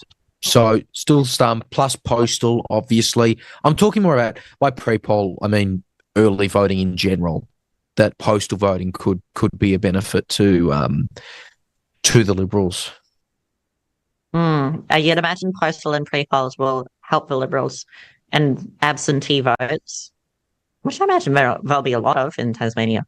I imagine those absentee votes will probably help the Greens, but both postals and pre-polls very much outweigh the potential positive effect of absentee votes for the Greens. And I think both the Greens and Labor will end up going down as we get a more extensive count over the next few days. And just to be clear, that is down on seats, not that is down on votes, not seats for the Greens. Yeah. Yeah. The Greens Cool. have very much won at least what they won last election, and they could gain in Braddon Albans. Yeah, I'm still bullish on their Braddon chances. I think it's interesting that in a 7-member seat they aren't able to get in last time, right? I think that is notable. I believe they might have gotten in when it was a 5-member seat, like once, maybe not 100. They did get in once when I might be wrong. Nick McKim was leader, and Greens got like over 20% statewide. That'd be right. That would be 2010 then. That'd be Bartlett. Right. Yes. The problem for the Greens is that their lead candidate, Vanessa Blair, just doesn't really have much vote. Personally, Darren Briggs, who ran last time, got a much higher share, even when the Greens' total vote was lower. Interesting, yeah, right. And of course, just in terms of the Liberals pushing for 4 there, I mean, Jeremy Rockliff's personal vote is strong, might be understating it there for Hare Clark. It is very, very good. I believe it's higher than Archer's. Not a surprise, he's the Premier. But yeah, it is a very, very good personal vote there for the Premier Jeremy Rockliff. Look, we do expect, or rather I do assume Dean Winter will be speaking somewhat shortly. What kind of speech it'll be, we're not sure. I highly doubt he formally concedes. But the reality is their vote's down by about 5%, right? They have gone backwards in the vote. Even if they scrape together a government, it's clearly not that good for them. So what can I say?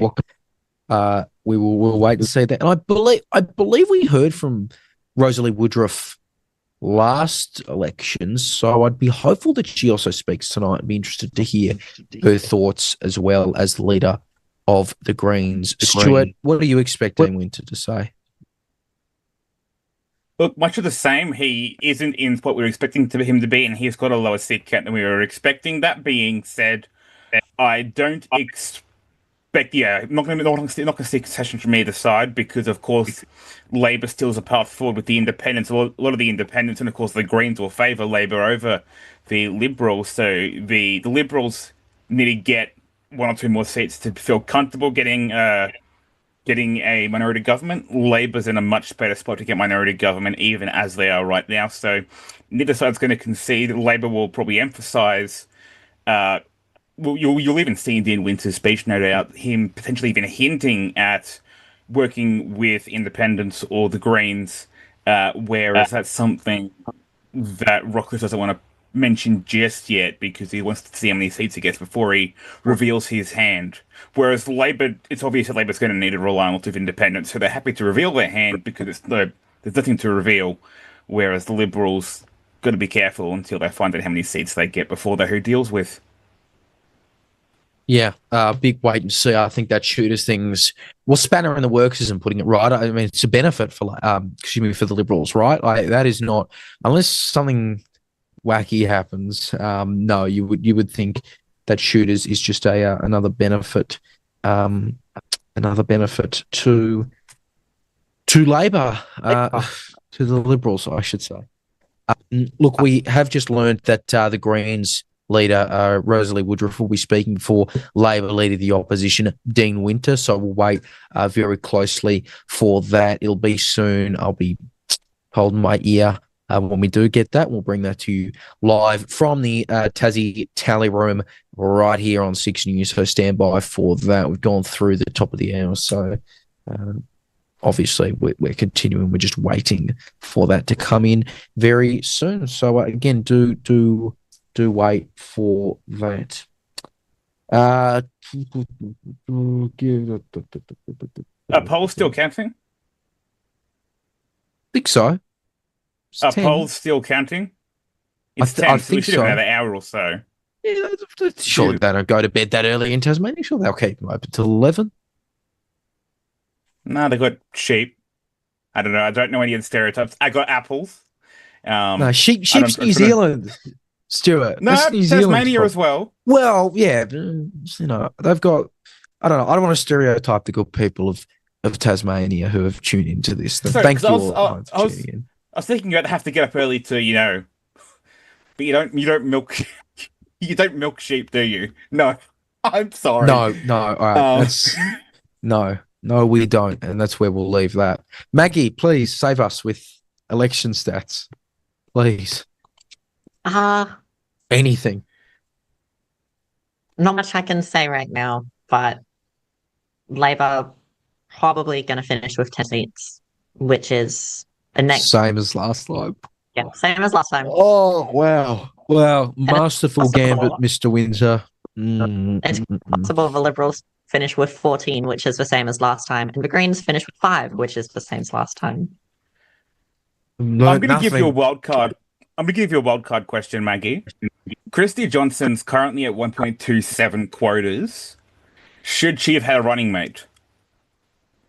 Nah, I don't think so. There was Elise Archer was another independent running, and she's managed to get about 4% of the vote. So, I mean, if Christy Johnston, those votes will go to Elise Archer, the other independent, most likely. So, about as much effect as having a second person on the ticket. As for Peter But Jordan, they're not really, the same group. they're not the same group, but there is a very strong independent to independent flow. It's not like super massive or anything, but I think about like a solid portion of those votes will go to Elise Archer. We do understand that the Tassie Greens leader, Rosalie Woodruff, is now speaking. She's speaking now before the leader of the opposition, Labor's Dean Winter, speaks. Let's listen into that from the tally room. I want to start by acknowledging that Lutruwita, Tasmania's first people, the Palawa Pakana, who have shaped this island's landscape for tens of thousands of years. The Palawa never ceded this island to colonisers. Their land was taken in a violent dispossession. I also want to recognise a treaty was promised 2 centuries ago by the colonial administration that was never progressed. That promise was made again recently, and once again it was walked away from. The Greens are committed to returning lands, to truth-telling and to treaty. And I also want to recognise at this point in time the genocide that's occurring in Palestine. And the Greens stand. The Greens stand with the people of Palestine for freedom, for peace and for return of their lands. Well, what a midwinter roller coaster this last 5 weeks have been. Democracy is always something to celebrate, but even so, we acknowledge this election wasn't what anyone wanted. Both major party leaders had options to avoid it, but here we are.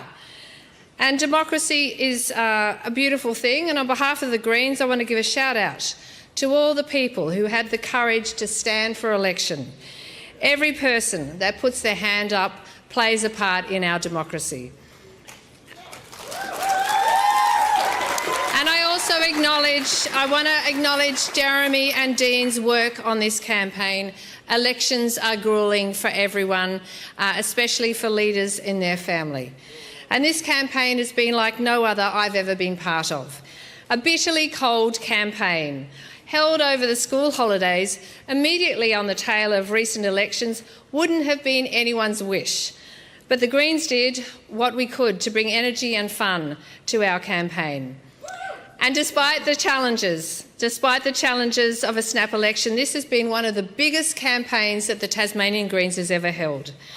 While it might all look like simple politics on the outside, elections are truly made up of individual people who are driven by values. And they're made up of all the people here and across this island. They're committed to change, people who are willing to give up their time to fight for it. And we heard it on the doors every day. Tasmanians are crying out for change. They look at our state and see serious issues. People can't find a home and can't afford the basics. They're struggling to get by day to day, forced to make impossible choices about which bill to pay or if they can afford to run their heater on freezing nights. And when you call an ambulance in Tasmania, you're waiting longer than anywhere else in the country. Urgent surgeries are overdue. Our coastlines, our waterways are polluted, our forests are being destroyed every day in the pursuit of a quick buck, but at the expense of what makes this island unique and special on Earth. And on top of it all, the budget is in a complete disrepair. And instead of tackling these crippling real issues, both the Liberals and Labor want to spend more than $1 billion on building the state a third stadium.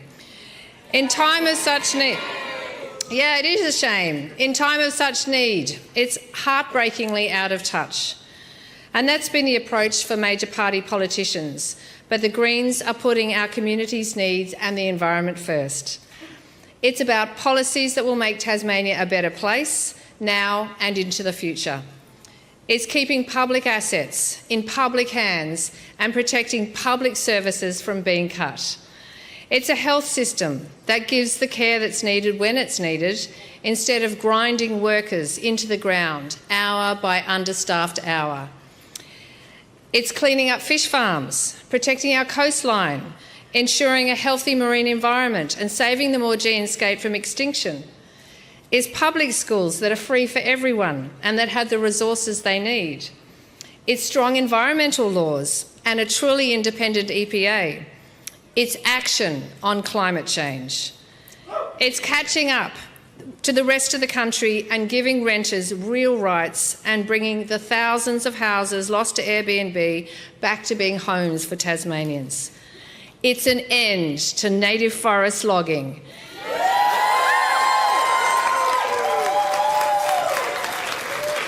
And protecting our biodiverse, carbon-storing forests. It's improving the rights, conditions and pay for workers. It's making big corporations pay their fair share so we can keep delivering and improving the services that all Tasmanians rely on. It's about making sure the years spent on the Commission of Inquiry and all the pain and sacrifice made by victim survivors and whistleblowers are not in vain, that we close Ashley, that we implement all the critically important reforms needed to protect children. And it's about building homes and health facilities, not building a stadium. So as everyone predicted, things aren't entirely cut and dry tonight, but things are looking very good for the Greens.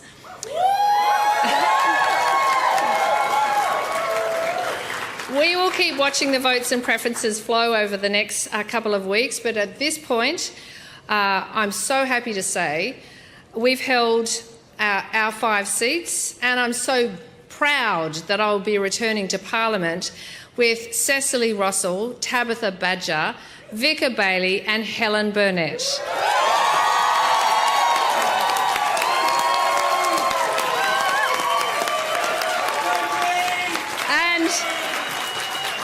It's not over yet in Braddon. We're not out of the hunt, and I'm crossing my fingers for Vanessa Blyer, a terrific candidate, and I want to give a huge shout out to all the people, all of our volunteers who've worked so hard in Braddon and who are watching this tonight.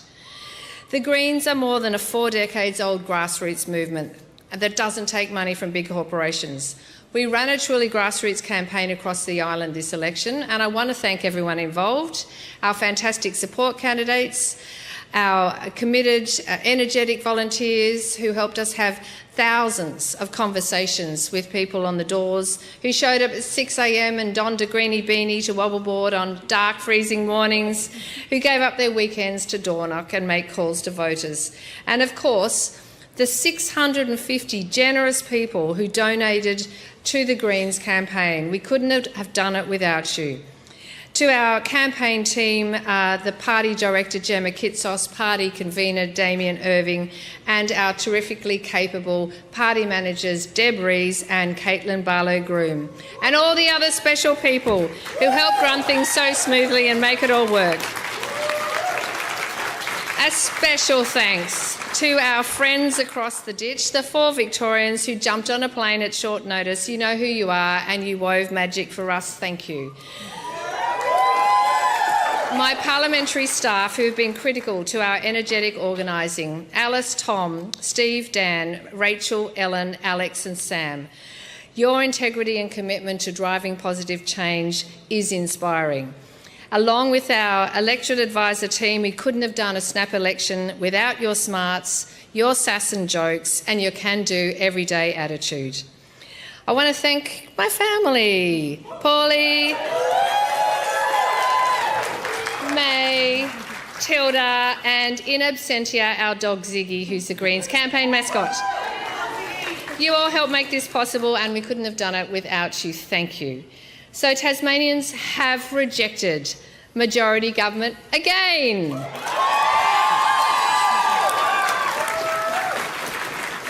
People have seen how broken politics gets when major party politicians put the profits of big corporations and vested interests over the needs of the community. In conversation after conversation this election, people voiced their dispirited frustration, their great desire to have elected representatives who focus on solutions for the serious issues of the day and into the future.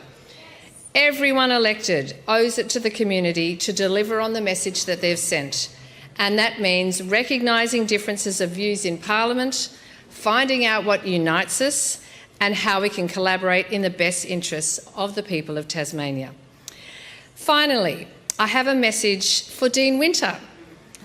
After last year's election, Labor decided not to even try to form government with the Greens. After your successful no confidence motion last month, you didn't take up our offer of a conversation about working together to avoid this election. Now Tasmanians have chosen the next Parliament. This conversation needs to be had. Representing our communities is not a game. It's about working together to make positive change. Yes, there are differences, but the Greens and Labor have a lot in common too. We are ready. We are ready to work collaboratively in the best interests of Tasmanians. And Dean, I hope you put them first this time too. So in closing, on behalf of the Greens and all you good people here, I want to make the same commitment to Tasmanians that we made every day during the campaign. Whatever happens next, we are going to go back into the Parliament and we are going to do everything we can to work towards a better future for this beautiful island, Lutruwita, Tasmania. Thank you all.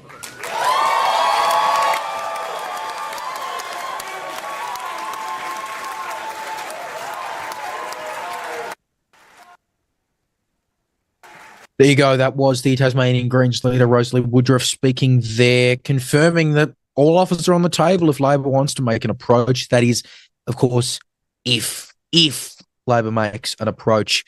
And it does seem that the Liberals are, say, in the pole position to form a minority government again. Stuart Jeffrey, what did you make of what she said there? I'm not surprised that she's leaving the door open to Labor, but it's whether Labor makes that approach, and I'm not confident that they would. I mean, Labor's two options here.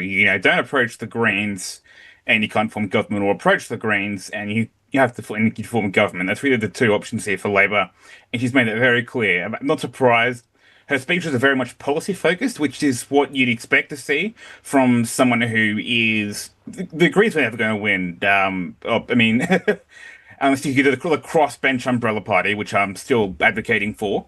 But beyond that, Greens have an option here, have the ability to influence Labor and Labor's policies. Obviously, the Liberals won't approach the Greens, but Labor can. And the question here is, should Labor? And that question is going to depend on whether or not Labor wants to, and also on how many seats the Liberals get.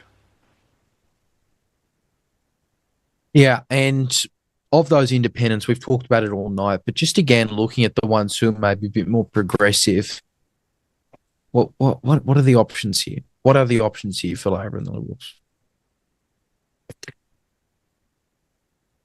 Well, I mean, for Labor, they've got the advantage of Peter George, they've got the advantage of Johnston, they've got a variety of options. The Liberals, well, they've got Tudors,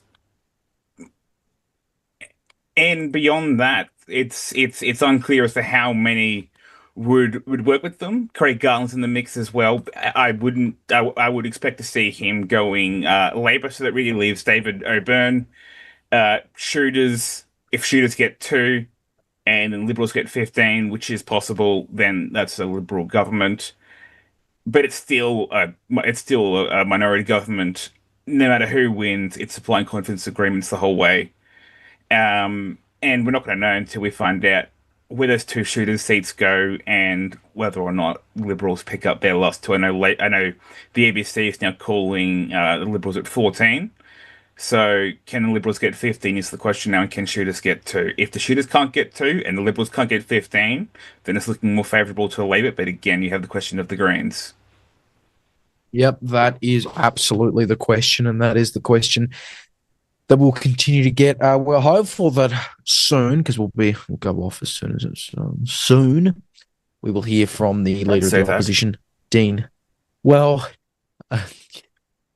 goes on for a while, doesn't it? Hopefully we will hear from the Tasmanian leader of the opposition, Dean Winter, shortly. Let you know on that when we can. We'll bring it to you live from the tally room down there in Tassie. Stu, what do you think went wrong? Just for Labor, they've lost 5% roughly statewide. Something's clearly gone wrong. What was it? Is it just voters don't want to be forced to the polls early, and the blame has gone, again, you can say rightfully or wrongly, to Labor and to Dean Winter? I mean, I'm inclined to say that it does go towards Dean Winter because they had the federal election in May, and they've had the state election only a year ago. So I'd say, well, partly it's because Labor jumped at the wrong time, but also partly voter fatigue. I mean, the voters didn't want this election. Labor wanted the election. And so the response is voter fatigue. They've had 2 elections recently. They've got one of their rolling up House elections also this year. So definitely voter fatigue is playing in there.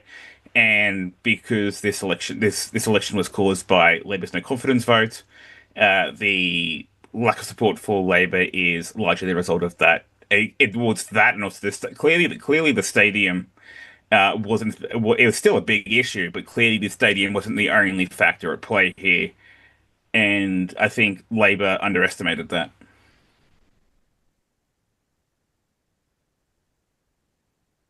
Yeah, well,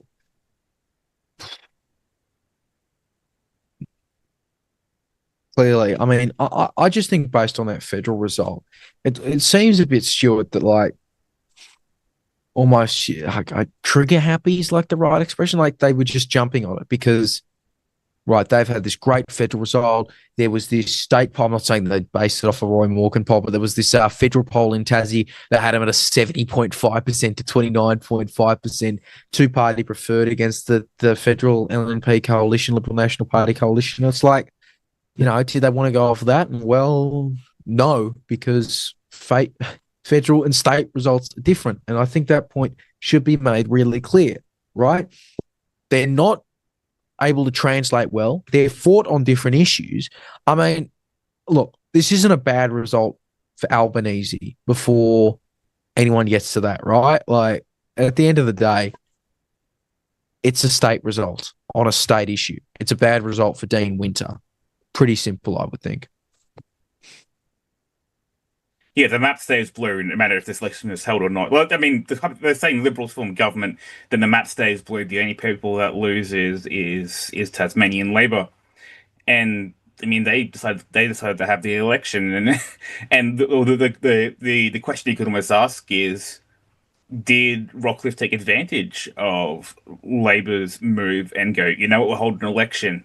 And that way the votes go. Clearly, his decision to hold an election rather than to resign and have a new person take over was the right move.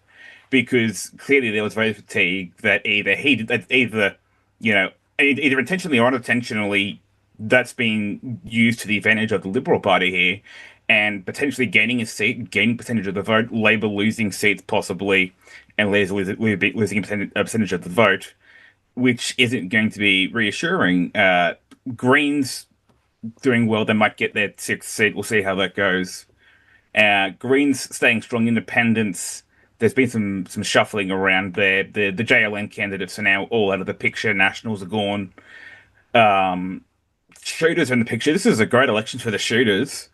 Sitting here with potentially with 1, maybe 2 seats. I think they're the real victors here. Going from nothing to maybe 2 seats. I think if Shooters gets 2 seats, then this is great for them. They're now a force. JLN's out of the picture, so now Shooters picks up that semi-right wing minor party spot that is opposite the Greens. Although hopefully, so saying and all of the Shooters is going to be hoping that they're not a one-hit wonder like Lambie was. Well, I was going to say, even if they don't get up, and I think it's Maggie said it's unlikely, but not completely impossible. But in Bass, right, that's showing there's room for another Shooters gain, more than possible there for a future result. And Bass isn't, you're completely rural seat like Lions either. So again, they would be more than happy with that result. And you heard some analysis from Phillip Bigg, former Shooters guy, now independent. He says he doesn't regret quitting, even if it seems like he might have missed out on being an MP on the fact that he wasn't the Shooters candidate in Lions at this state election. And they've gone on to very clearly win that seat. We project probably it'll be the 6th seat, 7th will go to Labor, to the Liberals there. And they'll get 3 there, or they'll 3. They'll get 3 in Bass.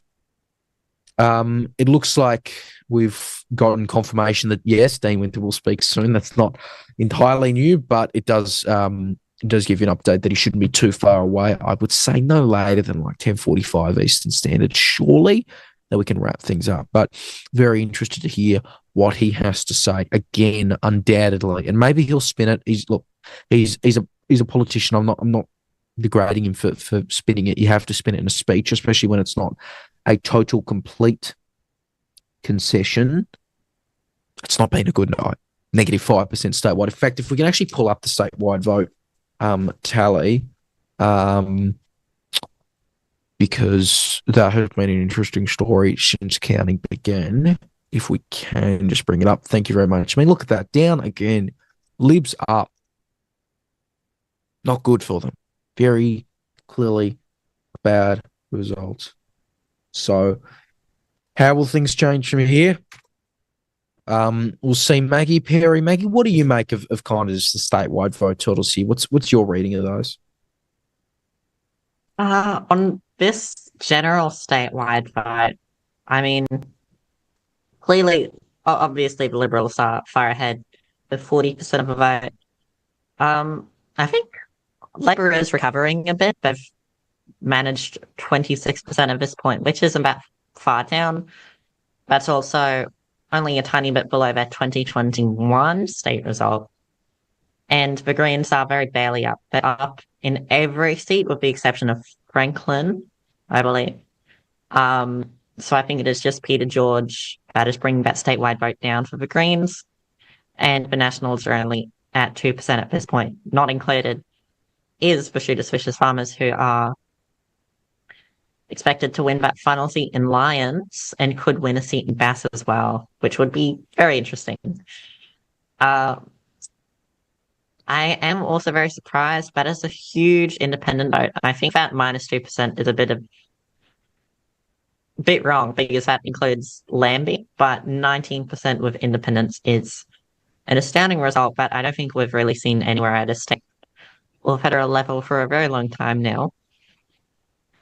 And that has been able to elect Craig Garland, David O'Byrne, Peter George, Chrissy Johnston, and potentially even George Razay in Bass. So very substantial independent vote, and I think it may very well only grow from here.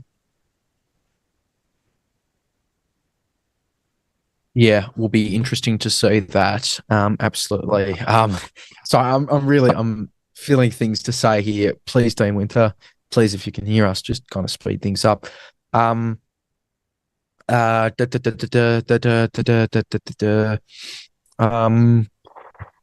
Stuart, back to you. Okay. Any thoughts? Hi. Any thoughts? Yes. Libra bad, Green's good, Shooter's good. Next. Oh, jeez. No, that's your summary of the election. It's much of the same. I mean, what are we looking at? ABC said potentially up to 16 for Liberals. Like Liberals call ABC is calling it 14, maybe 15, maybe 16. 15 is a good result for the Liberals. 16 is an even better result because that gives you 16 plus 1 Shooters plus O'Byrne that gets you 18. So nothing ever changes. Swap the Nationals out for Shooters, and it's nothing ever changes. Which is a win for Leo. Because even though you called it a different way, you also called it nothing ever changes. Well, hang on. I called lines for the Nats, right? Hang on. The Nats and Shooters are both minor parties, rural parties, pro-guns, pro-farmers. The Nats are a minor party in Tassie. I can claim that. So as far as I'm concerned, I tipped a right-wing minor party that's pro-farmers and pro-shooters to win a seat in Lions, and I might claim victory on that tip. I might claim victory there. It's close enough. I'll let the viewers decide that in the comments. We will. What do you think? Was Leo right again? And remember, I can ban you if you say I'm wrong. So we'll wait and see. Oh, jeez. Wait, does that mean you can suspend me without pay for opposing you on this? No, and we have great working conditions here at 6 News, as Maggie could attest to as well. Who's our union's boss? That's enough. Okay. We're hopeful Dean Winter speaks shortly, but in the meantime, no, I'm not going to replay that. But oh, yes, great. Maggie can speak. Maggie, no, wait, she can't. Okay, no, she can't. It's waving the camera and saying things that I can't read. Yeah, all good. Yeah, all good there. Okay, so no going to Maggie. We'll go to Stuart Jeffrey. Back to me, I guess. Hi, Leo. What do you make of okay, genuine thing. The Clark count. What are we looking at in terms of the Liberals there? Because you've got Vermee, who's getting up, who's a non-incumbent. You've got a battle between 2 incumbents there. Ogilvie was 3rd last time I checked. If she's the 3rd Liberal, she loses. What are the numbers looking like for the Libs in Clark? Yeah, looking at the figures, again, it's difficult without having preferences in. Liberals get 2, Labor definitely gets 2. The question is, will that last seat? Greens get, it's gonna be difficult because you got Christie gets 1, Greens get 2, Labor gets 2, and then Liberals gets 2. So, I mean, I think the Liberals can, unless the Liberals seriously ever take the Greens, which I don't think is possible, then the Liberals are going to lose a seat because of the power of Christy Johnson there. Because that's 1, Labor gets 2, Tasmanian Greens gets 2 there, so that's your 5, and then Liberals get 3, that's your 7. So and they're sitting at Liberals sitting at 2.27, Labor sitting at 2.19. I mean, neither of them can get up, considering that the Greens are at 1.86 of the quota. So Liberals have nowhere to go, and unfortunately, that means they are going to lose an incumbent. I think that's the only incumbent they will lose this election. So that's a loss for Clark, definitely. The state of Clark, but beyond that, it's still a good night for the Liberals. They've kept them kept their aggregate total, and they could even gain 1 or 2 more. So Clark is the one. What's the opposite of a silver lining? The one bad result for the Liberals here. Beyond that, it's still pretty good for them. They could still form government. Nothing ever changes. We need merch for that. Sure. Yeah, merch, whatever. Fill time. Hey, look at that great studio. Pretend we're still. Do we have a time? Do we have an ETA on that? I don't believe we do. All I heard was soon, and that was like that felt like an hour ago, except it was like 2 minutes ago. So we will wait for Dean Winter. Maybe you know what? Maybe let's just. How about we bring up the old Bartlett speech interview, the David Bartlett interview? Because last time we did that, we got rockliff like instantly. So call it a good luck charm. This was the former Labor Premier David Bartlett speaking to 6 News earlier in this campaign. I mean, this works. Having said that, they ran it at the last federal election and it didn't work at all. Labor swept all seats in Tasmania except for, of course, Wilkie and Clark. In terms of course, you know, where things could go from here, you've talked about trying to get some kind of stable government here. And there's a scenario that's kind of been thrown around in my messages, just speaking to people and kind of entertain it for a second, is that, let's say, you know, Labor and the Liberals, they're roughly on the same amount of seats. Liberals are just ahead. Those numbers combined, Labor plus Liberal, would obviously equal a majority. Labor just says, okay, for the sake of stability, for the sake of Tasmanians, we will give confidence on the floor of the House to the Liberals, but we're not in any coalition with them. Could you ever see that happening? Labor will never give guarantee supply. And this is actually what Hodgman erroneously told the governor back in 2010, that he thought he could get supply and confidence to me. The whole, it might not be a pleasant thing, but the whole job of the opposition in our Westminster system is to oppose. It's not to support. You're not the opposition if you're guaranteeing supply and confidence. And there is a thing as Her Majesty's or His Majesty's loyal opposition in a parliamentary Westminster democracy. And effectively, if you're guaranteeing supply and confidence to the government of the day, you ain't the opposition anymore. Somebody else is.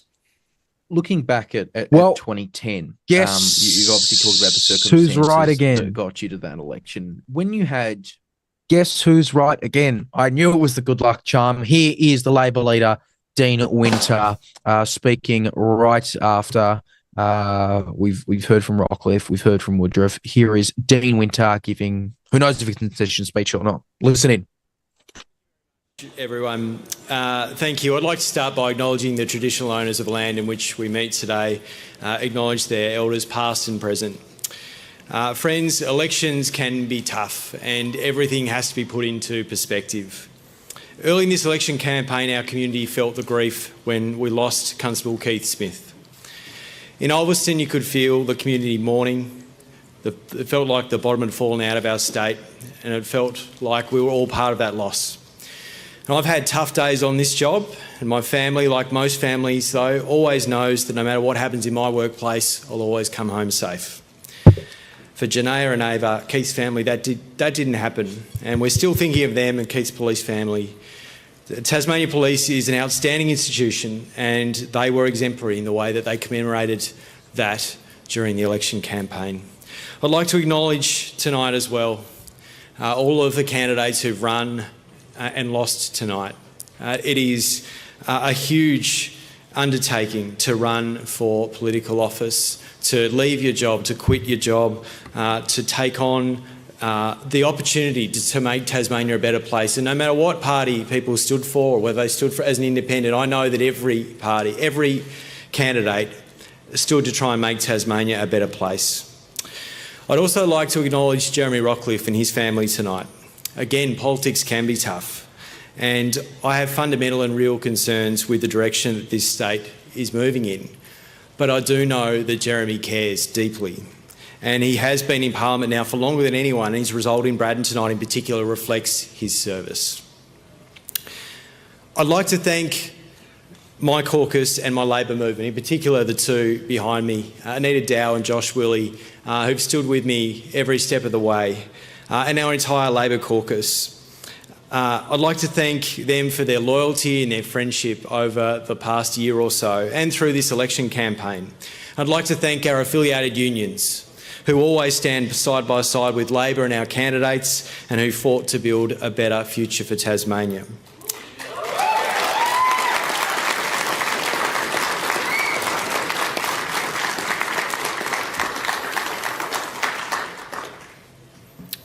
Tonight, the Tasmanian people have spoken and they have delivered another hung parliament, and with it a resounding message that they want their politicians to work together more collaboratively.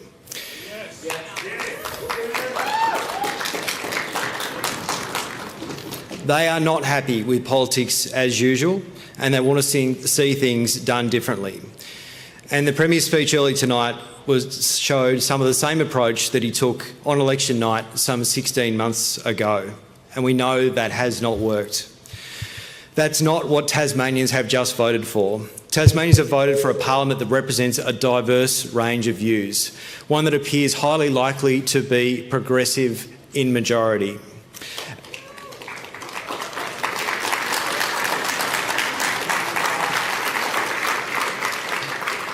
And it is incumbent upon all of us, to respect the will of the people and to make this new parliament work in the best interest of Tasmania. Whoever forms the next government will need to develop a new approach to politics in this state. One where genuine collaboration and willingness to work together and an ability to put aside differences as the order of every single day. I've listened to Tasmanians' verdict tonight, and I understand that they are deeply dissatisfied with the way our parliament has worked and they want a change of approach. The result of this election is that the Liberals will have the most seats, but it is uncertain as to how they will achieve a majority. I have enough respect for Tasmanians to be upfront and honest about that. I won't be going back, though, on what I've committed to. Labor does stand for safe, secure, well-paid jobs. And I want to be clear that I'm not going to be trading away any of Labor's policies or any of our values. If the Liberals are unable to form a government, another election is not an option.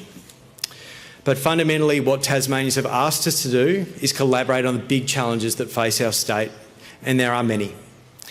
Our budget is in crisis, and I can't stress this more firmly to Tasmanians. There is a budget crisis in this state. And there are too many Tasmanians that can't get in to see a GP, and they can't afford it if they can. Our housing waiting list has doubled while new builds are at some of the lowest levels they've been in for many years. And more young Tasmanians are leaving the state than we have seen ever before. And Tasmanians are telling us that they want us to treat each other with respect and commit to working together for the next 4 years.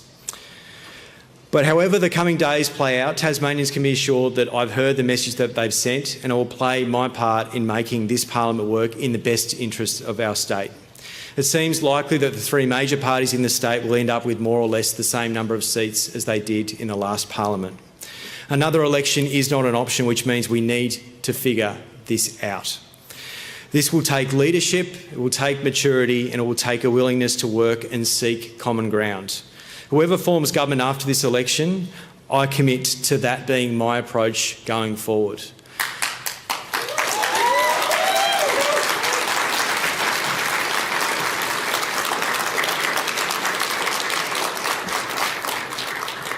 Finally, we had our campaign launch on Sunday and I forgot to thank someone very special. My wife, Alison.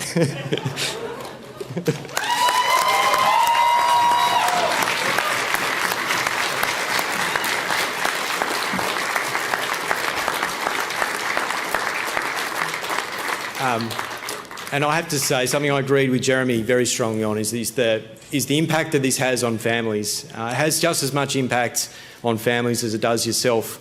I did plan for my kids to come out with us tonight, but they're asleep, and so they're not here. But they start feeling it, the family starts feeling it. I know our whole Labor family feels the pressure of an election, and the thanks goes to you, to my family and to my Labor family and to our union affiliates for all of your help and support. Tonight's result didn't go as well as I wanted to, but I commit to continuing to work with you, our Labor friends, to fight for a Labor government that delivers a Labor agenda for our state. Thank you.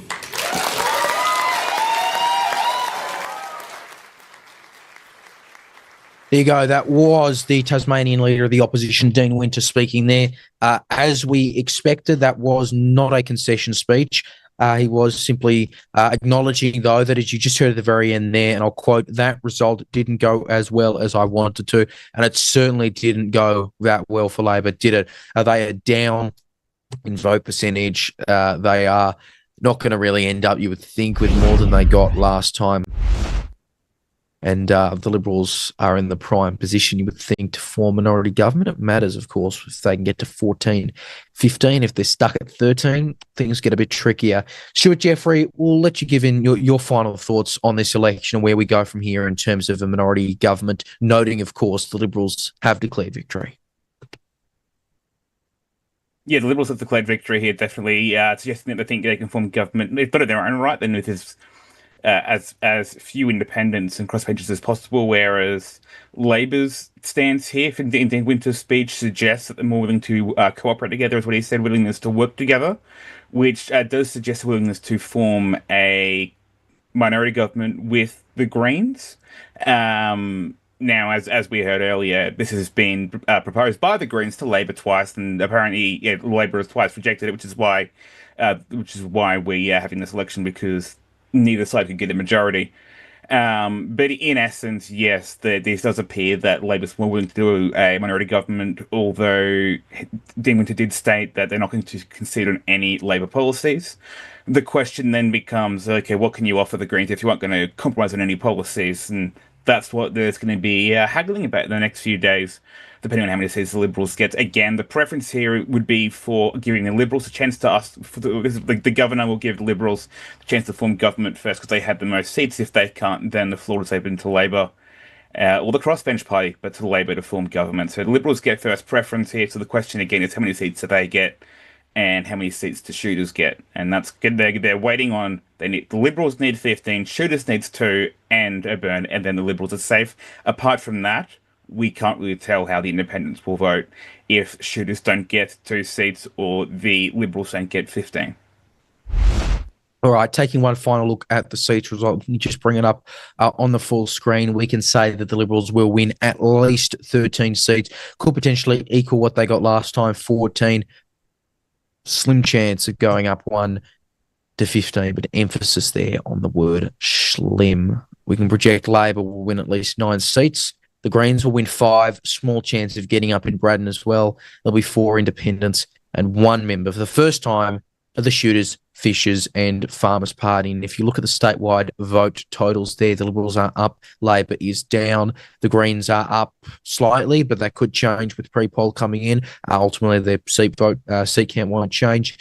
And you can see the Nationals there, not much of the vote. They're certainly behind Shooters, Fishers, Farmers in their first election in just over a decade, and potentially their last in a decade. Who knows where they could go from here. But the big story, of course, is that the Liberals will remain the largest party after this election. Not too that much surprise and fairly in line with polling. But yeah, so Jeremy Rockliff has claimed victory, the Tasmanian Premier claiming victory there. And we will see where that goes. You can start today with all the latest headlines by following us on social media. Continue to subscribe to us here on YouTube for all the latest coverage, and head to our website, SIXNewsAU.com. Thank you very much to our dedicated election team, Stuart Jeffrey, our Law and Government Editor, Maggie Perry, our elections reporter, Austin Pollock, you can see there in the control room, has been doing a fantastic job. And of course, thank you to everyone who's been watching at home. We will continue covering what goes on in this new Tasmanian hung parliament. For now, though, from 6 News election headquarters, let's hope we don't have to do this in another 12 months. I'm Leonardo Puglisi. Thank you very much for your company. Have a great night.